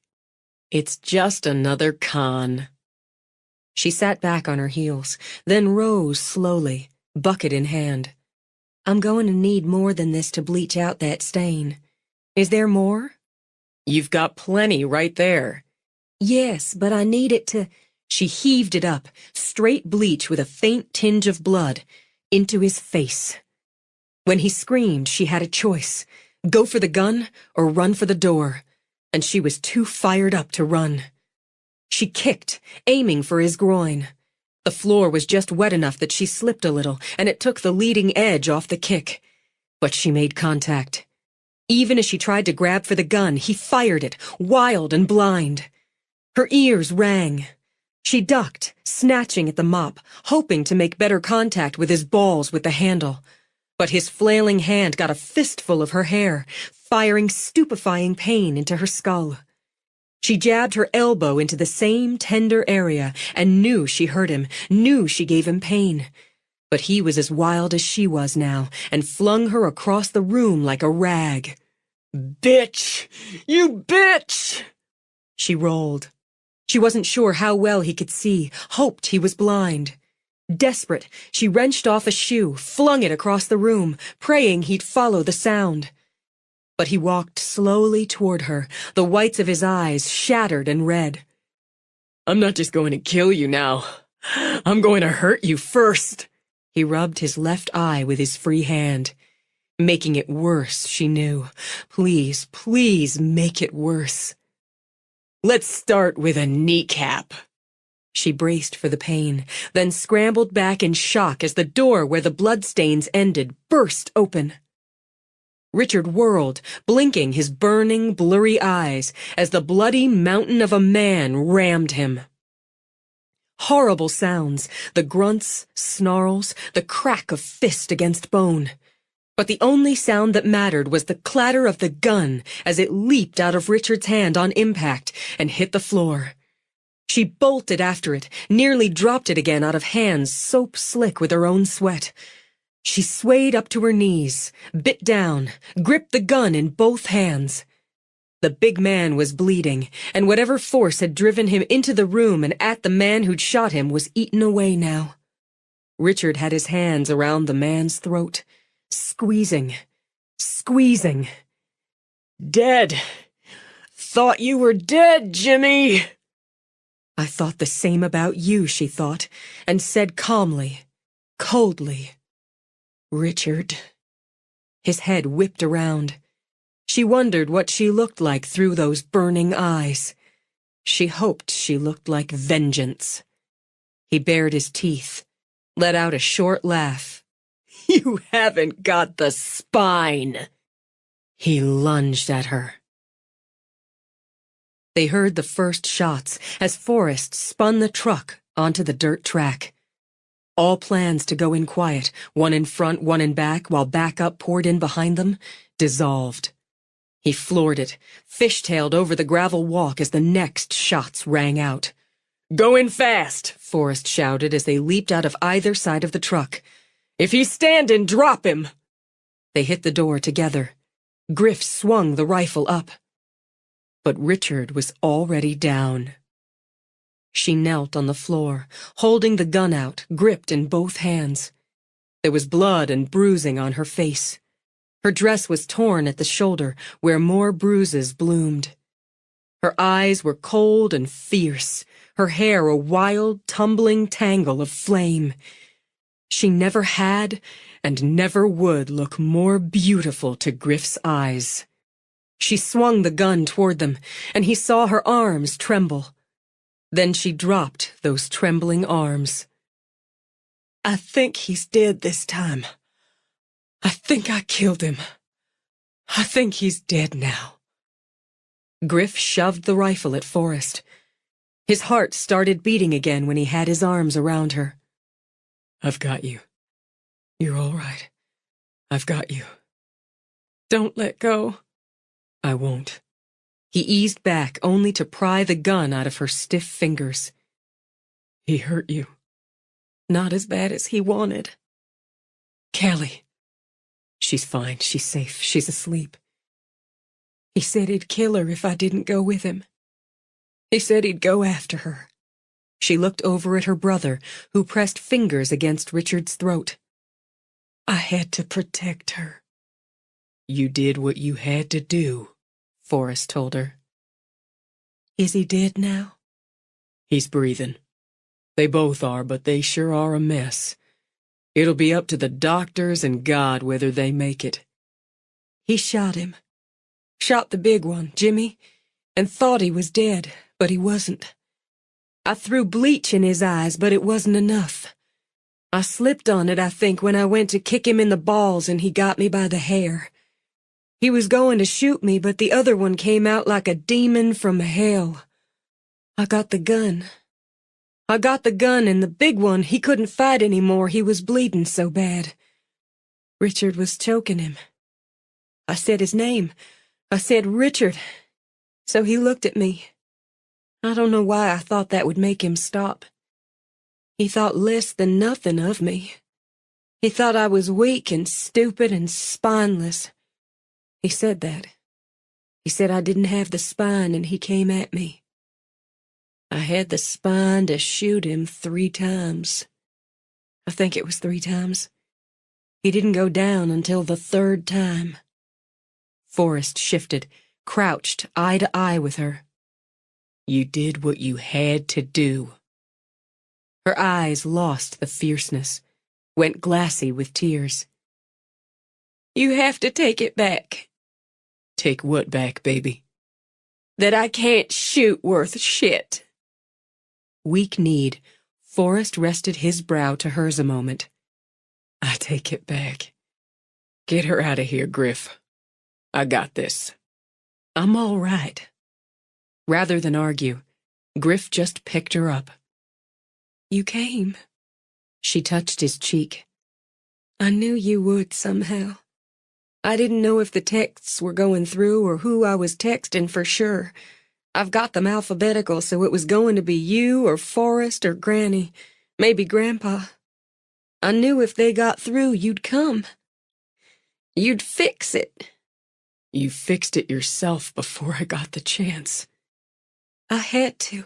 Someone's coming. Her fingers dug into his shoulder. The lights. Someone... Back up. You're safe now. He turned his face into her hair. You've got the whole damn Rendezvous Ridge Sheriff's Department and God knows who else coming. Oh, that's all right then. Will you take me to see Callie? I don't want to wake her up. I don't want her to see me until I've cleaned up, but I need to see her. Well, my God, that's Grandpa's date night car. Set me down so they're not scared. He put her on her feet, but kept an arm around her. When he felt her shivering, he stripped off his jacket, draped it over her shoulders as her grandparents got out of the car. I'm all right. I'm not hurt. The rest was muffled against her grandfather's shoulder. She felt him shaking, knew he wept. Wept with him a little as others drove up. Where is the bastard? Jack demanded. Inside. I shot him, Grandpa. He's not dead. Again. But I shot him. Jack took her face in his hands, kissed her wet cheeks. Let me see the girl. Viola pulled her away, studied her face. You were born to take care of yourself and yours. You did what you were born to do. Now we're going to take you home and... She paused, steadied herself. Griff's going to take you home, Viola corrected. Your mama and daddy are at Susanna's with Callie. Just staying there while she sleeps. They need to hear your voice. I'll call right away. I had my phone in my pocket. He never knew I had it. He never knew much about me, I guess. Sheriff? Her head felt too light, and the dark circled for a few seconds as Hartigan strode up to her. I shot him. He was going to kill me, so I shot him. I want you to tell me everything that happened. She gave Forrest the outline, Griff interrupted. She needs to get away from here. She needs to see her daughter. Sheriff Hartigan tapped his cheek where Shelby's was bruised. He do that? Yes, sir. It was the first time he ever hit me. I guess it's going to be the last time. You go on home now, darling. I'll be around to talk to you tomorrow. It took some time. Clay rushed up, picked her up off her feet, held her suspended as if he'd never let her go. There was Matt, who thrust his phone out to her after he'd hugged her, so she could speak to Emma Kate. Tell Forrest I'm taking his truck. Griff drove away from the cabin, from the blood, from the lights, then just stopped at the turn onto the road. He drew her over against him, held on. I need a minute. You can take all the minutes you want. She started to relax against him. Oh, hell, Griffin, I forgot to tell them. Richard has a key in his pocket, or I guess that's where it is. It was in that picture frame, the one holding the picture of me and Callie I gave him. He said he was going Monday morning to the bank, and I think he means one of the banks right here in the Ridge. It's where he put the jewelry, the stamps, too, I guess. He put it right in the bank in Rendezvous Ridge. Keeping his eyes closed, Griff just breathed in the scent of her hair. Who'd have figured to look for it there? I guess he was canny in that way. I have to tell them. You will. Tomorrow soon enough. They've waited 5 years. They can wait one more night. One more night. I want a hot shower and a gallon of water, and I want to burn this dress. But I want to see Callie more than anything. That's first on the list. Do you know the way to get back to the Ridge from here? I haven't got a clue. That's all right. She took his hand in hers. I do. I know how to get us home again. Epilogue. Shelby slept long and deep, comforted by the sight of her sleeping child and her own mother's fussing, her father's gentle, if insistent, exam. The sun beamed high and bright when she woke, turned the hills she loved into a glimmering green, bathed to shining by the storm that blew through while she slept. She might have winced when she looked at her face in the mirror, at the purpling bruise on her cheekbone, and winced again with an added hiss when she pressed testing fingers against it. But she reminded herself it would heal and fade. She wouldn't allow Richard to leave a mark on her, or on hers. She heard voices as she went downstairs, followed them into the kitchen. She saw Griff leaning on the counter, smiling at her grandmother, and her grandfather giving Matt some instructions over a hitch in his truck. Her mother put a pretty tray together.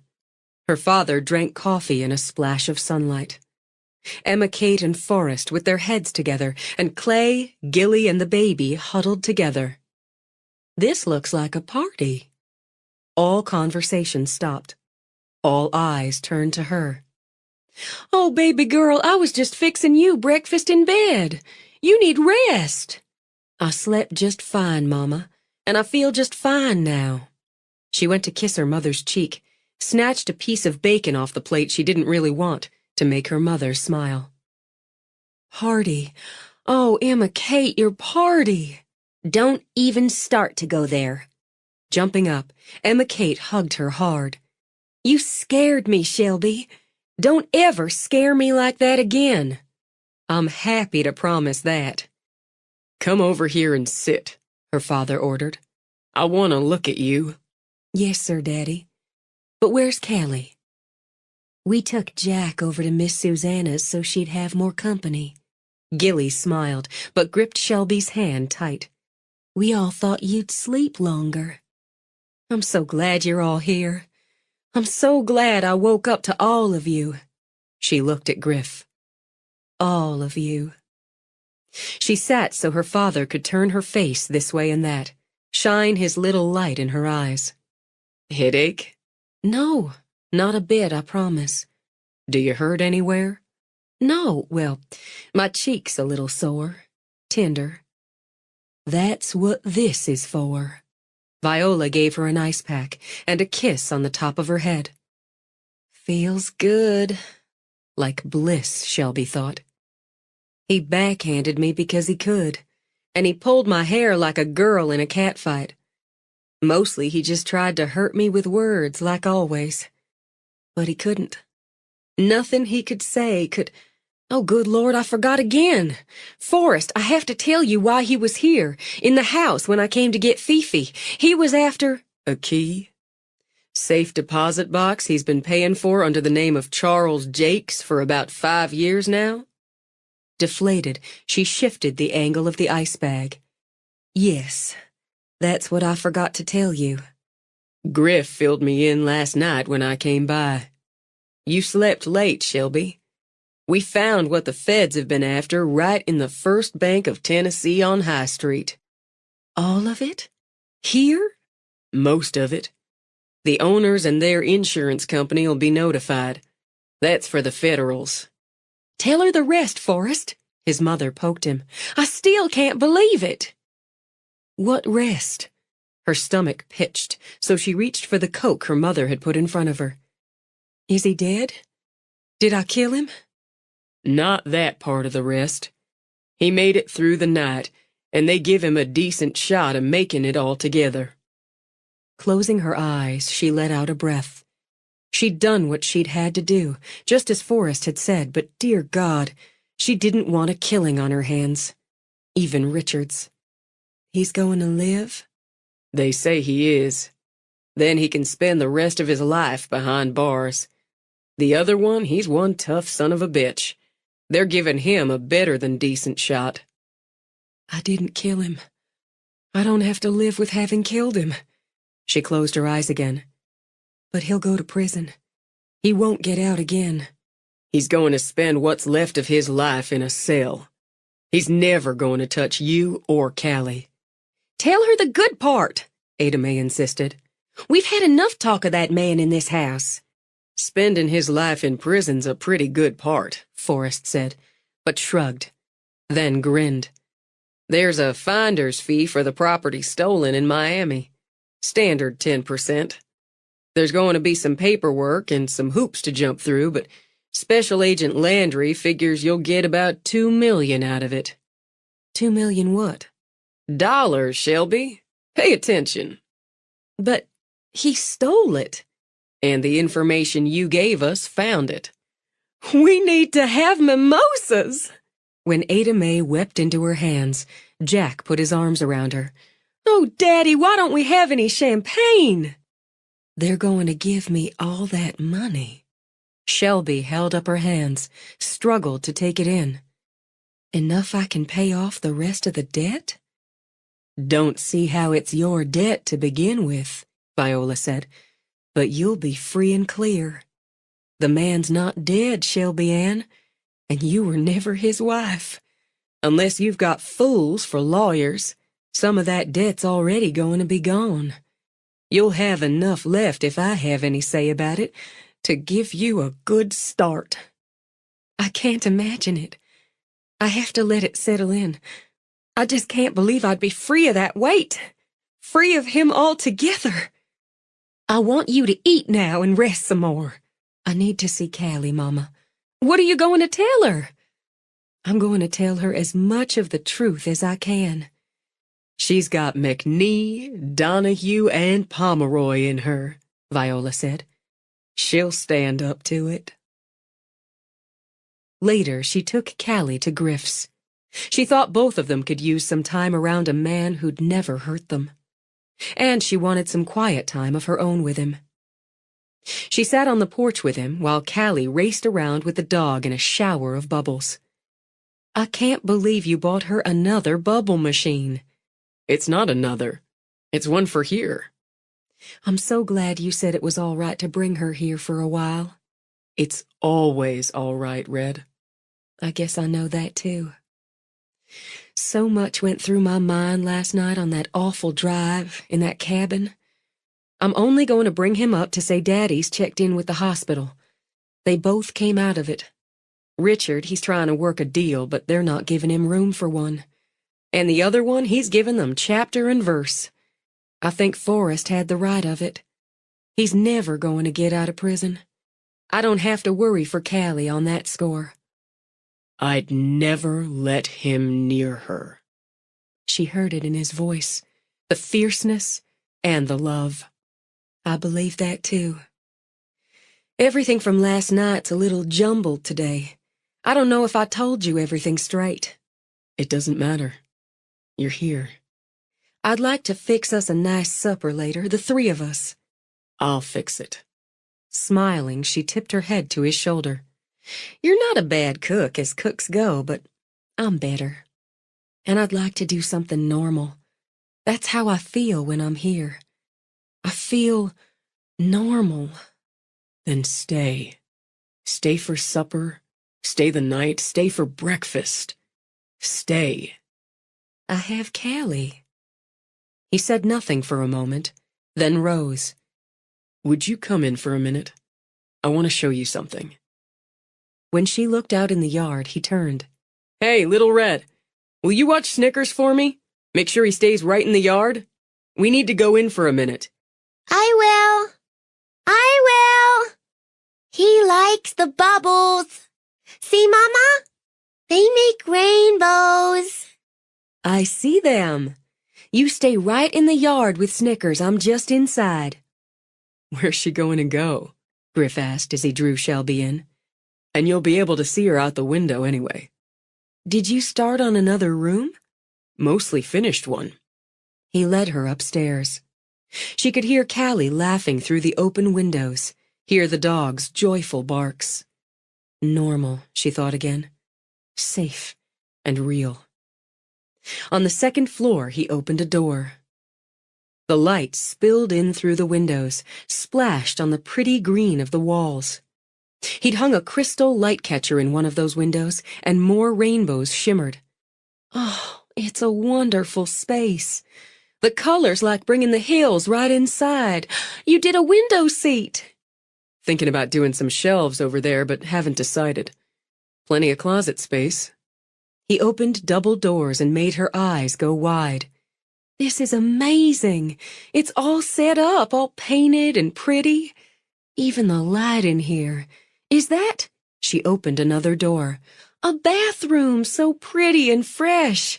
And she spotted it then. The little soap dish. A grinning Shrek. It felt like arms hugged her heart. You did this for Callie. Well, I thought she needed her own space, one she could grow into. You know, Callie and I are getting married. Can't have your bride bunking in an unfinished room. Her eyes stung. She mentioned that. How you're getting married. Want in on that? She turned to him. What? Bad timing. Flustered, frustrated, he scrubbed a hand over his hair. I usually ace the timing angle. Might still be a little off balance. I want her to have her own space. That makes her happy. I want her to be comfortable here. Sometimes you might want to stay, and she'd have this for herself. Like the office you'd have on the 3rd floor. Office? I haven't started on it yet because you might want it somewhere else, but I think it's a good space. It'd be across from where I'm going to put mine. The 1st floor office idea was good, he added, but the 3rd floor takes work away from the living space. She hadn't quite caught up. You're going to build me an office? How are you going to run a business if you don't have an office? She walked to the window, watched Callie and the dog.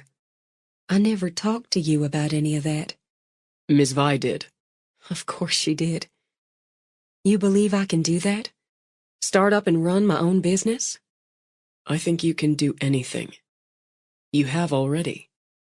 What's going to stop you? Anyway, you'd both have space and you could spend more time here. See how it works for you. How about you, Griffin? How's it work for you? I love you. I can wait a while. You've had a hell of a time, Shelby. I can wait a while, but I want the two of you here as much as I can get. I want you to be mine. I want... When he cut himself off, she shook her head. Say it. You've earned it. I want Callie to be mine. Damn it, she deserves me. I'm good for her, and I'm going to keep being good for her. I love her, and she should be mine. That's the second part of this, I guess, but it's just as important as the first part. Just as important as you and me. She sat on the window seat, took a breath. I'm going to be there for the two of you. That's where I draw the line. You know what fear is. You do, because you went through it. The kind of fear where you don't think you've got any blood left in your body. Where everything's drained out of you but fear. That's what it was when he had you. I can be patient, Shelby, but you're going to know what you are to me. What you and Callie are. I know fear. I know fear like what you spoke of. I felt it too, and with it a terrible, blinding rage. Both so tangled they were one thing in me. That fear and rage that if he did what he planned to do, I'd never see my baby again. Or tuck her in at night. Or watch her play and learn. Never dry her tears. And a fear and rage I'd never see you again, or have you hold on to me, or take my hand the way you do. So many things, I can't say all of them. It would take a lifetime. But I knew you'd come. And you did. She drew another breath. I've never said I love you. You'll get around to it. How about now? She watched the change, so subtle in his face, in his eyes, and her heart just smiled inside her. Now works for me. I've never said I love you because I didn't trust. Not you, Griffin. I came to trust you so easily, and that scared me a little, so I didn't trust me. Crossing her hands over her heart, she swore she could feel it swell. It's all been so fast, so I'd think, I can't get carried away with all this. I can't let myself go, just ride this wave. But I did. I am. I love you. I love who you are with me, with Callie. I love who you are. It might have been fear and rage that made it come so clear, but it is clear. You made Callie this room. For her. She's already yours. So am I. He stepped to her, took her hands. Was there a yes in there? There was a whole bunch of them. Weren't you paying attention? I got a little lost after I love you. He drew her in, took her under, took them both under with the lights splashing and rainbows circling. I do love you, she murmured. It fills me up, lights me up, like Callie does. I didn't know anyone else could make me feel that way. But you do. Overcome, he rocked her, rocked them both. I'm never going to stop. I believe you. I believe you and we're going to build wonderful things together. With you, I can look past today and tomorrow into weeks and months and years. I've got to get you a ring. I should get Callie a ring. Her heart just melted. You're right. She does deserve you. I'm going to keep you filled up and lit up, too. She eased back, framed his face. I want more children. Right now? Pretty much right now. I don't want to wait. We're good with children, you and me, and Callie should have a big, noisy, messy family. He was grinning, and those clever eyes shining with it. How big? 3 more, that'll make 4. 4's doable. It's a big house. I have such ideas about this house. I've held back. Really? Really. And I'm going to be ferocious on some of them. She threw her arms around him. I'm going to work with you on this house, on this family, on this life, and we are going to build something strong and real and beautiful together. I think we've already started. If you're going to have all these ideas and give me all this help when it comes to the house, you should move in pretty soon. How's tomorrow? She loved seeing the surprise, then the joy. Tomorrow's also doable. Word of the day, doable. It's all doable. Why don't we go talk to Callie about it? Let's do that. Stay for supper, he said again as they started downstairs. Stay the night. Stay for breakfast. I know I don't have a bed set up for her yet, but I'll fix something up. I know you will. They walked outside the old house they'd made theirs. Walked to where a little girl and an ungainly puppy raced around in a whirl of glistening bubbles, where the hills rose green and the clouds smoked over them in a bold blue sky, and the water bubbled musically over rocks in dappled light and shadow. She'd found her way home, Shelby thought. All the way home. A rough stone gleams in the earth's dark prime, waiting for the hands that will set it free. From the depths of the earth to eternity. Trap electronic rhythms pulse through the ground as the rough stone waits where silence is found. A symbol of potential in the earth's embrace, waiting for the touch. Now will it feel its grace? Oh, rough stone in life's deep hole, your story untold remains untold. Hidden below in the depths of night, a treasure waiting for the world's delight. Later, she took Callie to Griff's. She thought both of them could use some time around a man who'd never hurt them. And she wanted some quiet time of her own with him. She sat on the porch with him while Callie raced around with the dog in a shower of bubbles. I can't believe you bought her another bubble machine. It's not another. It's one for here. I'm so glad you said it was all right to bring her here for a while. It's always all right, Red. I guess I know that too. So much went through my mind last night on that awful drive in that cabin. I'm only going to bring him up to say Daddy's checked in with the hospital. They both came out of it. Richard, he's trying to work a deal, but they're not giving him room for one. And the other one, he's giving them chapter and verse. I think Forrest had the right of it. He's never going to get out of prison. I don't have to worry for Callie on that score. I'd never let him near her. She heard it in his voice, the fierceness and the love. I believe that too. Everything from last night's a little jumbled today. I don't know if I told you everything straight. It doesn't matter. You're here. I'd like to fix us a nice supper later, the three of us. I'll fix it. Smiling, she tipped her head to his shoulder. You're not a bad cook as cooks go, but I'm better. And I'd like to do something normal. That's how I feel when I'm here. I feel normal. Then stay. Stay for supper. Stay the night. Stay for breakfast. Stay. I have Callie. He said nothing for a moment, then rose. Would you come in for a minute? I want to show you something. When she looked out in the yard, he turned. Hey, Little Red, will you watch Snickers for me? Make sure he stays right in the yard? We need to go in for a minute.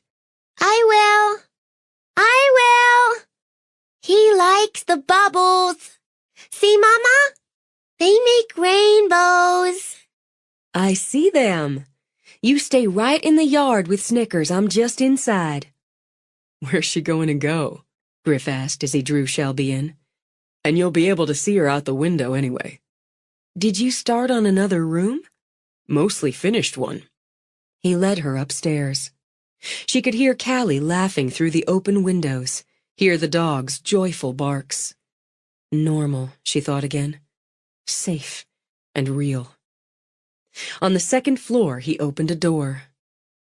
The light spilled in through the windows, splashed on the pretty green of the walls. He'd hung a crystal light catcher in one of those windows, and more rainbows shimmered. Oh, it's a wonderful space. The colors like bringing the hills right inside. You did a window seat. Thinking about doing some shelves over there, but haven't decided. Plenty of closet space. He opened double doors and made her eyes go wide. This is amazing. It's all set up, all painted and pretty. Even the light in here. Is that? She opened another door. A bathroom so pretty and fresh. And she spotted it then. The little soap dish. A grinning Shrek. It felt like arms hugged her heart. You did this for Callie. Well, I thought she needed her own space, one she could grow into. You know, Callie and I are getting married. Can't have your bride bunking in an unfinished room. Her eyes stung. She mentioned that. How you're getting married. Want in on that? She turned to him. What? Bad timing. Flustered, frustrated, he scrubbed a hand over his hair. I usually ace the timing angle. Might still be a little off balance. I want her to have her own space. That makes her happy.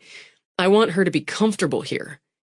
Sometimes you might want to stay, and she'd have this for herself. Like the office you'd have on the 3rd floor. Office? I haven't started on it yet because you might want it somewhere else, but I think it's a good space. It'd be across from where I'm going to put mine. The 1st floor office idea was good, he added, but the 3rd floor takes work away from the living space. She hadn't quite caught up. You're going to build me an office? How are you going to run a business if you don't have an office? She walked to the window, watched Callie and the dog. I never talked to you about any of that. Ms. Vi did. Of course she did. You believe I can do that? Start up and run my own business? I think you can do anything. You have already. What's going to stop you? Anyway, you'd both have space and you could spend more time here. See how it works for you. How about you, Griffin?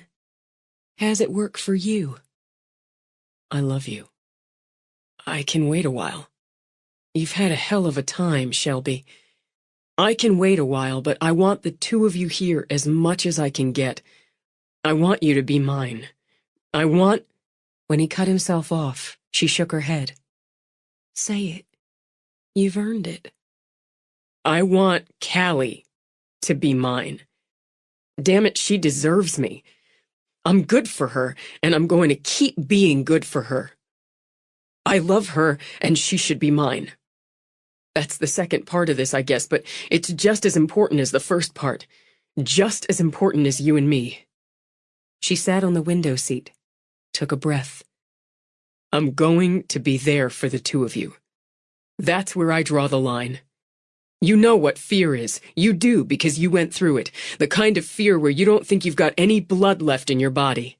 Where everything's drained out of you but fear. That's what it was when he had you. I can be patient, Shelby, but you're going to know what you are to me. What you and Callie are. I know fear. I know fear like what you spoke of. I felt it too, and with it a terrible, blinding rage. Both so tangled they were one thing in me. That fear and rage that if he did what he planned to do, I'd never see my baby again. Or tuck her in at night. Or watch her play and learn. Never dry her tears. And a fear and rage I'd never see you again, or have you hold on to me, or take my hand the way you do. So many things, I can't say all of them. It would take a lifetime. But I knew you'd come. And you did. She drew another breath. I've never said I love you. You'll get around to it. How about now? She watched the change, so subtle in his face, in his eyes, and her heart just smiled inside her. Now works for me. I've never said I love you because I didn't trust. Not you, Griffin. I came to trust you so easily, and that scared me a little, so I didn't trust me. Crossing her hands over her heart, she swore she could feel it swell. It's all been so fast, so I'd think, I can't get carried away with all this. I can't let myself go, just ride this wave. But I did. I am. I love you. I love who you are with me, with Callie. I love who you are. It might have been fear and rage that made it come so clear, but it is clear. You made Callie this room. For her. She's already yours. So am I. He stepped to her, took her hands. Was there a yes in there? There was a whole bunch of them. Weren't you paying attention? I got a little lost after I love you. He drew her in, took her under, took them both under with the lights splashing and rainbows circling. I do love you, she murmured. It fills me up, lights me up, like Callie does. I didn't know anyone else could make me feel that way. But you do. Overcome, he rocked her, rocked them both. I'm never going to stop. I believe you. I believe you and we're going to build wonderful things together. With you, I can look past today and tomorrow into weeks and months and years. I've got to get you a ring. I should get Callie a ring. Her heart just melted. You're right. She does deserve you. I'm going to keep you filled up and lit up, too. She eased back, framed his face. I want more children. Right now? Pretty much right now. I don't want to wait. We're good with children, you and me, and Callie should have a big, noisy, messy family. He was grinning, and those clever eyes shining with it. How big? 3 more, that'll make 4. 4's doable. It's a big house. I have such ideas about this house. I've held back. Really? Really. And I'm going to be ferocious on some of them. She threw her arms around him. I'm going to work with you on this house, on this family, on this life, and we are going to build something strong and real and beautiful together. I think we've already started. If you're going to have all these ideas and give me all this help when it comes to the house, you should move in pretty soon. How's tomorrow? She loved seeing the surprise, then the joy.